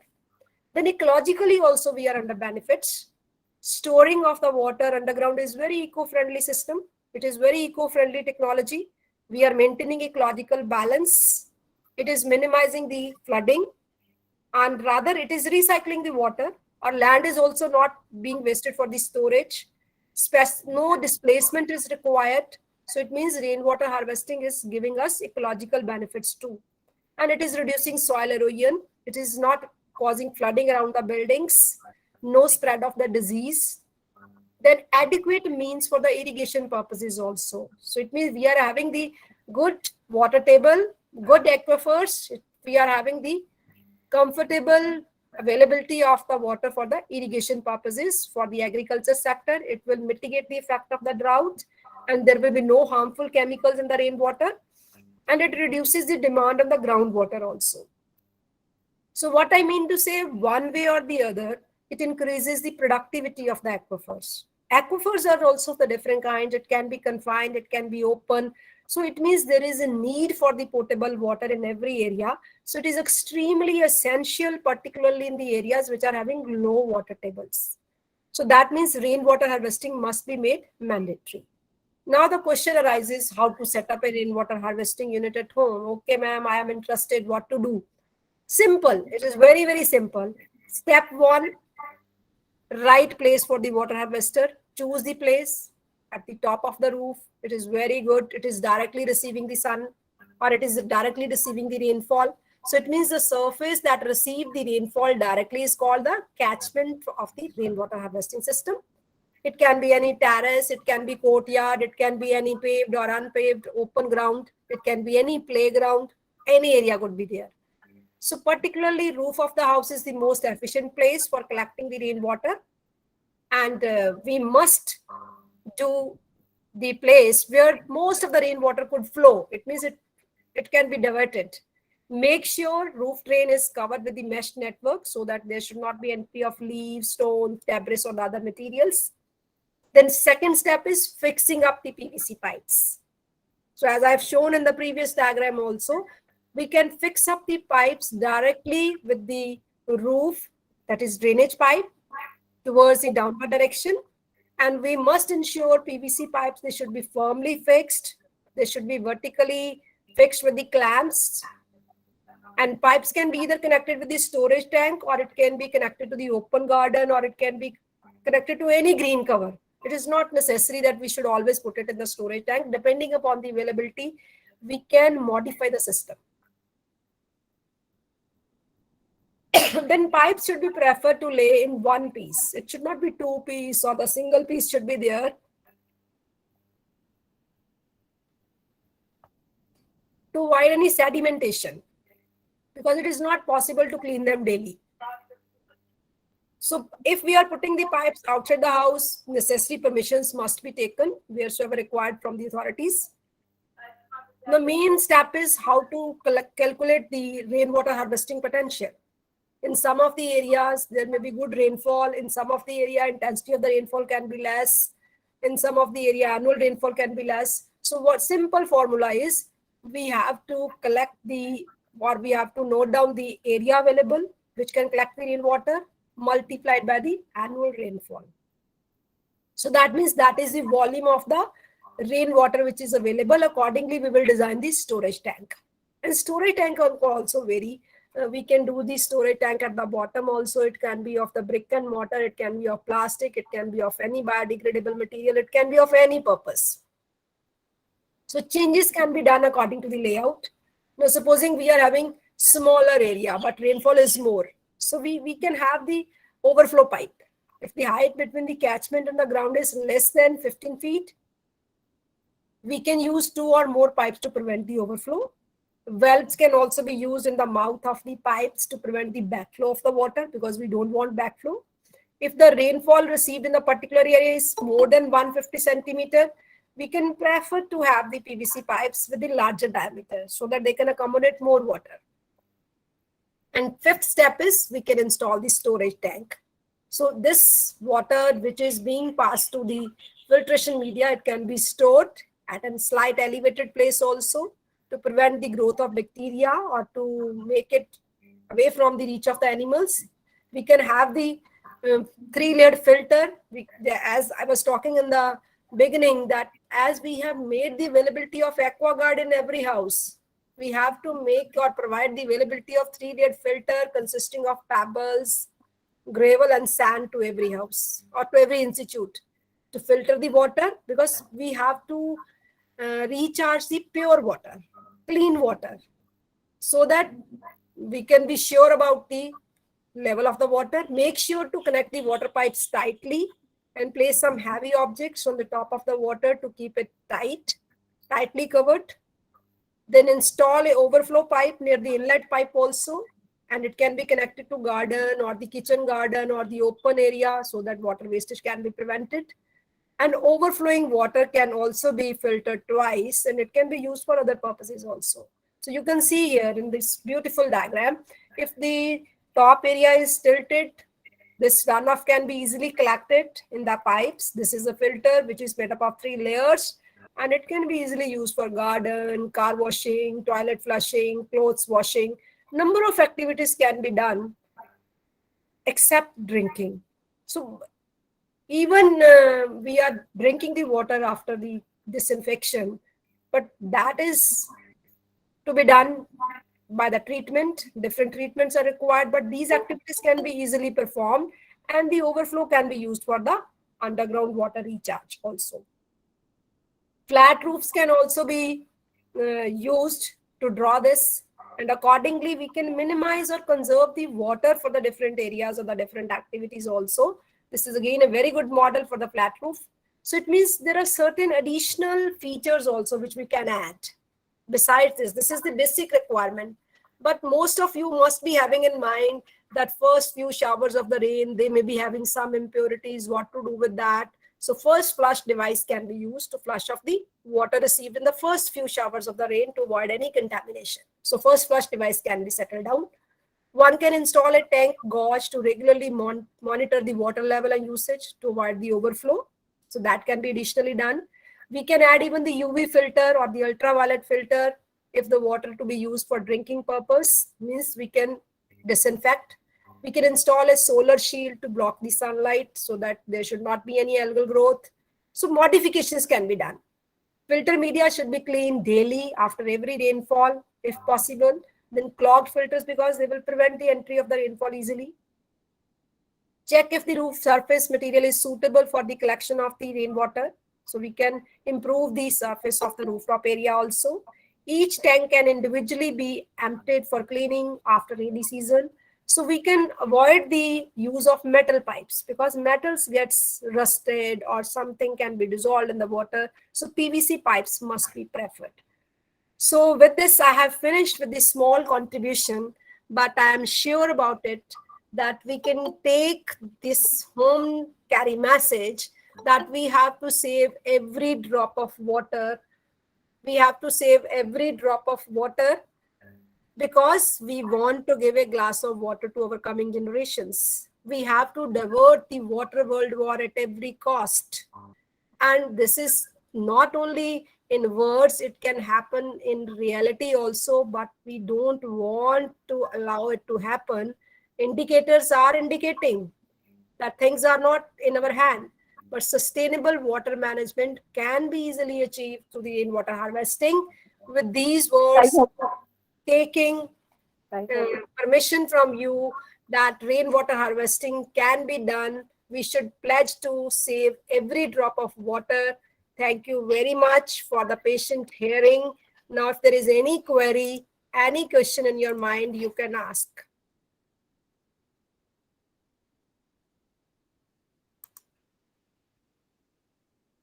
Thank you, ma'am. Any questions?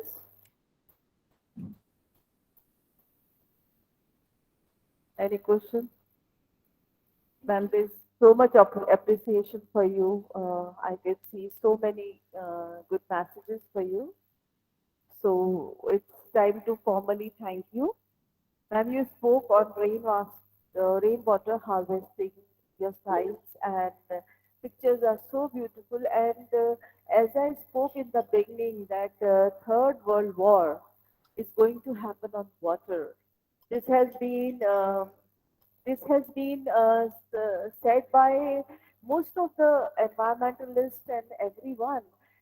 They have predicted that we are not going to fight for the third world for food or for money and for anything else, for arms and ammunition, but the fight will be for water. So, ma'am, I must congratulate you for such a wonderful topic you have selected, which is rainwater harvesting. So please accept my heartiest congratulations, and I thank you for your time which you have taken out from your busy schedule, and I extend a great great thanks to you for being here with us and sharing your knowledge. And I formally also invite you in our forthcoming offline conference, ICMSDC 2022, which is going to happen on the campus. So, ma'am, we look forward to have you as a guest that time. Surely, surely, Dr. Mamta, I am very keen to meet you also. You are such a dynamic personality. So I am going to share this PPT also. It is available on the YouTube too, and all of you can make benefit of it. My humble request to each and every child and the parents and the elders that we must save water. We will not allow to happen water world war. That is our mission. Thank you so much. Thank you so much, ma'am, and thank you being with us. Such a pleasure to have you with us. Thank you so much once again. So now it's time for our fourth keynote address, which is to be delivered by Dr. Prem Adhish Lekhi. Is Dr. Lekhi is online? So let me formally introduce you with Dr. Lekhi. Dr. Prem Adhish Lekhi is currently working as a medical doctor in Perak, Malaysia. He's also a member of Doctor's COVID-19 Task Force Malaysia. He has been recipient of many awards like Asian Youth Leadership Award, Vishish Chikitsak Award, International Model Citizen Assembly, Climate Change, CIFA 2021, Commonwealth Innovation Forum 2021 Awards. He is a member of Spotlight Internet Society of Quality and Life Studies USA. Plenary speaker in Research Foundation of India, special guest speaker, United Nations and UN Universal Model Nations, Man Medal, CWSIR, Charles Walters Society of Innovation and Research, and many more awards. And he's a very committed doctor to the society. And what I know about him is during the COVID situation, he had played a very important role to save the people of his country. So with a lot of gratitude and respect, I would like to call upon Dr. Lekhi. And let me tell you, Dr. Lekhi, I'm also one of the delegates, and I always relish the way you talk about topics and your passion towards saving the environment. So, sir, welcome back, and you are a family. And so the stage goes to you. Please go ahead with your presentation. Thank you so much. This is all yours, Dr. Lekhi. Thank you. आपका स्वागत है, अभिनंदन है. आपको भी greetings from Malaysia. Thank you, Dr. Professor Mamta, Hukum sir, Ms. Muskan. It's always a pleasure to be invited by you, and I come again and again because I'm so hooked to your trainings.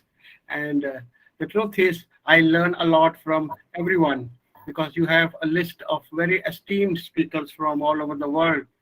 And today's guest of honor was actually the icing on the cake. I call it the real cherry on the pudding because he simply went out of politics and spoke from the heart. And that is the kind of people we need in the world today. Thank you. Kindly put my slides I sent you earlier. Wonderful for this opportunity. We are going to talk today about contrivance of Sustainable Development Goals, SDGs for environmental conservation. The beauty is many even do not understand the meaning contrivance. So I always said, let us put that in Hindi. We have a big Hindi-speaking audience here. It means yukti. It means solution. Can we find solution? And that is how the birth of the 17 goals took place 7 years ago. Thank you. Kindly, next slide, please. Wonderful. Contrivance means yukti in Hindi. A solution is to be found for the greatest challenges faced by Mother Earth. Respect the Mother Earth. Next, please. Thank you. Okay, that's me.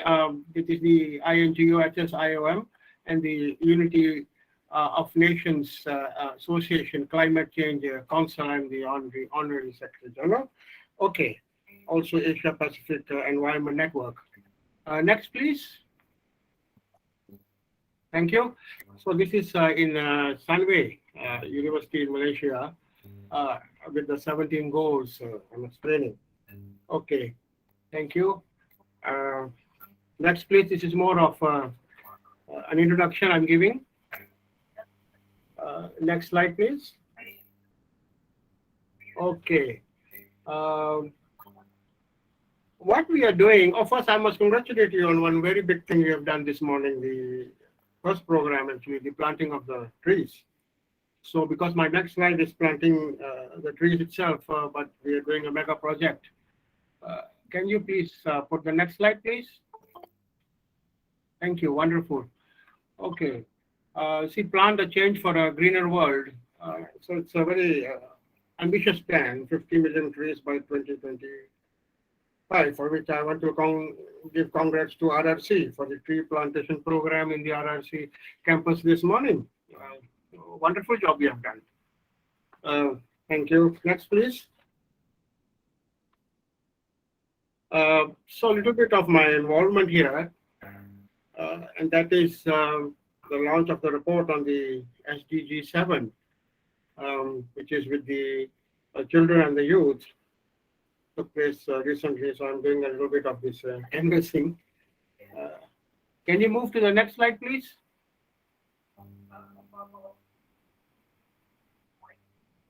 Okay. We need some patience here.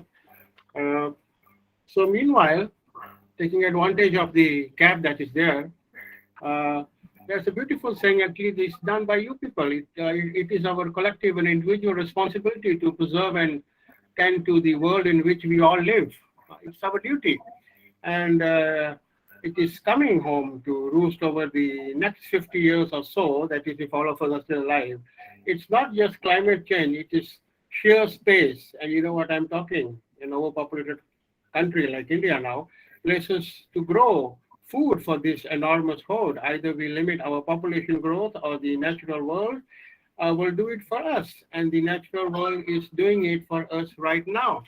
So the morning speech by the guest of honor was actually on nature and in the way he showed going beyond the boundaries, power and politics as to what should be done. And that's the kind of leaders India needs and actually the world needs. So kudos to him, sir.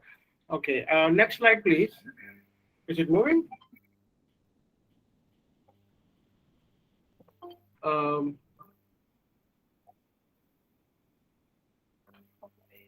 Do we have a problem here? Okay, I'll keep on talking. Wonderful. Thank you. So nice of you. So this is a launch of a report on the youth in the sustainable energy. So I was just trying to get as many as possible. So I was just saying I'm joining our youth. So this has happened on June 9. So this is the SDG 7 youth constituency regarding children and youth. So this was translated into Spanish and French as well. So all these are projects to get the global youth involved in SDG programs. As you know, there are 17, and this is SDG goal number 7, taking the youth into consideration. And so there, we have a powerful youth in India. So these are, just enjoy the slides, enjoy this program, and get yourself involved into as many as possible, depending on what you like and what is available. Okay, thank you. Next slide, please.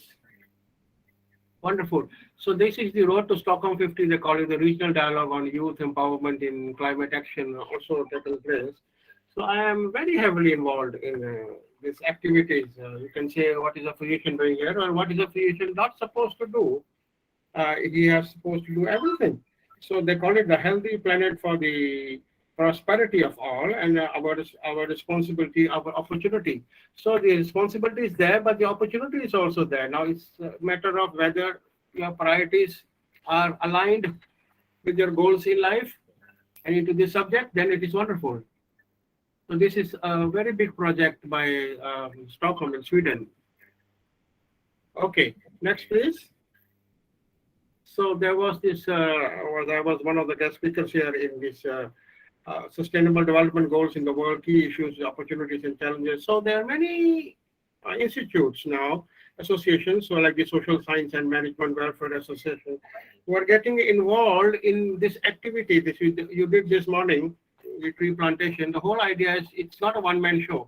It has to be done by all of us together, wherever we are, whoever we are, and ultimately we save the world. Because as you know, we are temporary on Earth, and we just come empty-handed and we leave empty-handed. But the question is, do we do anything to leave a legacy behind for our children, for the next generation? So that is the whole idea. Okay, wonderful. Thank you. Next slide, please. Okay, this was the second International Conference on Sustainable Environment and Healthcare, so being a doctor and also in the environment. So this was another of the, this is in Lincoln College, very famous college in Malaysia here. And they did this ICSCH. So the whole idea was to get as many people, the common man, the public involved, the whole idea, so that be useful to society, because that is the aim of goal, not to make money or to be famous, which we all love to. The whole idea is whether we benefit others. So that should be the goal. So these conferences and the one currently we are doing now is basically to assist others in making this place a better place. Okay, thank you. So next one is also very interesting because I'm involved in sports and running and marathons. So this was another beautiful thing. It comes to the next slide. It's called the World Climate Run.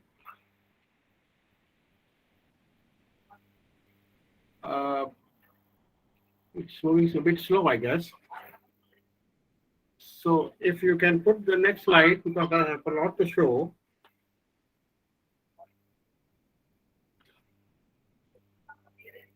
Why is it stuck? Okay, meanwhile, all right, wonderful. Great job. Thank you. World Climate Run. So this is a World Climate Run. It's done just to create awareness in the climate change that's taking place and why are we having the tsunamis and earthquakes and floods and droughts, you name it. And we are not even talking of COVID-19 and the war. So these are activities which the youth love. And so this was one run done so that, and it's an annual affair, so that people get involved. And the whole idea is to give the message. So this is an awareness campaign. Okay, thank you very much. Next please. Okay, this is another, this happened in Vietnam actually, the Actions for the Earth, the global leaders. So I was there, and these challenges are taking place because it is basically what we do for Mother Earth. And so the SDG has to be translated into actions. And these are the actions taking place worldwide. So this was a presentation actually done in Vietnam. Okay, thank you. Next slide, please. Okay, oh, that's great. Okay, the next one is let food be Thai medicine. Thai medicine shall be Thai food. Now, I want to focus this. Okay, remember the date here, the World Food Safety Day, June 7. June 7, I was born. So I would like to do something big, useful for others on June 7, not cutting cakes and having parties. So I made this into my motto in life. So this thing came up. So it is Hippocrates of being doctor. So you have to do the Hippocrates oath, which means first do no harm. You're not supposed to harm anybody. If you can't help someone, at least you're not supposed to harm anyone. So let Thai food be Thai medicine, because our food, like we have a lot of Hindi speaking speakers before me, and I really enjoyed that. And there's a lot in Rajasthan happening. And so a lot of Ayurveda and a lot of this traditional medicines taking place now. So the whole idea is Thai medicine shall be Thai food. The food we take now, it is all taste. It's nothing else. It's world cuisines. It's nothing but we want to satisfy our taste buds. And the medicines are then have to be taken because of, let's say, the problems that they will cause. So here comes the big question that it has to be the other way around. And this has been said, well, how many hundreds of years ago Hippocrates talked about it, the Greek philosopher. Wonderful. So they celebrate this World Food Safety Day, and it certainly happened to be my birthday. So I said, why not do something more magnanimous in a way that it helps others? Okay, come to the point now. UN SDGs 17 goals. What are the aims? So we have an agenda here for 2030, as explained by other speakers as well, which was mind-boggling, frankly. So the 17 goals have to be repeated again and again. Now you see, beautiful goals took place 15 years ago, 7 years ago by United Nations General Assembly by the 193 countries. So there's no poverty. Imagine there is still poverty in the world. Zero hunger. We are not supposed to go hungry to bed. People go. Let's face it. Good health and well-being, well, that should be the target. But okay, people are aware. Yes, I am happy about that. But more has to be done. Quality education. Is everybody educated? Is everybody getting that quality education that is required in the world? Well, it is a question. Who has to answer? We have to answer. So the gender equality, of course, the women, the girls, the children, and they also need what men are getting. So there is a problem, yes, and this has to be fought over. So both genders need to have equality in every field. Okay, the clean water and sanitation, well, you know better than me. Things are bad. Honestly, we just had this talk from the doctor recently about the water, and imagine so beautifully, she just said it, and how much 54% in India is having crisis. But there is crisis all over the world, honestly speaking. So affordable and clean energy, yes, we need that. Decent work and economic growth. Well, you don't have to ask me, and I don't have to tell you. We do not have that still equality. Just go to other countries and visit. Don't go to the rich countries. Go to the poor countries, and you will find the truth. So it is fair to say that all need the same things: industry, innovation, and infrastructures. Buildings don't make the world. Let me tell you that the Western countries are full of what we call buildings. But what were other things? So the reduced inequalities, inequality in every sense of life. And what are we going to do about that? So the next is 11, sustainable cities and communities. Now this has become, I was in the United Nations Habitat Forum. And imagine now they say make cities which are sustainable and communities which are sustainable. We have questionable cities and questionable lifestyles. Why Western lifestyle is better than Eastern lifestyle? This is a question I always ask everyone, just not because I'm in the East or I was born in the East. The whole truth is, it's quite possible we are wrong. Okay, climate action, no. Something has gone wrong here. Okay, never mind. You skipped a bit. Let me just finish that.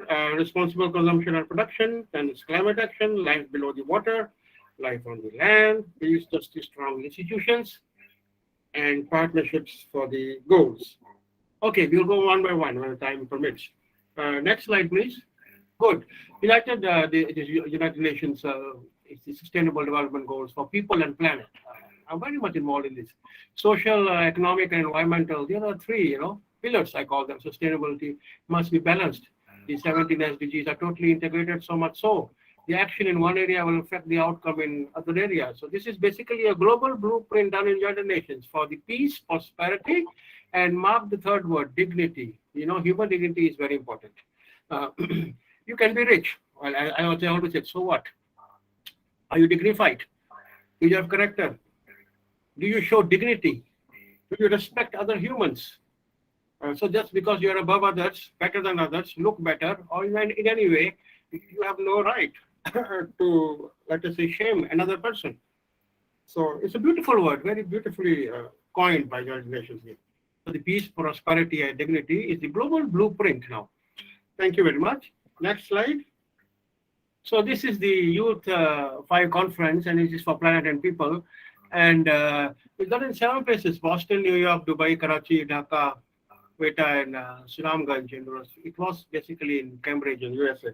And the whole idea was, it is time not to think about yourself anymore, please. And I think one of the speakers just earlier talked at length on this. For planet and people, we are just here for Mother Earth and for others, not for ourselves. And unfortunately, the arrow is pointing to us because I should be great. Why? There's no such thing that I should be great. You should be great. Thank you. So the next one is an important finding here. So the world is facing a climate emergency, well, you know it, that can no longer be ignored. As inhabitants of Mother Earth, we have a social, moral, and a personal responsibility to act now. And young people have an integral role towards this end. I see 205 young people at least here. So that's wonderful. International Youth Conference, number 5 now to 6 is coming, will bring together youth from different regions to find solutions to the global challenges that can be locally adapted. The conference will focus on climate change and aims to educate, empower, and mobilize the youth for climate action. Easy to talk, you know. The whole idea is we need action. So at this IYC5, we will address issues such as green living and education and climate change, mobilization for climate action, skills development, climate change and gender equality, the green economy, and the role of citizens and political outreach in achieving. Sorry, I'm being fast, but then I want to give you as much as possible in the allotted time. Wonderful. So thank you, organizers, as always, Professor Dr. Hukam Singh, Professor Dr. Mamta Sharma, Ms. Muskan Datta. Oh, we have a lot of advisors here, Dr. Anil, Dr. Manish, Dr. Ravikant, Dr. Anita, Dr. Lakshmi Kant, Dr. Upendra. I love to do this because it is important for the people who are behind that curtain, as I call it, who do so much hard work, and they should be recognized. So this is my salutations to you, my greetings to you, and I wish you all the best. And I wish that you continue this because I'm proud to be part of you. Thank you. Jai Hind. Namaste, India. Thank you, Dr. Lekhi, for such wonderful greetings, and we appreciate your presence a lot with us. So, if any questions, please raise your hand. I can see so many compliments for you, Dr. Lekhi, and your presentation was amazing as always. So, if no more questions, any questions, please raise your hand. So it's time to formally thank you for serving as a speaker in ISTTP-3. Your readiness to share your experience and expertise on the topic kept everybody spellbound. You are an expert in your field, and to have you as a keynote speaker was the best we could do to inspire our delegates. Your bright ideas and comforting guidance had a great positive impact on all the attendees, including me. तो आपका बहुत बहुत धन्यवाद doctor रेखी, और हम आपकी presence की बहुत इज्जत करते हैं और आपको एज अ फैमिली मानते हैं. Thank you so much, and please accept my invitation for ICMSDC 2022, our offline conference, which is happening on 12th, 13th, and 14th of August 2022. So thank you. We would be,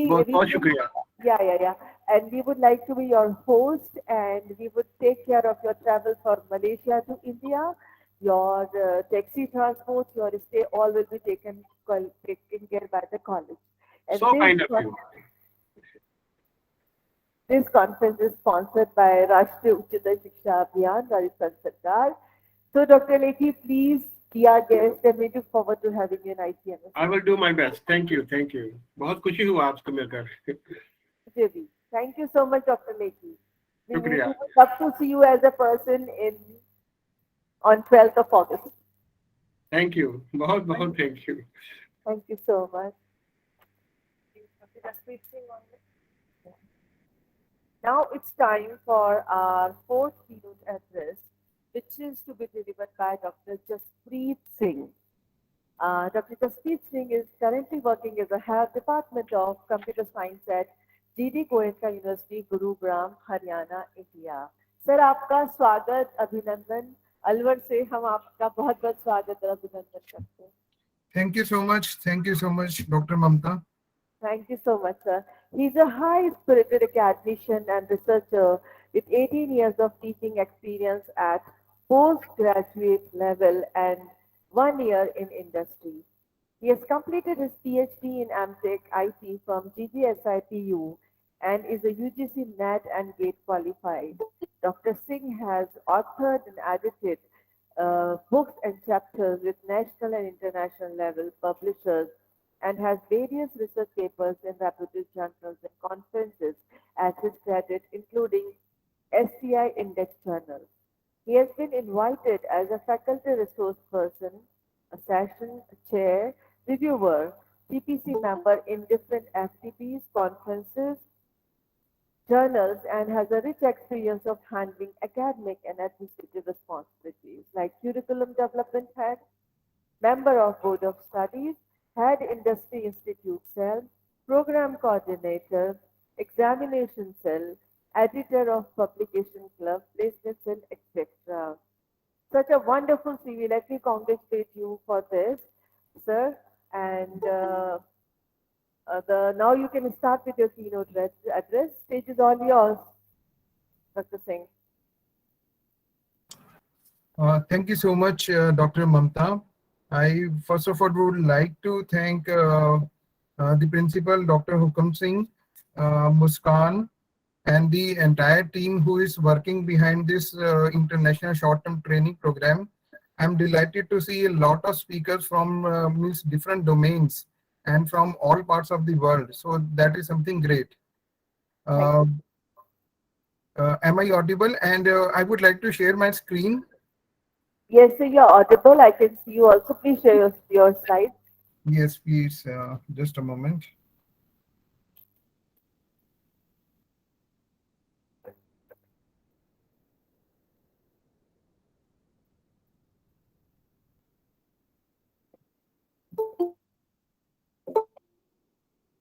Is my screen visible to you?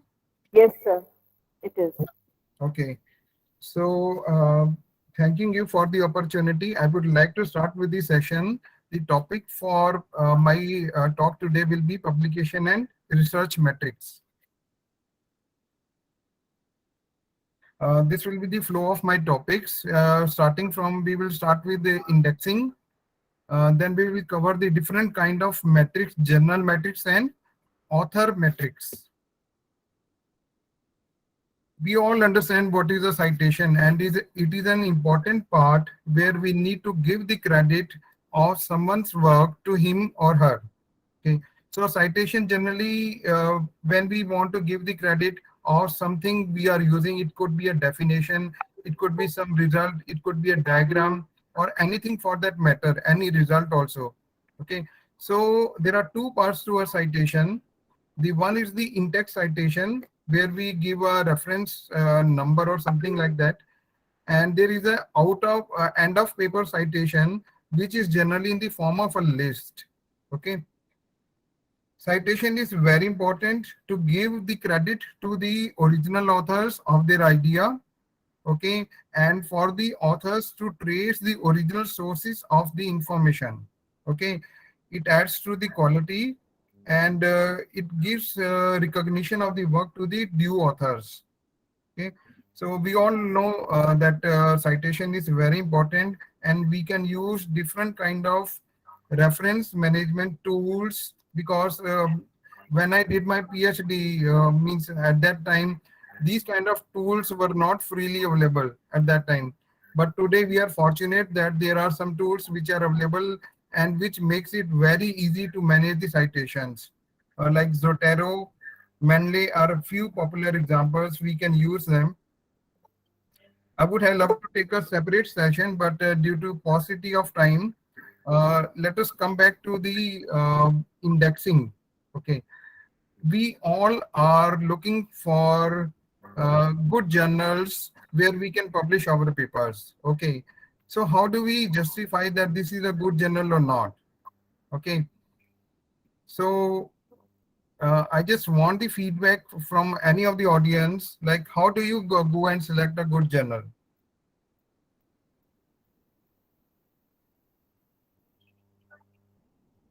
Anyone for that matter would like to answer or comment?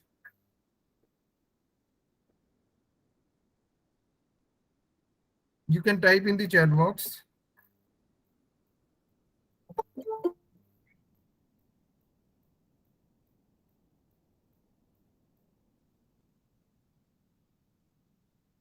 Am I audible? I saw a message that the sound is not up to the mark.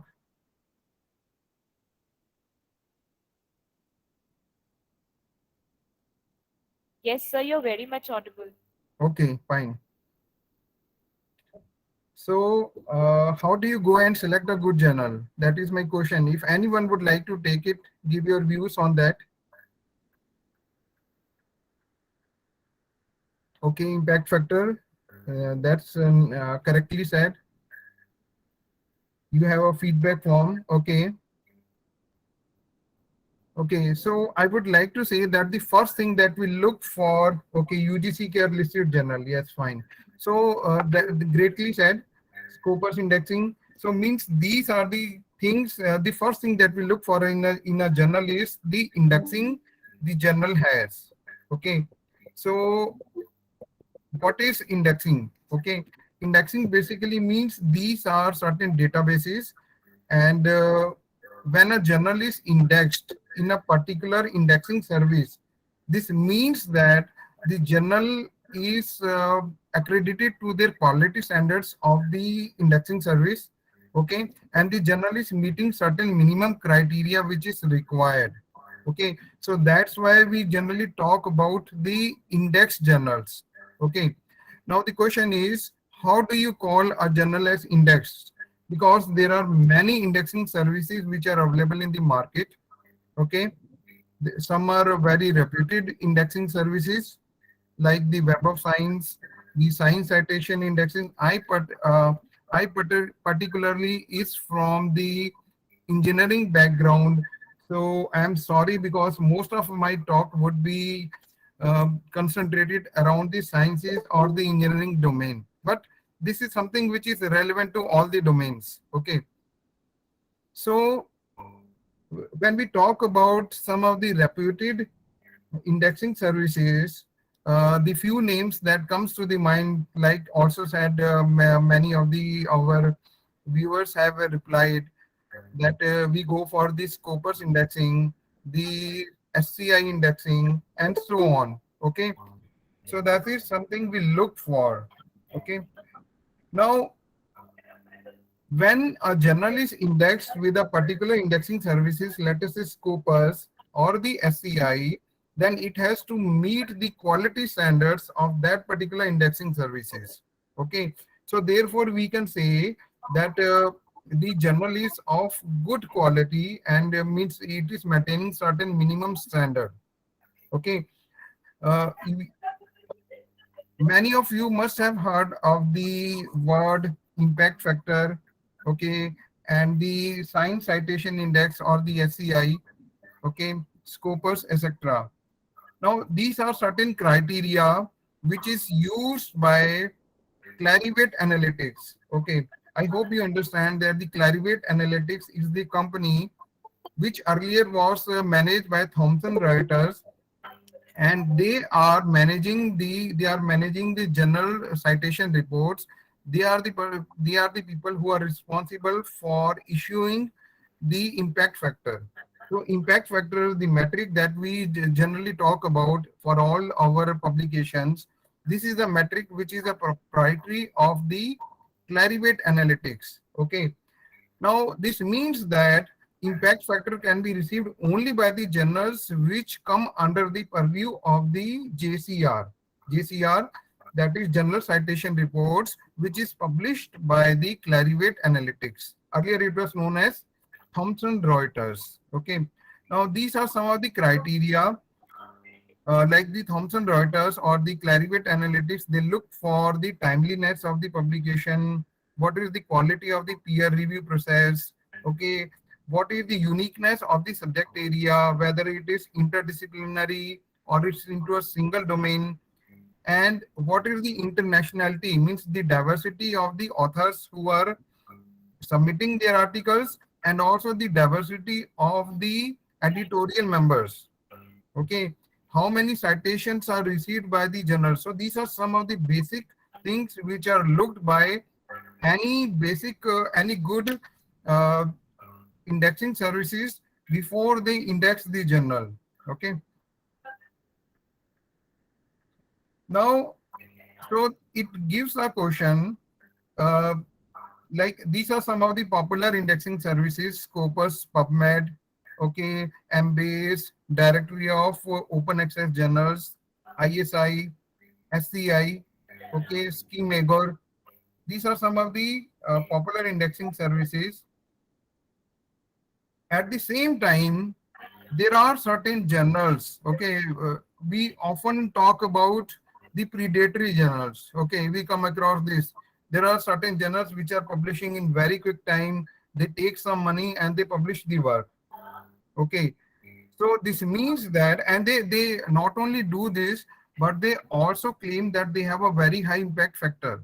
Okay, if you allow, I will just try to give an example. This is just for example purposes. Okay, just give me a minute.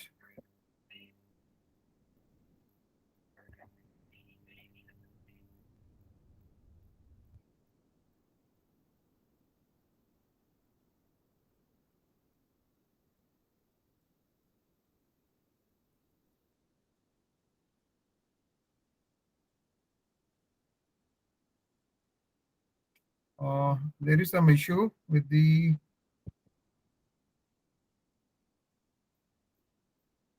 I would have liked to show you, but I'm not able to. It's not responding. Okay, let me see.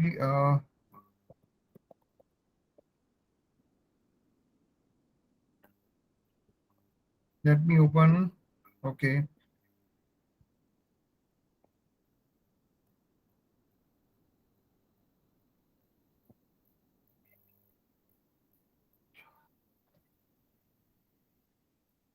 I'm just opening a journal. Okay. You will find many such journals here. Okay. This is an international journal which talks about, and you can see that the impact factor they claim is 7.25. Okay. So 7.25 is too good an impact factor. Anyone would be tempted to go for this journal. Okay. But the thing is, now the what you should do when you look at such figures, you should always go and try a bit more about the journal. Just a moment. Oh, yes. There is some issue with the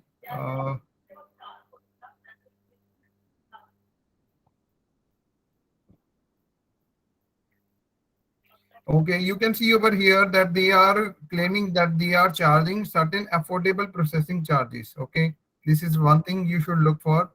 If they are charging some money for publication, then definitely because good journals generally do not charge for the subscription based publications. They do charge for the open access, but they do not charge for the normal publications. Okay. Just a moment. The laptop is stuck a bit. Okay.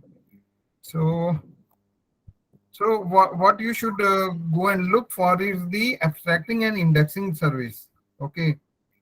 And if they are claiming a high impact factor, this means that it should either be a journal which comes under the purview of the Science Citation Index or the Social Science Citation Index or Arts and Humanities, something like that, which is issued by which is issued by the Clarivate Analytics. But if you go to the indexing service, you will find that none of such names is mentioned over here. I'm not able to show you because there is a issue with the laptop at this moment. Okay, so just go for that and just check that thing.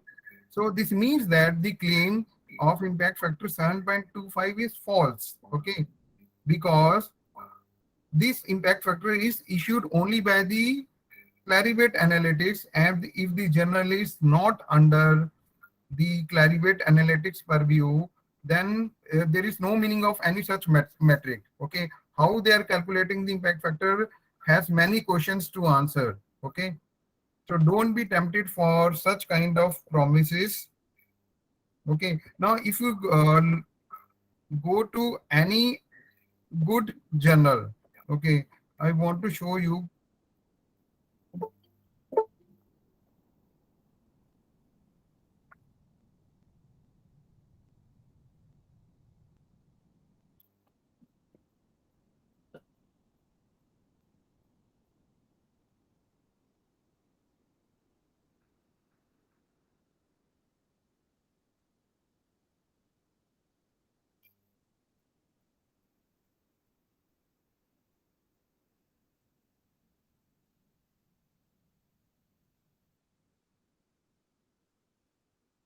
Okay, this is a soft computing journal by Springer. Okay, the impact factor you can see over here is 3.643, but this metric is the genuine metric. Okay, it's not something which is inflated.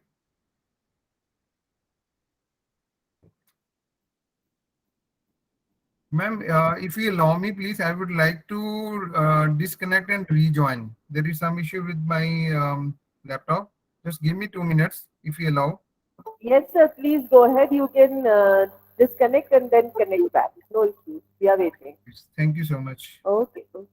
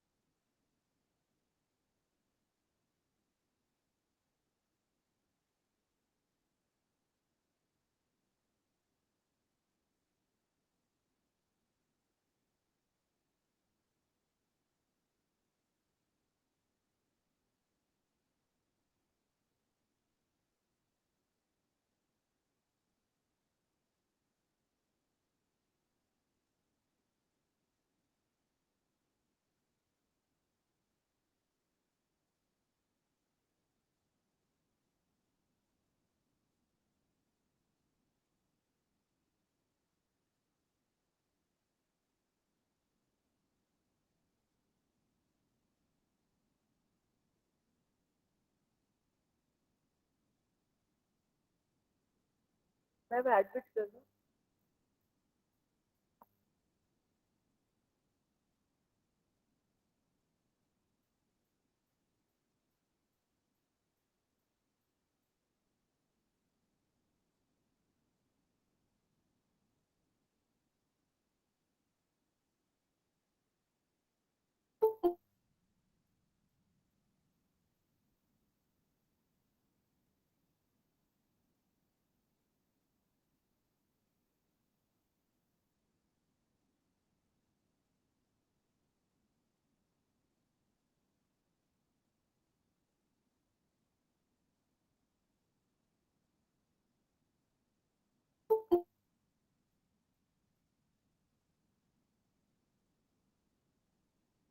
Ma'am admit कर दो सुधा ma'am admit कर लो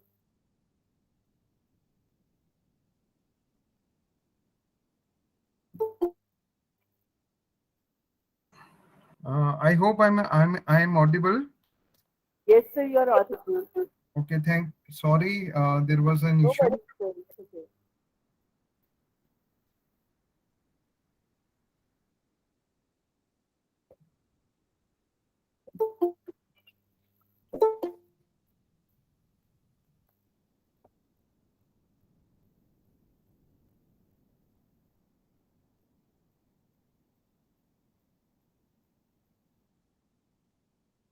So what I was trying to show is if you go to some, let's say, a good journal.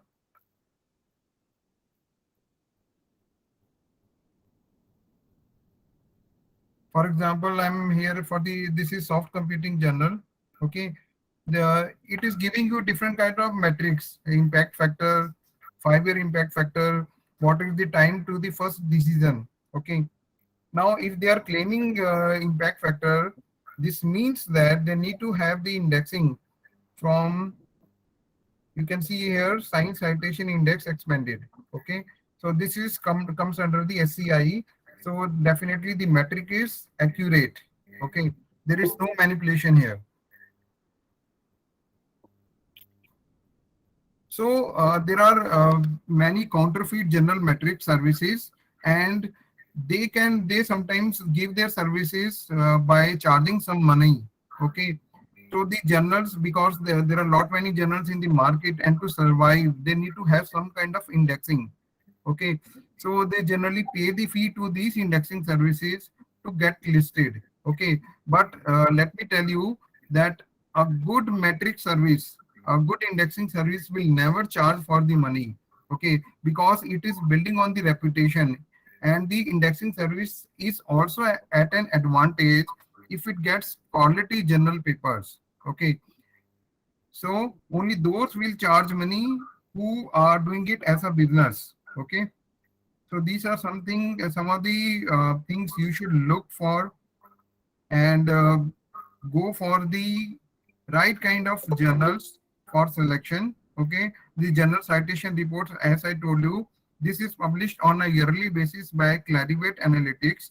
Okay, it covers many different areas in different sciences domain, and they are basically publishing the intelligence reports, and like, for example, how many citations are received for the papers, how many total papers were published, how many self citations are there, because sometimes the journal is citing the papers from the same journal. Okay, so how many self citations are there, all this is a part of the JCR. Okay, so the Web of Science, as we talk about, the Web of Science covers many different kind of indexes, like, for example, the Science Citation Index, the Social Science Citation Index, Arts and Humanities Citation Index. Okay, then there is something for the conference proceedings also, which is CPCI, the Book Citation Index. Okay, but out of these, the most popular are the first three.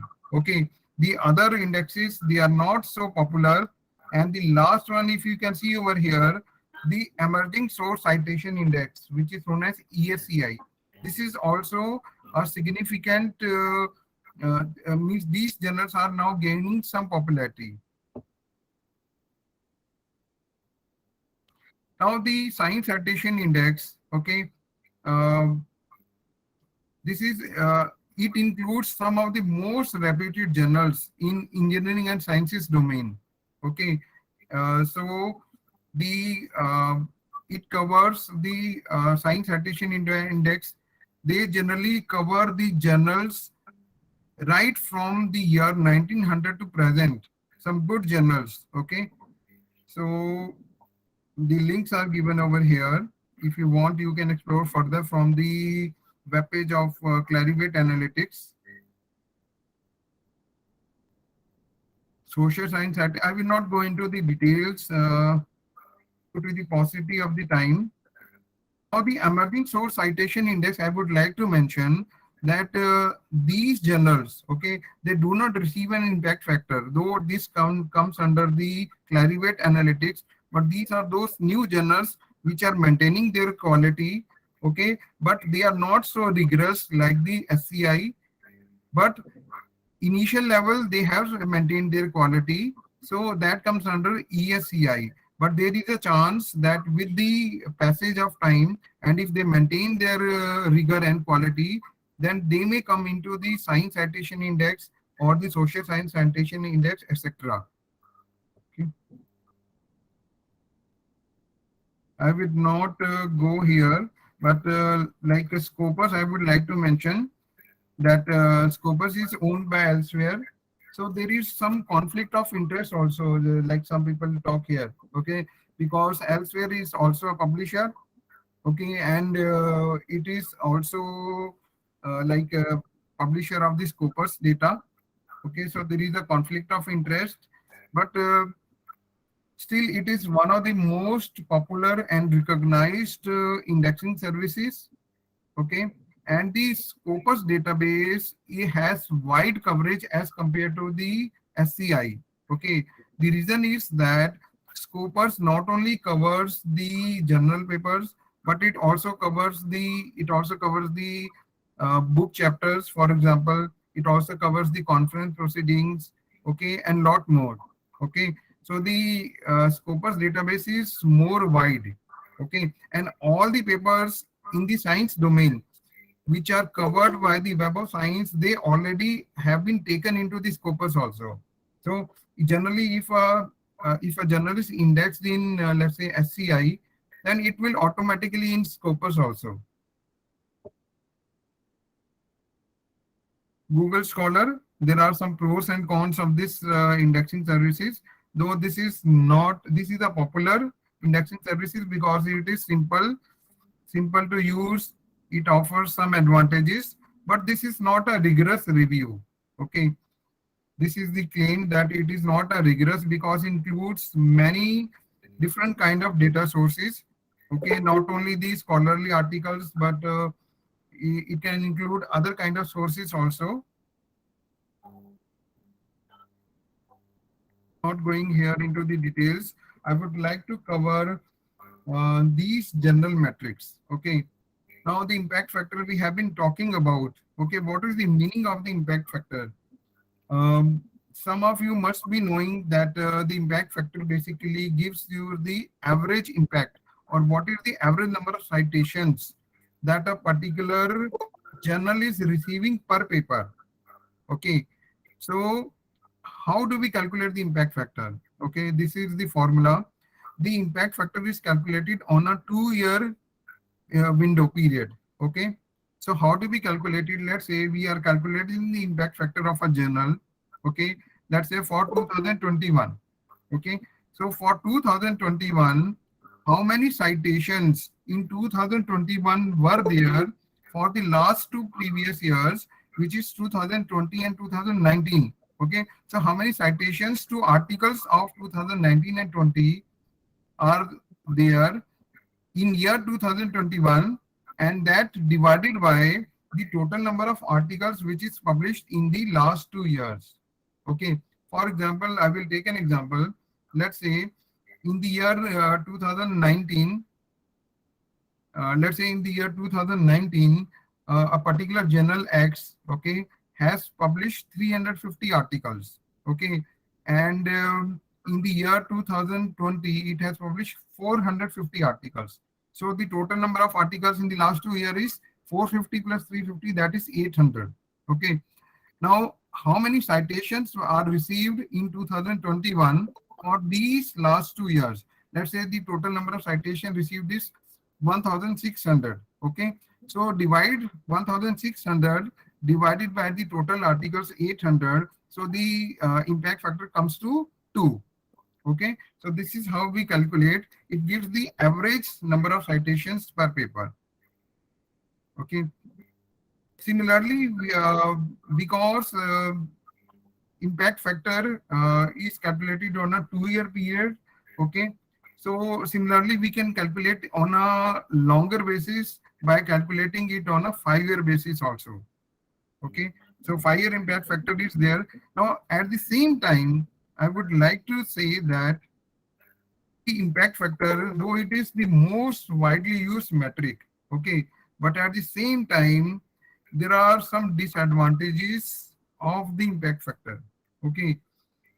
though it is most popular, but there are certain there are certain cons, certain criticisms of the impact factor. Okay, what are these what are these cons, you can say? Okay, first of all, the impact factor is varying from one domain to another. Okay, I give you an example. Okay, let's say you go to a journal in the medicine domain. Okay, if the impact factor of the journal is 3, okay, so this 3 may be an average impact factor in the medicine domain. Okay, but if you go to some other domain, then 3 may be a very good impact factor for some other domain, like for example computer science, for example physics, or some other domain. Okay, so this means that the impact factor varies from domain to domain. Impact factor of 3 may be good, may not be good for medicine, but it may be very good for computer science or physics or chemical sciences, etc.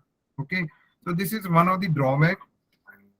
The other is that there are certain criticisms because this is owned by Clarivate Analytics and it is published by the JCR reports. Okay, so there is some criticism about the kind of algorithms they are using to find the citations. Okay, how they are calculating the citations.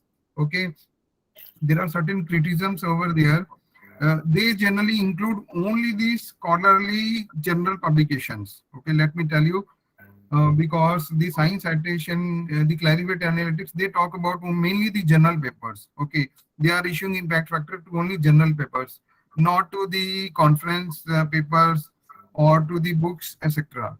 Okay, so how they are calculating, there is always some criticism about that. Okay, so there is another metric which is proposed by the scopers, and this metric is the site score. Okay, so all those journals which are under the scopers, they receive the site score from the scopers. Okay, now the calculation of the site score is almost similar to the impact factor. Okay, the formula is just this or same. The only difference is that the impact factor is taken for a 2-year period, while the site score is calculated on a 3-year period. Okay, and this is based on the Scopus database. Okay, the impact factor is calculated from the Web of Science database, and this is calculated from the Scopus database.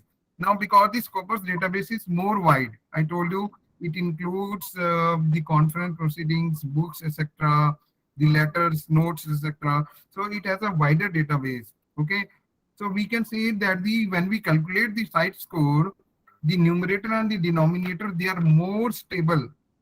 Okay, as compared to the impact factor. Okay, so it gives you a better idea about the ranking of the popularity of a journal, right?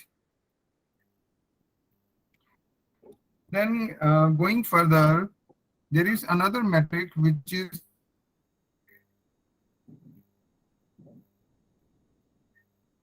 known as the source, like that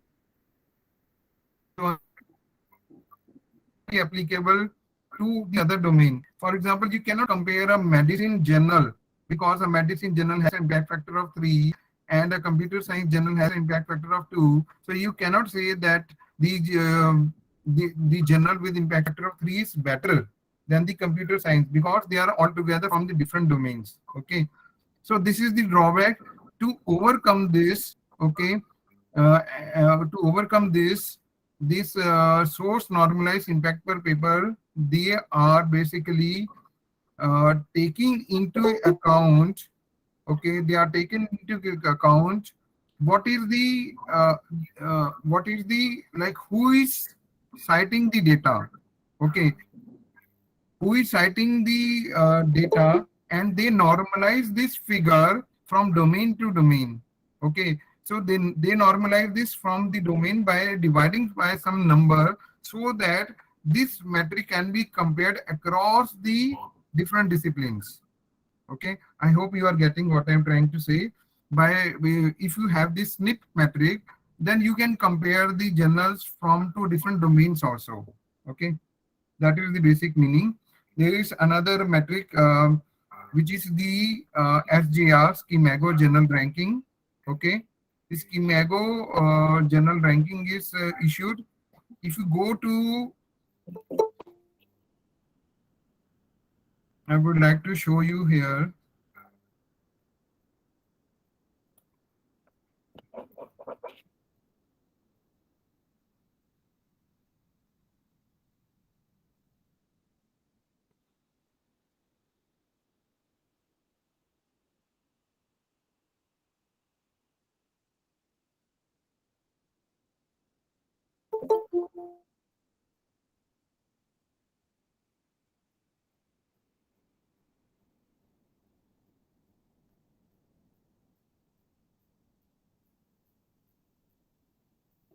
Just a moment.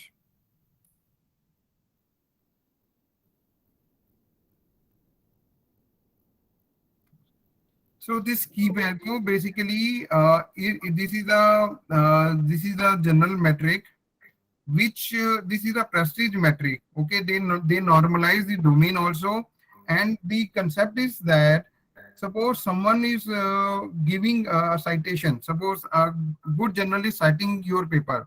Okay, then it will get more attention than a normal journal. Okay, suppose there are two journals which are citing your paper. One is a very good journal in that particular domain, so it should get more attention, right? And then something which is a a normal journal. Okay, it should get more attention. So that is the concept here. So who is citing your paper? If it is a good journal, if it is a reputed journal, so it gets some more value, more attention. Okay, this is how the SGR is calculated.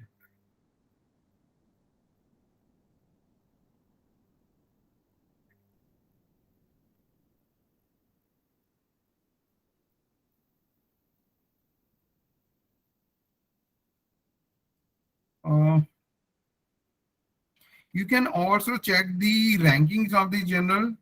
Okay.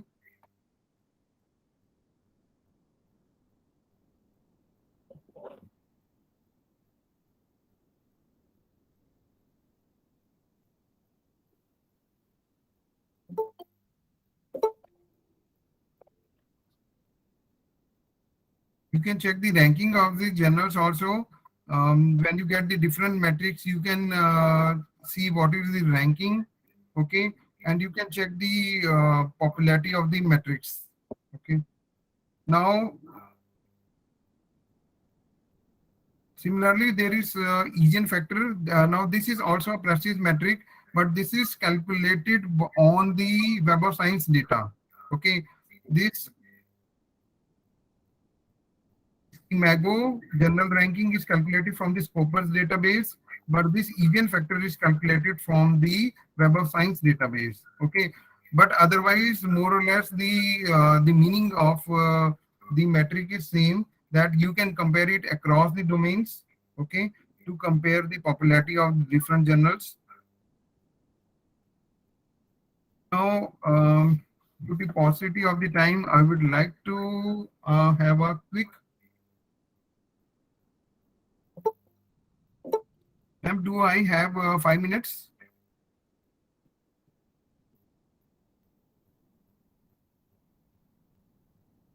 Dr. Mamta? Can I continue for another 5 minutes? Yes, sir. Please carry on. Please complete your presentation. Please go ahead. Okay. Yes, sir. So, we generally talk about the different author metrics also. Okay, the most popular is the H index, which is the Hirsch index. Okay, now what is the meaning of this index? Okay, the Hirsch index is calculated like this. Okay, you arrange the suppose there are different articles you have published. Okay, you arrange them in decreasing order of the citations. Okay, now you select the top N articles where the number of citations per paper is N or more. Now, just focus on my words, what I'm saying, okay?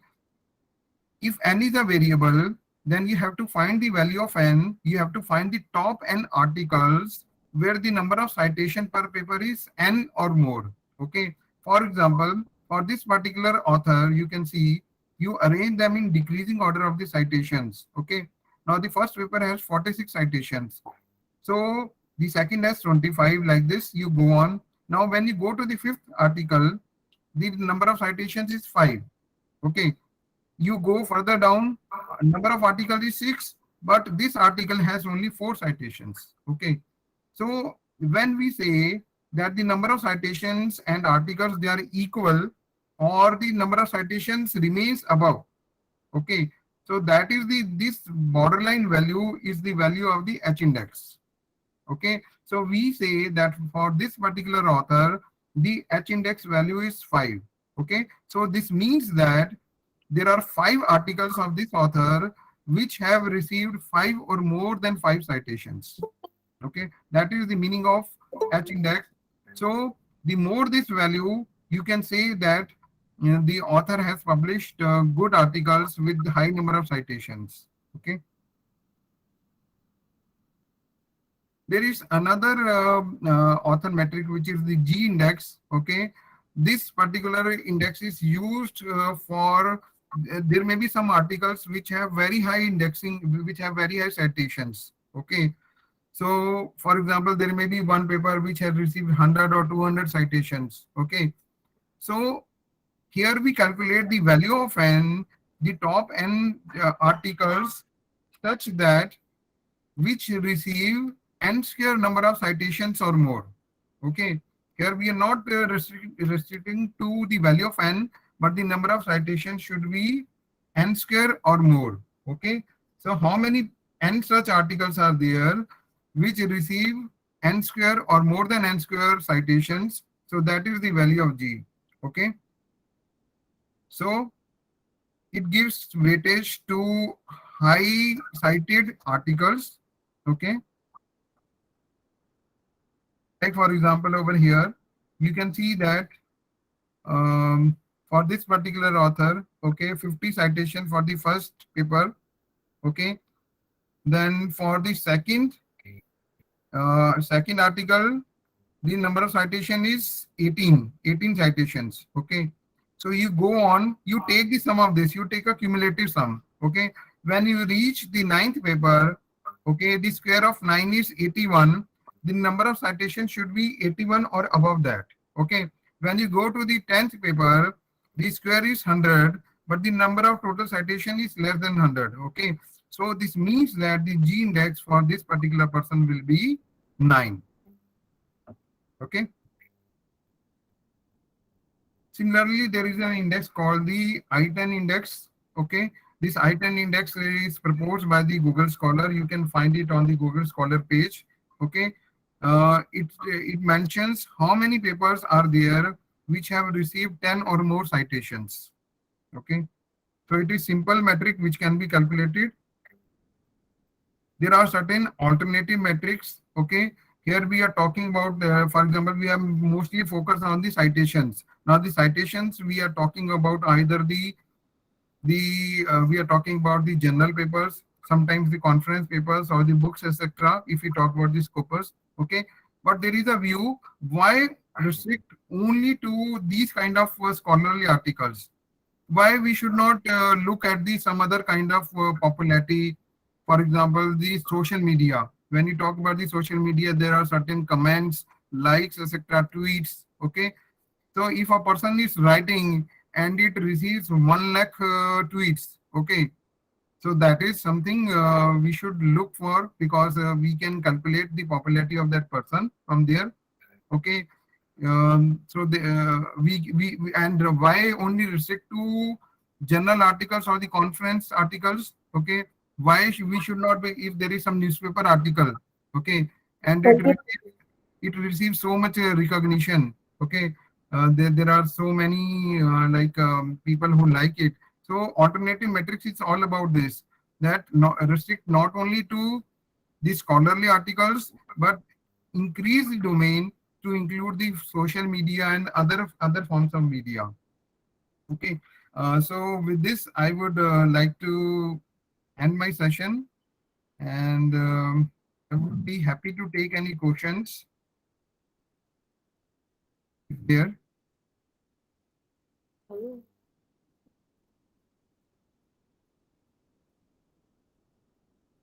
I think so you have completed. Yes, I have completed. Yeah, if any questions, please raise your hand. Any questions? I don't think so any questions I can see, but a lot of appreciation for you.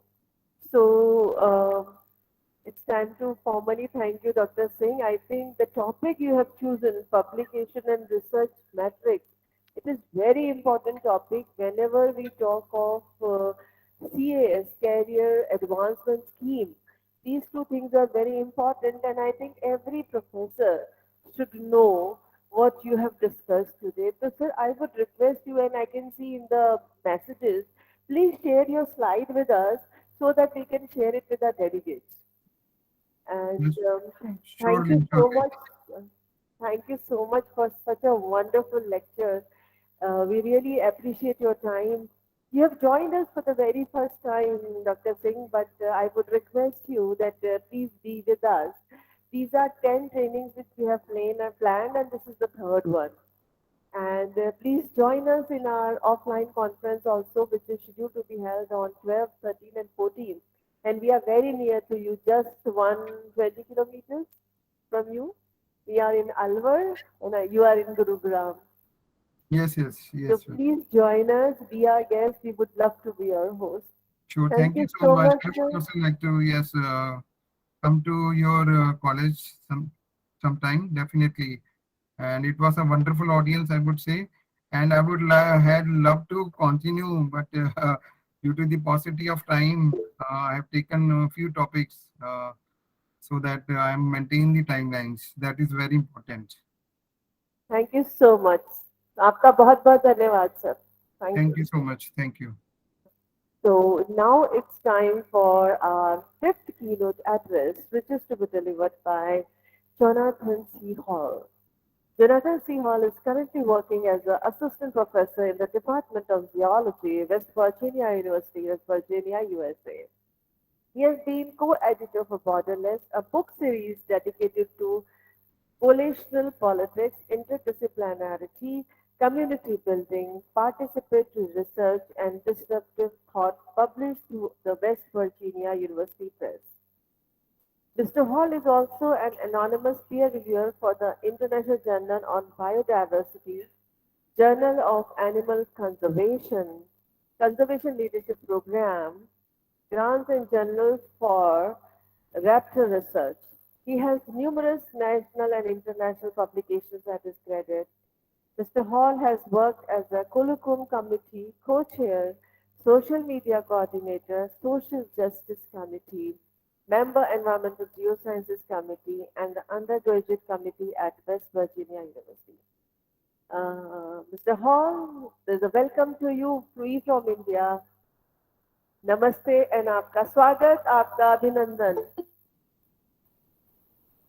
So you can start with your keynote address, Dr. Hall. Stage is all Okay, yours. thank you. Namaste to everyone. It is wonderful to see so many people here, and I thank you all for your attention. And let me share my screen now so that you all can see my presentation. And hopefully you all can see my presentation. Is that correct?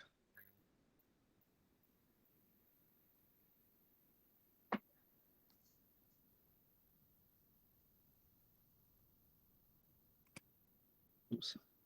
Were you able to see? We can see your slides, sir, and we can hear you as well. Please Okay. yeah. Okay. All right. Well, thank you, everyone. Once again, I'd like to spend a few moments of your time to talk about my research program, and the lessons that I've learned from doing this conservation research. both in the United States and in Rajasthan, India for my dissertation. So I'm going to give you kind of a broad overview of the work that I've been doing for the last, oh goodness, almost 15 years, and then talk about the lessons that I've learned, and then we can have a discussion or some questions afterwards. So once again, thank you. And to start out, I want to talk about how I got involved in conservation work and wildlife work. And for me, that began with my family at home when I was a child watching a public access program called Nature. I'm sure some of you have heard of it. And as a young boy, it was my first introduction into the natural world. It opened my eyes to many different environments and organisms around the world, and I was really intrigued. So I went on to university as an undergraduate student at the historically Black college, Morehouse College. This is the same undergraduate university that Martin Luther King Jr. attended, although we attended at very different times in our lives. And I studied termites. I studied termite behavior there for my undergraduate thesis. I moved on to graduate school at Ohio State, where I first started working in an aquatic ecology lab, looking at fish migration in the Great Lakes of North America. Realized that my interest in ecology and wildlife was really centered around humans and the species that they interacted with. So I shifted to a dissertation project that took me to Rajasthan, India, where I studied the relationship between local people, the Bishnoi people and others, and the wildlife in the region. And so there's a picture of black buck antelope that I took during my dissertation work. And it was really formative and important work for me to do, because it allowed me to step into my interest of the direct relationship between human beings and wildlife. I then started a postdoc at West Virginia University, where I continued some of my work with large scavenging birds that I began in India, and started to work with California condors, a famous critically endangered species in the United States. And I'll talk a little bit more about that research in a bit. I also began looking at wild food provisioning research while at West Virginia, looking at deer hunting and the food system here in the United States, and why hunting and foraging is an important practice for food security for people here in the US. Not going to talk so much about that research today. And so I have since shifted from West Virginia University to Eastern Michigan University, which is where I'm calling from today, where I continue a lot of this work, and am happy to be in a new place and to have new challenges and new experiences here. All right, so to go back to my research in Rajasthan, this is a landscape that maybe some of you all recognize. This is a community lands in just outside of Bikaner. You can see lots of vultures, Egyptian vultures flying around. And as part of my work for my dissertation, I was studying the relationship between vulture species and people in the environment. And, there were a number of instances during this time where I became, my eyes were really open to how important and exactly what the mechanics were of human beings and the environment. And so I took this picture at this dumping ground during my postdoc, and I was there with Dr. Anil Kumar Changani, and we were continuing our work from my dissertation. And I took this photo because it was, I think, such an important illustration of the work that I became interested in, and how important and how close the sort of physical relationship between human beings, human populations, and wildlife populations. And so the importance of vultures in this part of the world, the ecological service that they provide, and the impact of their decline, right? And so vultures, have declined to levels that have caused a cascade of effects. despite their recovery, their slow recovery, these effects are still present, right? And so when you have vulture populations that, particularly gyps species vultures that have left the landscape, right? The ecological niche that's filled is with feral dogs, right? And we can see examples of the importance of disruption and how disruption to an environment can have these cascade effects that have impacts on both wildlife and human populations. And so that work was really important for, instructing me and teaching me how to understand environments, how to understand these important relationships that oftentimes are hidden, that oftentimes are not obvious to people who are living on the outside or who are not a part of those environments. And so that work continued for a period after my dissertation. Here I am again with Dr. Changani and other individuals, attaching a transmitter, a GPS transmitter to a Indian vulture at one of the zoos in Jodhpur. And so this work was important to continue my learning and professional relationships with folks here in India to understand how these wildlife are being impacted. Here's a picture of myself, my wife on the left, and Dr. Changani at Maharaja Ganga Singh University for a presentation. And, what was also important in understanding the relationships between human and wildlife was to build relationships with different scholars and different people in different places. And so, the relationships that, you can see here in these pictures are continue to be really important for my work and the work of conservation. So it's not just about, the animals that we study. It's not just about their environments, but it's about the relationships that we build as researchers and scholars. And so, the picture on the top right is me during my dissertation work, working in villages just outside of Jodhpur. And here is a picture of myself and a number of other gentlemen during a planting of trees. And this picture and photo is really important because it goes to what I'm going to talk about in terms of wildlife geography and understanding, again, not just the animals that are in the environment, but the relationships and building relationships with people. The bottom left picture is of one of the most important people for the work that I began during my dissertation work. This is Raju Singh Rathore. He has since passed away, but he was the person who was with me in the field. During my dissertation work, he was the person who was guiding me in the field and was one of the best teachers that I've ever had. I did not speak Hindi or Marwari, and he did not speak English as fluently as I do. So we didn't speak each other's languages, but we had I think we had a really fantastic understanding. We worked well in the field. So again, this is an important example of how relationship building is so important to this work. It gives us a sense of responsibility. It gives us a sense of care. And I've tried to carry those lessons forward in the work that I'm now going to talk about. But my time in Rajasthan, my time with people like Raju Bhai and Dr. Changani and others was so important for shaping how I view the conservation work that I now do today.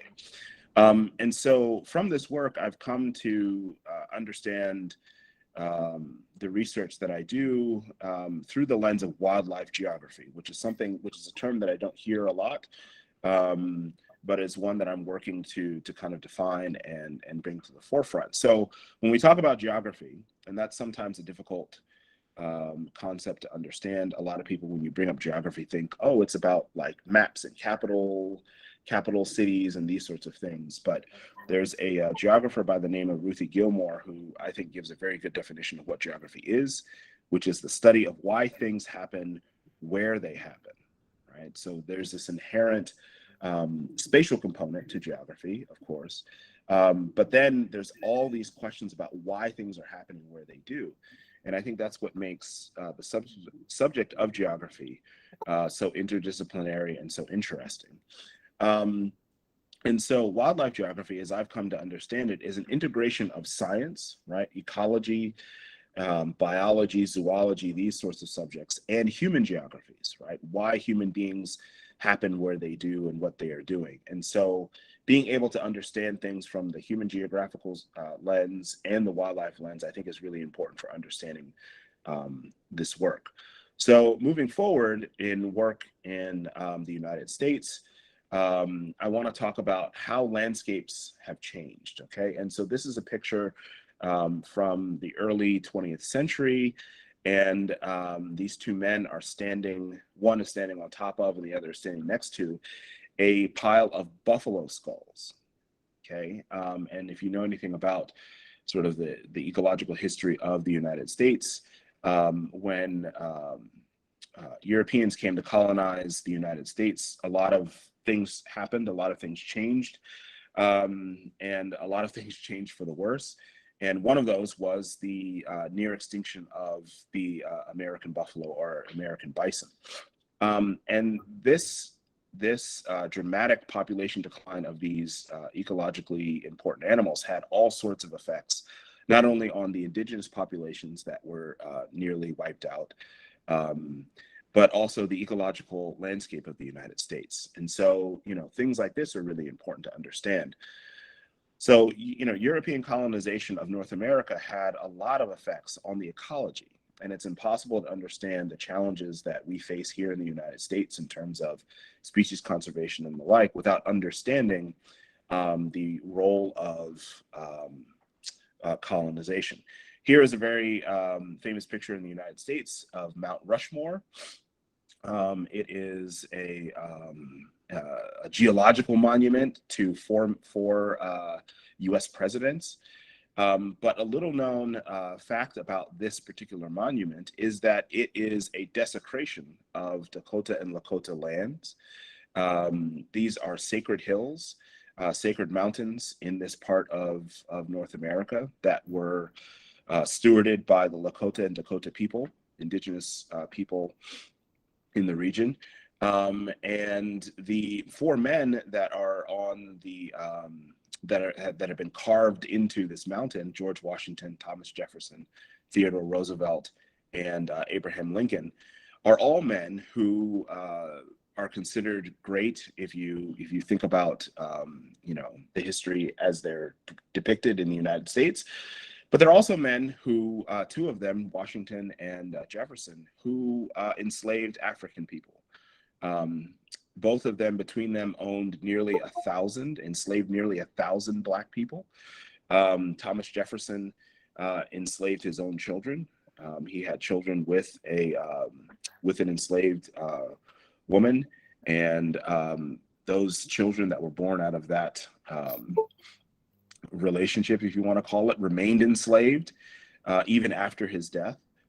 George Washington enslaved several hundred Black people to tend his lands, to tend his properties, several of whom escaped, and one particular woman escaped his enslavement, and he spent the rest of his life trying to recapture her and bring her back into enslavement. Abraham Lincoln obviously you know, signed the Emancipation Proclamation, which ended legal enslavement in the United States, in most United States, but he also is responsible for the largest mass execution of the very people whose lands this monument stands. He is responsible for signing the death of Lakota, 32 Lakota and Dakota men who were resisting the United States expansion. And then, of course, Teddy Roosevelt is the president who's credited with the national park system in the United States, and which the national parks in the U.S. have a lot of benefit and are valuable to many people. But Teddy Roosevelt is those national parks were established on indigenous land that was not willingly ceded to the United States. It was forcibly taken. And then a final note about this monument is that the architect of this monument, the person who designed this monument, was a member of the Ku Klux Klan. And if you know anything about the history of the United States, the Ku Klux Klan is a notorious organization responsible for terrorism of all sorts of people in the US, responsible for the lynchings of Black people. So when we scratch the surface of US history, when we look a little bit deeper, we see that despite some of the benefits to environments and things like that, that there is a complex history that involves suffering and silence of certain communities. Moving forward, we can think about other ways that the landscapes of North America that were changed. Logging is a big industry here in the U.S., and it began with clear-cutting old-growth forests. So these forests that had been intact for thousands of years, stewarded by indigenous people, were liquidated for profit, for no other reason than for certain groups of people to make lots of money. And here's a picture of the north of the Gulf of Mexico in the United States, and we can see this this green coloration in the Gulf is the result of algal blooms. And so the ecological landscape of the southern part of the United States was drastically changed because of the practice of growing cotton, which was, of course, took place on indigenous land that Native people were kicked off of. Forests were clear cut, and then you had this massive planting that happened that requires a lot of nutrient input. So even, this is a satellite picture from, I think 2017. And so we can see that even though, the practice of enslavement has, ended and has ended for several centuries, we can still see the legacy, the importance of the way that landscapes were changed to this day. And these algal blooms have all sorts of negative cascade effects in the ecology of the Gulf of Mexico. And it has everything to do with, the practices of colonization. So, these stories, this human story about, enslavement and indigenous displacement is important not only for the people of the United States, but also for the ecology.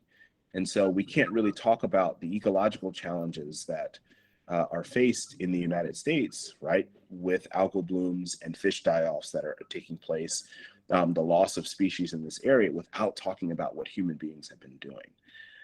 And so this is really important. So I want to take that bit of information and then pivot to talking about California condor, one of the most critically endangered species in the world, and how it came to be critically endangered and what's happening currently. So when we look at the landscape of the United States, when we look at the landscape of California, there are several things that are happening, that have been happening, that are impacting this large raptor species. And the first is lead poisoning. And so California condor populations have, since colonization, have crashed, bringing the species to near extinction, to the point where there were only about 27 individuals left. And a large part of that had to do with the practices of hunting that took place from settlers who came through this landscape, and using lead ammunition to harvest animals from the landscape. And this is an X-ray picture of a white-tailed deer that had been shot by a hunter in the field, and you can see the white flecks in the body cavity of this animal. Those white flecks are fragments of a lead bullet.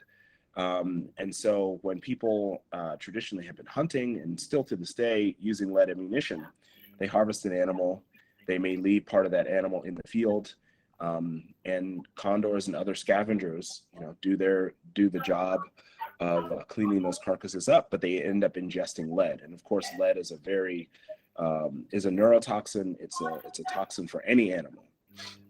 Another impact of California condors is microtrash. One of the largest products that the United States produces is garbage. And that garbage is all over the landscape. It's exported to other parts of the world.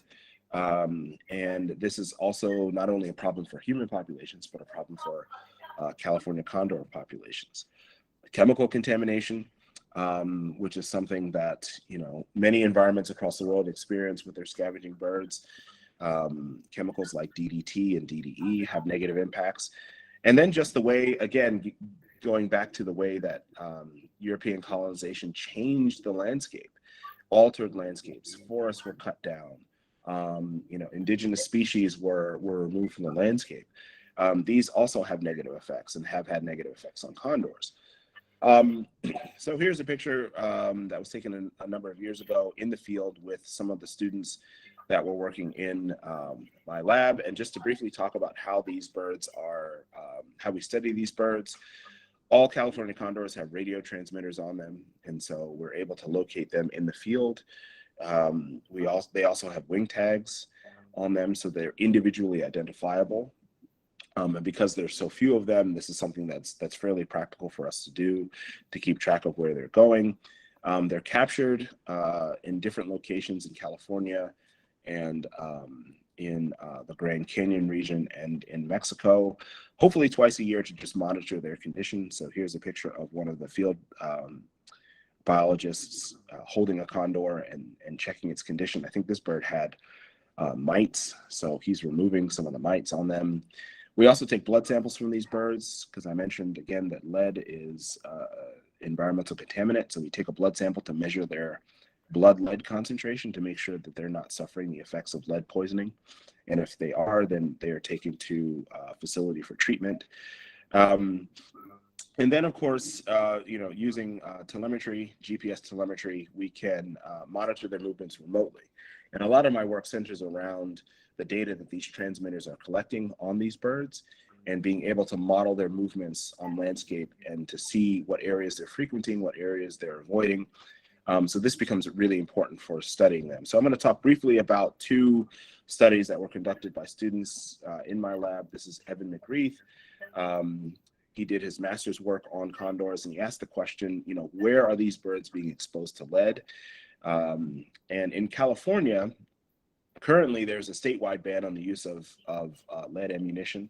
But at the time of his work, that statewide ban had not been put into place. So there were areas where condors could feed in presumably lead-free environments and areas where they could feed in environments where people were still using lead ammunition.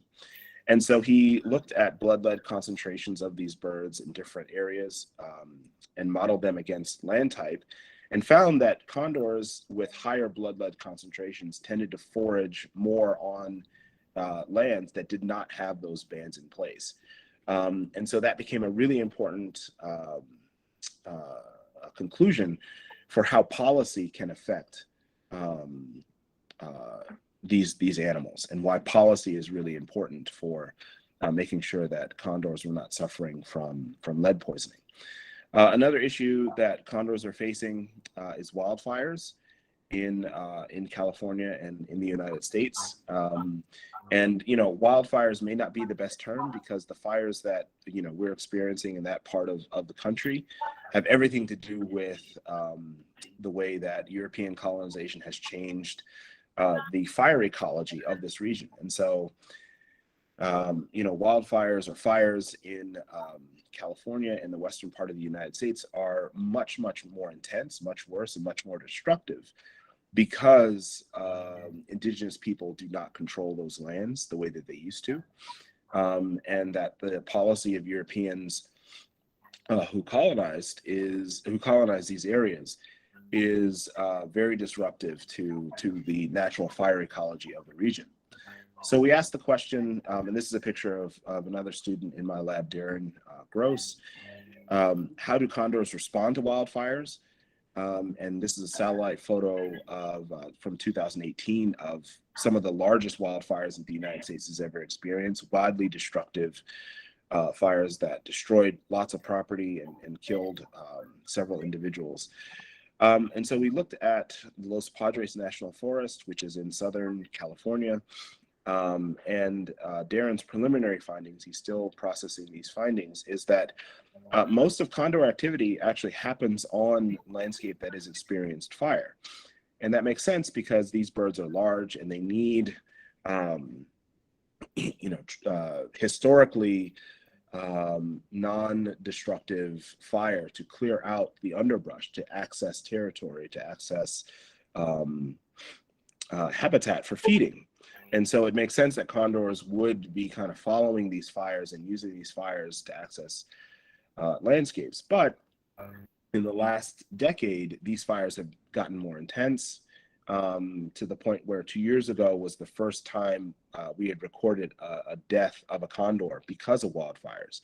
So these birds have been living with fire for, thousands and thousands of years, but because these fires have become more intense, they are not as well adapted to surviving them.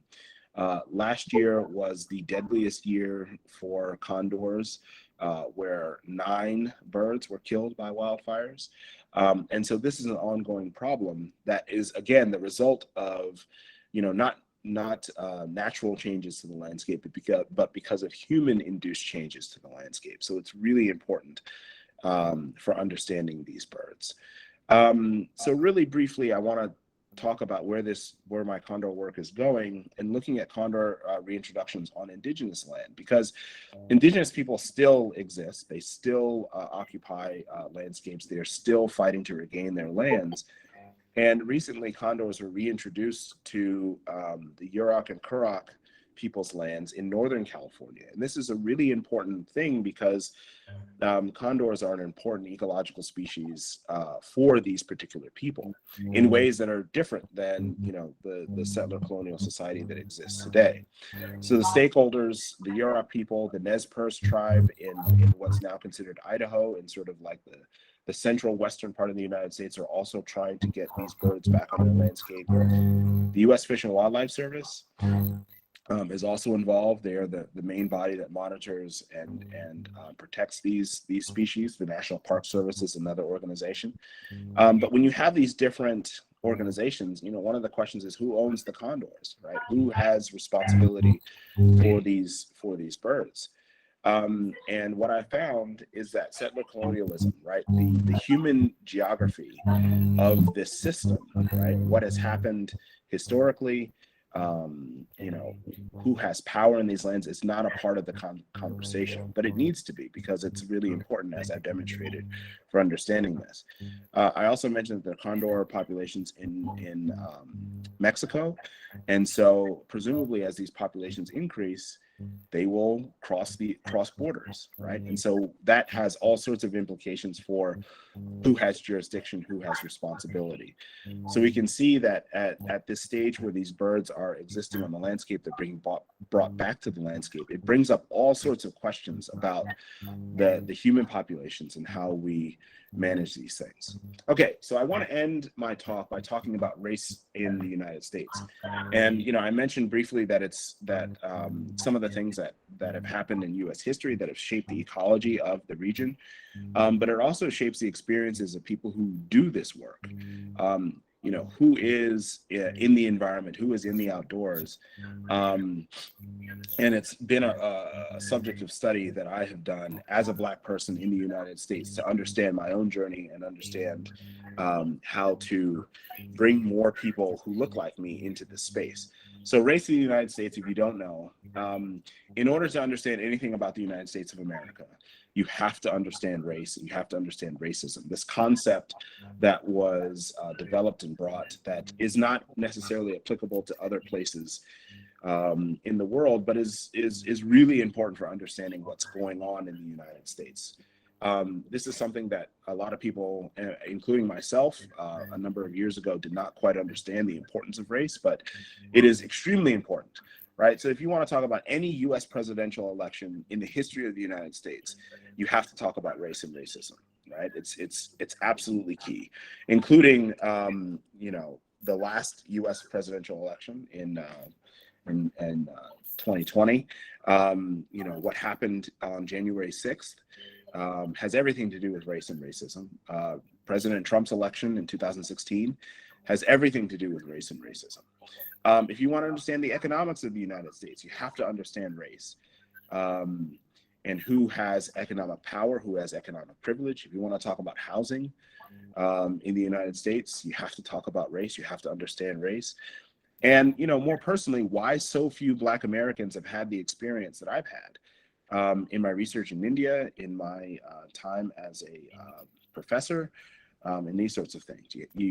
It's really important to understand this concept.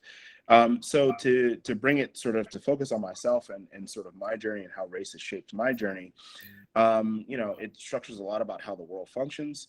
And I became interested in this subject of race and ecology, the field that I'm in, and why other Black Americans like myself, you know, have such unique experiences in this space. So to give you some examples of you know, race and how it impacts things. When I earned my PhD in 2011, I was one of 3 Black people to earn a PhD in that subject in the entire country. So it was me and 2 other Black people who earned a PhD in ecology in 2011. All right, compared to, I think there were about 300 and, no, sorry, there were about 500 PhDs earned in ecology in that same year, right? And only 3 Black people did. So you can see how, you know, that's a really stark statistic. And since earning my PhD in 2011, there have never been more than 7 Black people to earn that same degree in a given year. All right. So that explains why there are so few Black professors in ecology in this subject. But then we have to dig a little bit deeper to understand that. I was the first and since then the only African-American geography professor at WVU, at West Virginia University, my former institution. I was the first in 2014. There had never been an African-American geography professor at the entire university. The university was founded in 1865, okay, and I was the first in geography. During my time there, I was one of 3, again, African-American professors in the College of Arts and Sciences, and there were at the time, there were 300 professors. So 1% of us were Black. Okay, so the percentage of Black people in the United States is about between 12 and 14%, right? But only 1% of us were represented in the land-grant institution, the major institution in the state of West Virginia. All right. At my current institution at Eastern Michigan University, I am the 3rd ever African-American professor at that university. The Eastern Michigan University was founded in 1867. Okay. And all of us, all 3 of the African-American biology professors were hired within the last 10 years at EMU, or sorry, the last 20 years at EMU. Okay. And so, you know, we talk about, it's important to understand that the history and legacies of racism in the United States are still have an impact today, even though those policies are not explicitly listed or not explicitly in place. That the momentum of these human geographies has an impact. And it has an impact on what we study and why we study what we study. So in thinking about racism and the outdoors, there are 2 scholars who I've found a lot of inspiration from, Dr. Drew Lanham on the top left and Dr. Carolyn Finney, who write about their experiences as Black people in these fields. And there are 2 works that have been really important for understanding my work.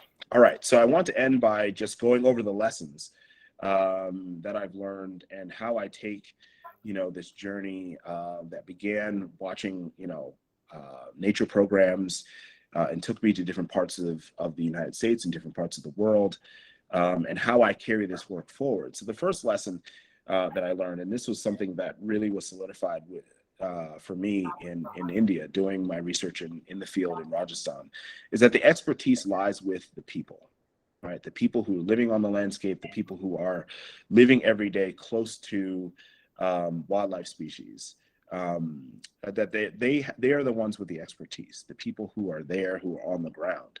And my job as someone who has, you know, formal education, who has the economic and time privilege to study these things, is to listen to the people who are there. What do they need? What do they want? What challenges do they have? And when asked, and only when asked, to assist and lend my training and my expertise and my privilege to help solve problems, right? So that's the first lesson. Second lesson is that the world has been fundamentally reshaped, particularly in the last millennia, by different powers that have come to change environments, and oftentimes not for the best, to liquidate natural resources for profit, to the detriment of the people, to the detriment of the species that are there. So the world has been fundamentally reshaped fairly recently in our history as a species. And so my job as a professor, as a researcher, is to understand how the world has been fundamentally rechanged, why, right? So bringing in that why of geography, and to work towards sustainability, restoration, and equity. You know, these three principles are really important to carry us through the ecological challenges that we have. And the last lesson, which is what I focused on at the end of my talk, is the forces of white supremacy are alive and well. They still exist today. And the sort of global colonization of white people has had all sorts of impacts.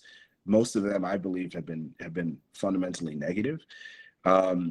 And those, as we can see, those legacies continue today. So my job is to help dismantle white supremacy, to build in more equity, to build in restoration of human populations, to try to work towards freedom from oppression and oppressive forces and oppressive structures.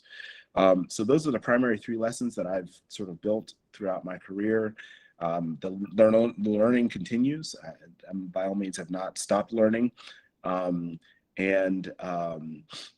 It's really important, I think, to build relationships and carry these things forward. So I will end there. I thank you for your attention, and welcome any questions or discussion that you all would like to have. Thank you. Thank you, Dr. Hall, for such an amazing lecture. If any questions, please raise your hands.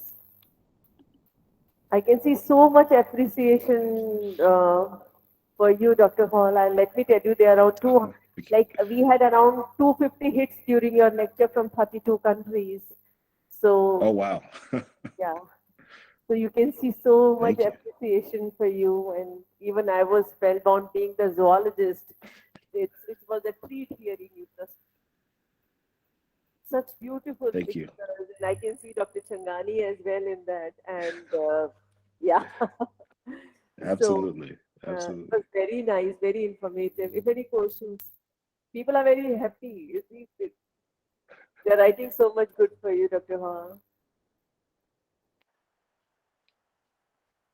If no questions, let me thank Dr. Hall formally. Dr. Hall, you spoke on wildlife geographies, lessons from conservation research in United States and Rajasthan, India. As I told you, the slides were very beautiful. You spoke so well, and it was sweet hearing you, trust me. And I was also spellbound in that. And I can see. Thank you. So thank you so much. And you have joined us for the very first time, Dr. Hall. And let me tell you, this is the third training, and we have designed 10 trainings like this, which are based on environmental conservation. So I would request you if you can join us in our future events as well. So it would be so wonderful if you join us. So thank you. Absolutely, so much. yes. Thank you. Thank you all for your attention. And please. And, yeah, please go ahead, Dr. Hall. Yeah. Oh, I was just saying, please, if there are any questions or comments or discussion, please email me. I'll put my email address in the chat here if anyone would like to follow up. But yes, I thank you for your attention, and yeah, hope to see you all soon and in person, hopefully in the future. So thank you. Thank you so much, Dr. Hall. Thank you so much. आपका बहुत बहुत धन्यवाद हिंदुस्तान से. जय Hind. So with this, we come to the end of the first day of ISTTP-3. I would like to extend my heartfelt thanks to all the speakers who are very learned and knowledgeable scientists of the field, and they have spared their valuable time to be with us here in this training program. I would like to tell all the keynote speakers that we, the organizers, and all the participants are very happy and delighted to have you here with us. And I hope you all had a wonderful time too. The feedback form which have circulated, Muskan, please circulate the feedback form. I think it is in the chat box. And I will request all the participants to kindly fill the feedback form, as your critical views are very, very important for us so that we can further improve on our training part. Now this is Dr. Mamta Sharma, Organizing Secretary of ISTTP-3, along with my team, Dr. Sudha Sukhwal, Ms. Muskan Data, and Sheetal Gupta. I'm signing off from the campus of Rajarshi Government Autonomous College, Alwar, and we will see you tomorrow again at 11 a.m. Indian Standard Time with new speakers and bouquet full of knowledge for you. So stay tuned. Thank you so much. You have been the wonderful participants and have a great rest of the day ahead. Thank you so much and bye-bye.